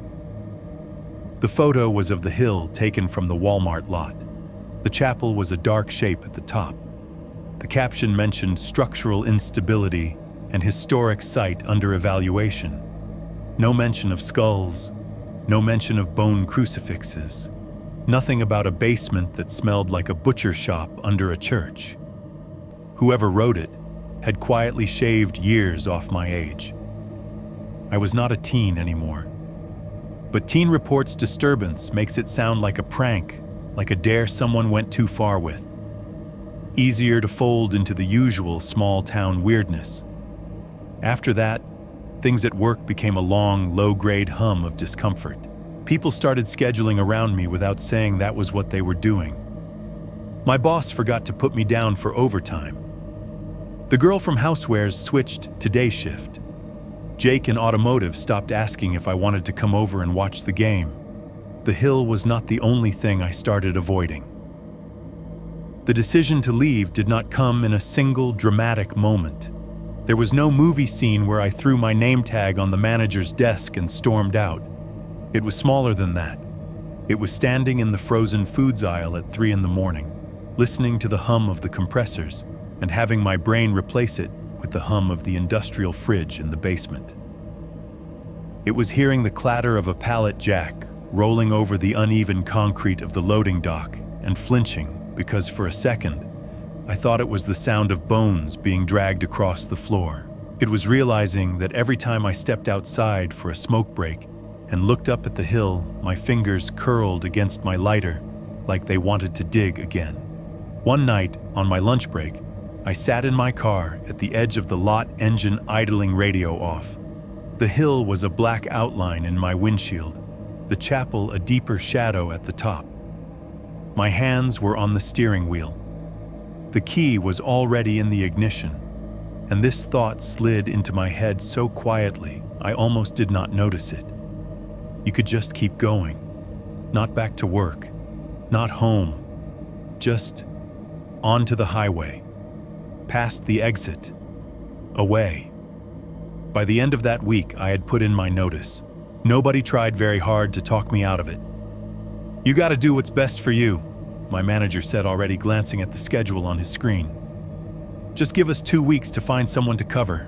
I did not stay the full 2 weeks. I packed what little I owned into my car, a duffel bag of clothes, a box of kitchen stuff, my dented laptop, a milk crate of old DVDs and paperbacks. It all fit in the back seat with room to spare. My life shrank down to something that could be moved in one trip. The day I left, the sky was a flat iron gray. The Walmart sliding doors wheezed behind me one last time. I tossed my vest in the dumpster on the way to my car, watched the blue fabric disappear under black plastic and cardboard. On the highway, the road out of town felt both too familiar and not familiar at all.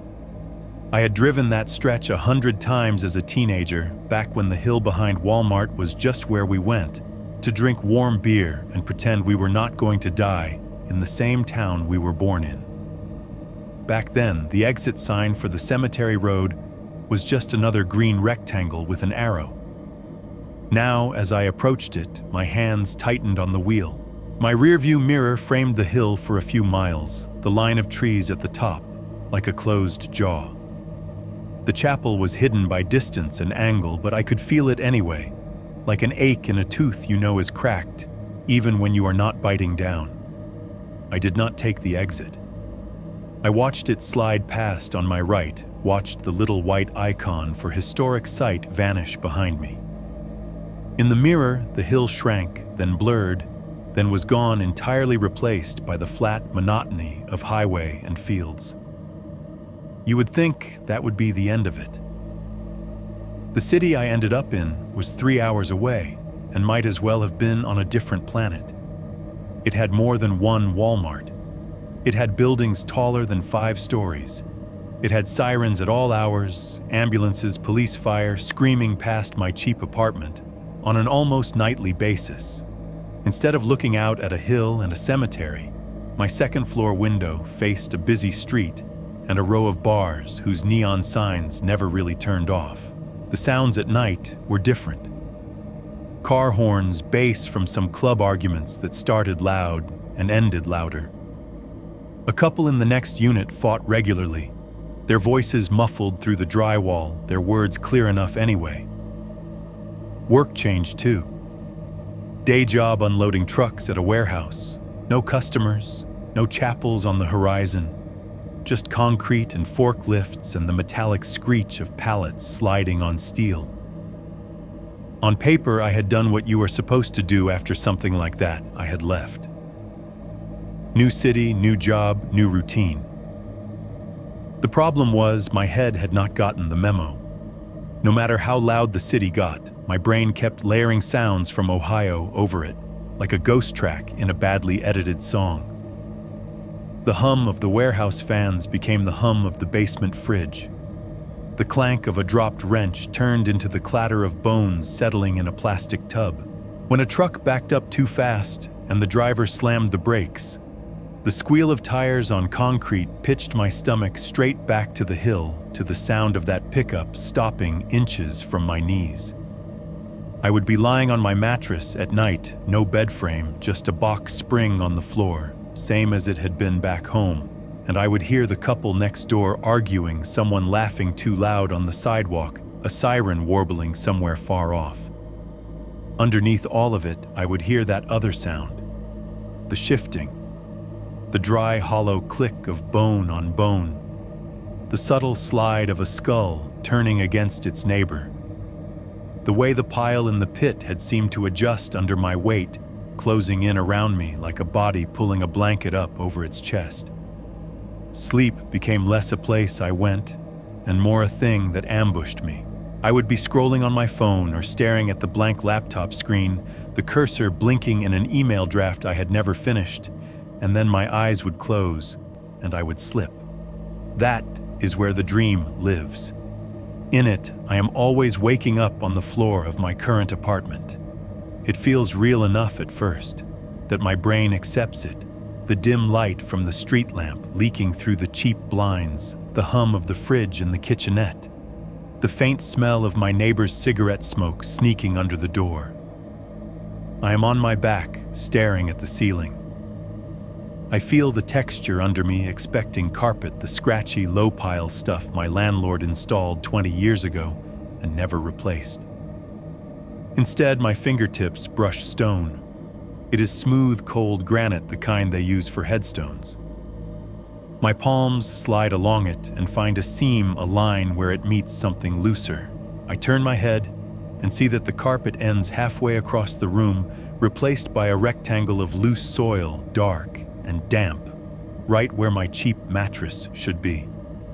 I try to sit up, and my hand reaches back instinctively, groping for something to push off of. My fingers close around a jawbone. I can feel every tooth against my skin. The curve of it fits too perfectly into my palm, like it remembers me. When I try to let go, my fingers will not open. The bone is heavier than it should be, dragging my arm down toward the rectangle of dirt. That is when I usually jerk awake for real heart-pounding breath, loud in the small apartment. The first time it happened, I laughed one sharp, humorless bark at how cliché it was. Of course, my brain would make skulls out of my floor.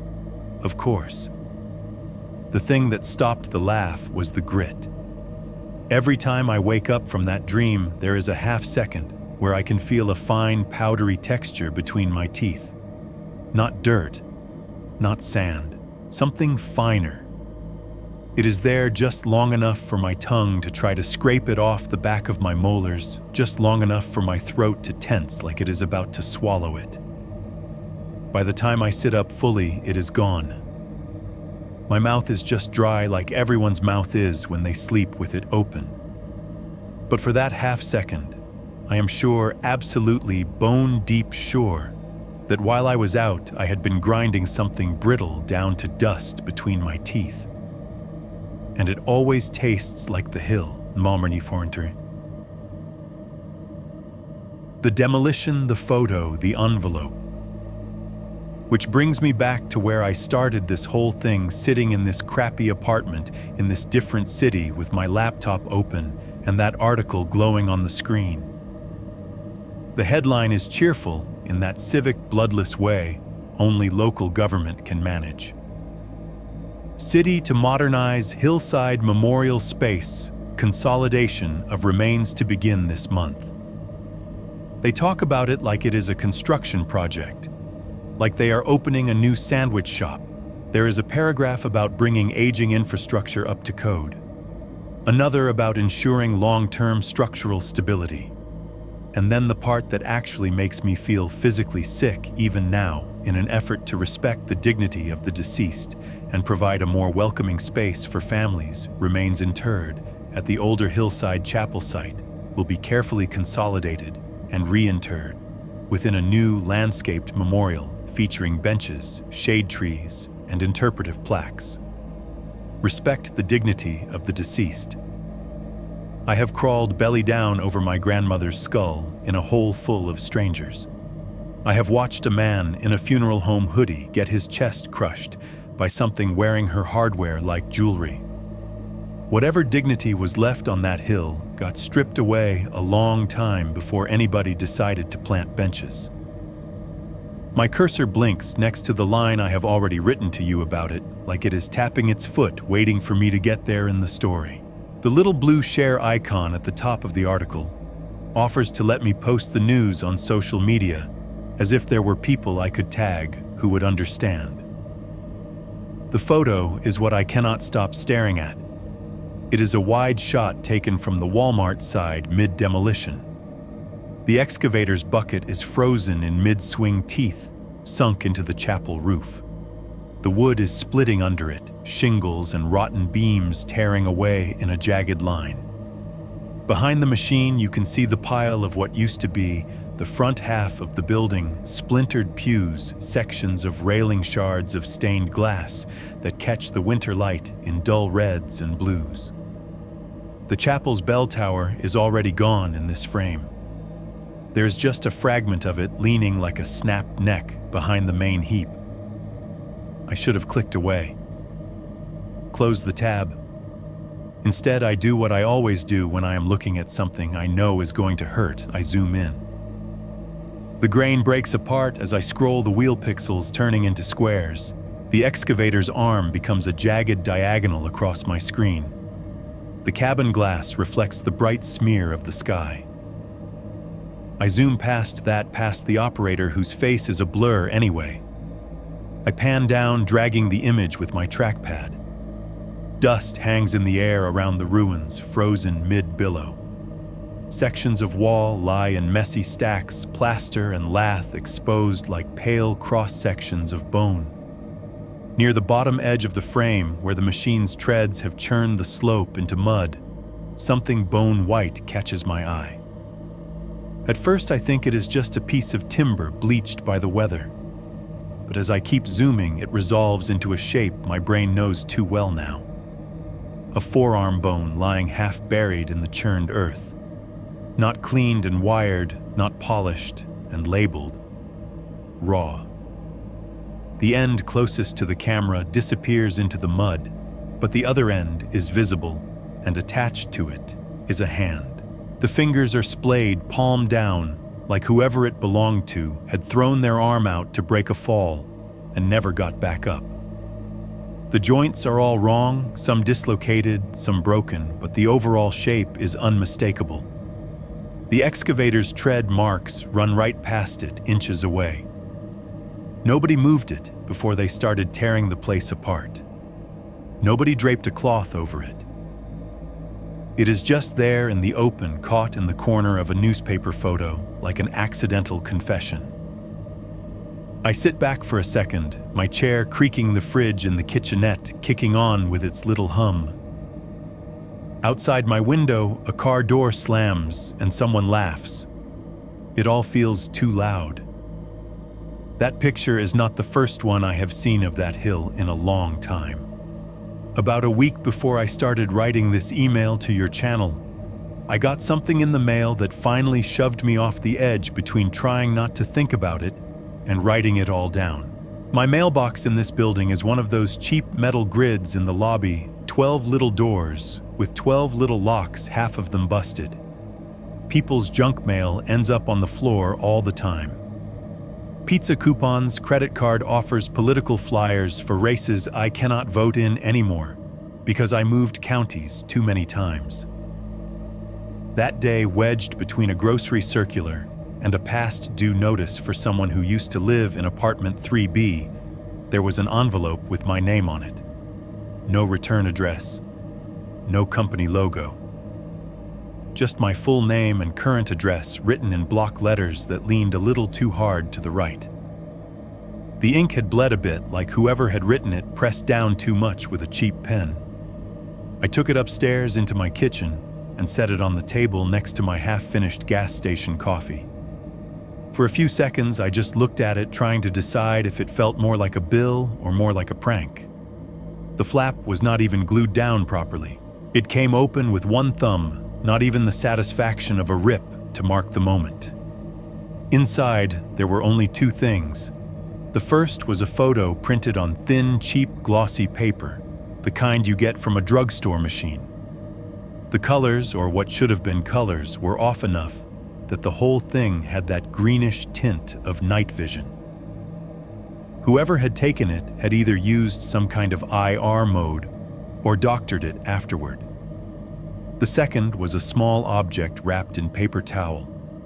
The towel was the off-white bargain kind, the texture rough under my fingers, stained a little gray at the edges, as if it had been handled with dirty hands. I did not unwrap that right away. I laid the wrapped thing on the table where it sat like a little bundled joke and picked up the photo. It took my brain a second to understand what it was seeing. Night vision green makes everything look wrong, like mold over reality. The hill was there, cresting near the top of the frame. The chapel was a darker block, at the center windows, black pits.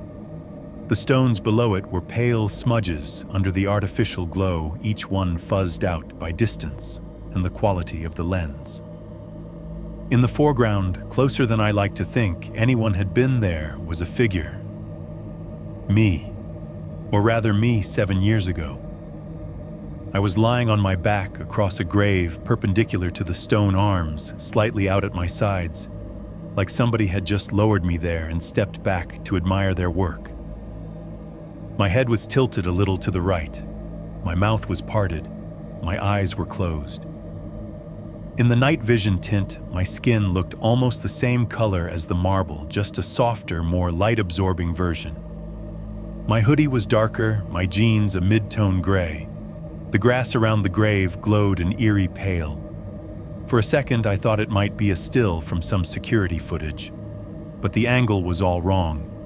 It was too high, too close to directly overhead, like the camera had been positioned above the grave itself, maybe from the edge of the chapel roof or higher, or from something that was not standing on anything solid at all. I stared at that image of myself, younger by a few years, but still recognizably me, and felt a kind of hollow numbness spread out from my chest. Someone had been watching me that night. Not from the path, not from behind a tree, from above. Watching as I lay on my grandmother's grave with a fragment of jawbone clenched in my hand, too out of it to know I was being posed. The longer I looked, the more details leaked in from the edges. There was a faint glare at the far right of the frame, like a light source catching on something reflective. A near circle of brightness near the chapel wall that could have been a piece of glass or metal. And in the lower left corner, partially cut off by the edge of the photo, there was something I did not notice the first time. A bare foot, pale against the dark grass, just the toes and part of the arch visible. Around the second toe, a thin strip of white was looped. A tag the kind they tie to your foot when you are on a slab in a morgue, or lying in a body bag, not a bed. There was writing on it, lines of tiny blurred text, but the camera had not focused there. It was in the frame like an accident, an afterthought, something the person behind the lens had not intended to capture and had not bothered to crop out. Someone or something was standing near me in that image, close enough that their unshod foot and that little rectangle of identification made it into the picture.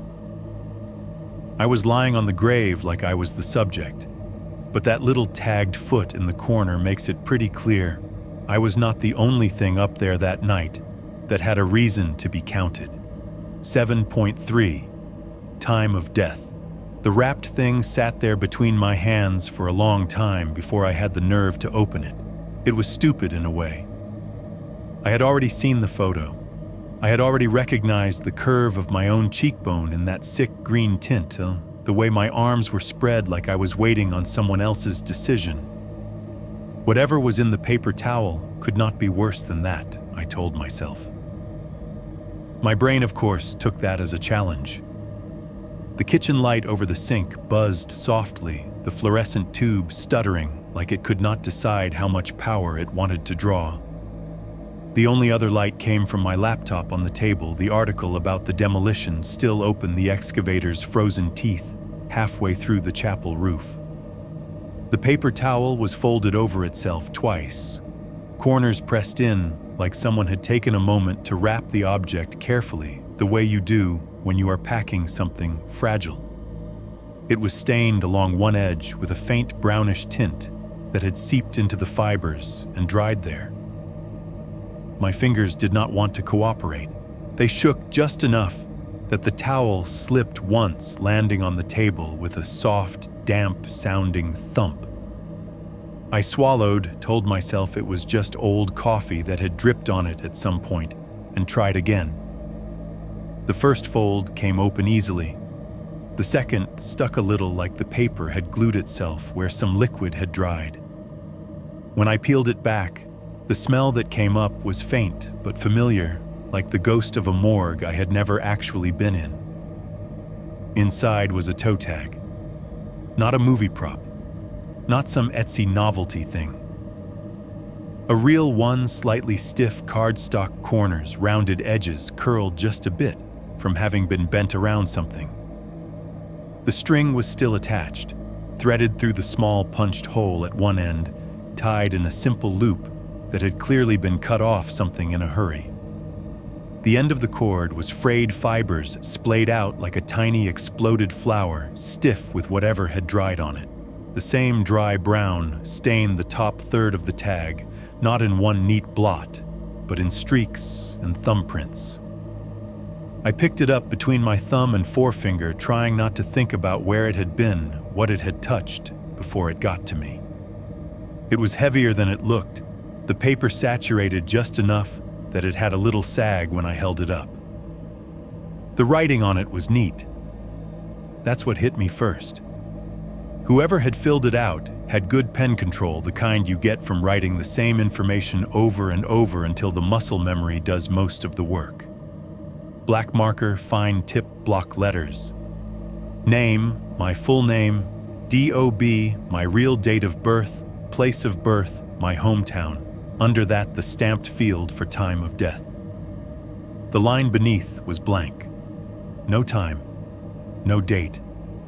Just an empty space where that last piece of data was supposed to go, like someone had put the tag in front of them, written out my basics from a chart, and then hesitated, or been interrupted, or decided it was better to leave that part undone for now.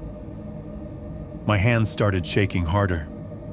I almost dropped it into my coffee. The mug sat an inch from my right elbow, a ring of dried brown clinging to its rim.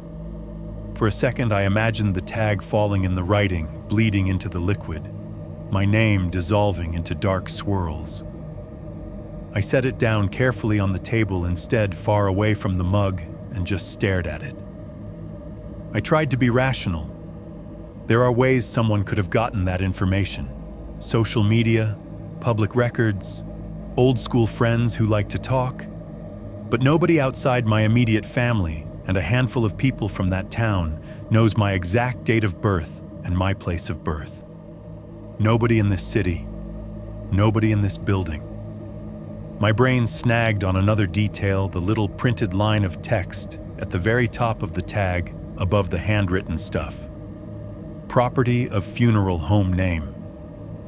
The same name as the one on the man's hoodie in the basement. The same dove and cross logo embossed faintly next to it. It was not just a generic tag. It was their tag. My eyes flicked to the envelope lying next to the towel. The postmark was half smeared, like it had gone through some machine that did not care much about accuracy. I could just make out the state abbreviation and the first half of my old county's name. Of course. I sat there for a long time in that narrow rectangle of light from the kitchen, listening to the apartment breathe, the fridge cycling the building's ancient plumbing, knocking in the walls, some neighbor's TV bleeding a laugh track through the floor. The toe tag sat in front of me like a business card from a future that had not happened yet. And that finally is why I started writing this to you. You, the narrator on whatever horror channel this ends up on. You reading this in your voice into a mic in a room I will never see. Turning my nights into content for people who like to be scared in their cars and bedrooms and kitchens. You and your audience are the only chance I have to put this somewhere outside my own skull. If you are reading these words out loud right now, then there is a good chance someone from my old town is listening. Hillside is not the only cemetery behind a big box store in the Midwest. It looks like 100 others. But there are details that will click for the right ears. The name of the funeral home, the shape of the hill. The fact that the city consolidated remains to build a memorial with benches and interpretive plaques. Maybe someone who actually works there at that funeral home or at City Hall or at the new park is playing this on their drive home or while they fold laundry. Maybe they will recognize the sound of their own fridge hum as you say the word basement. Speaking of sounds, they are. Why I know I am almost out of time here. As I am typing this part right now in this moment, something in my apartment's little ecosystem has shifted. The fridge hum that has been a constant low-level presence in the background all evening suddenly drops out. Not like a normal cycle where the compressor winds down with a soft sigh. It cuts, like someone has unplugged it. For a second, there is a strange, hollow silence in the kitchen. The buzz of the light over the sink seems louder in its absence. My laptop's fan sounds like a jet engine. Then the fridge kicks back on with a jolt louder than usual, the casing rattling a little against the wall. The sound has a higher pitch now,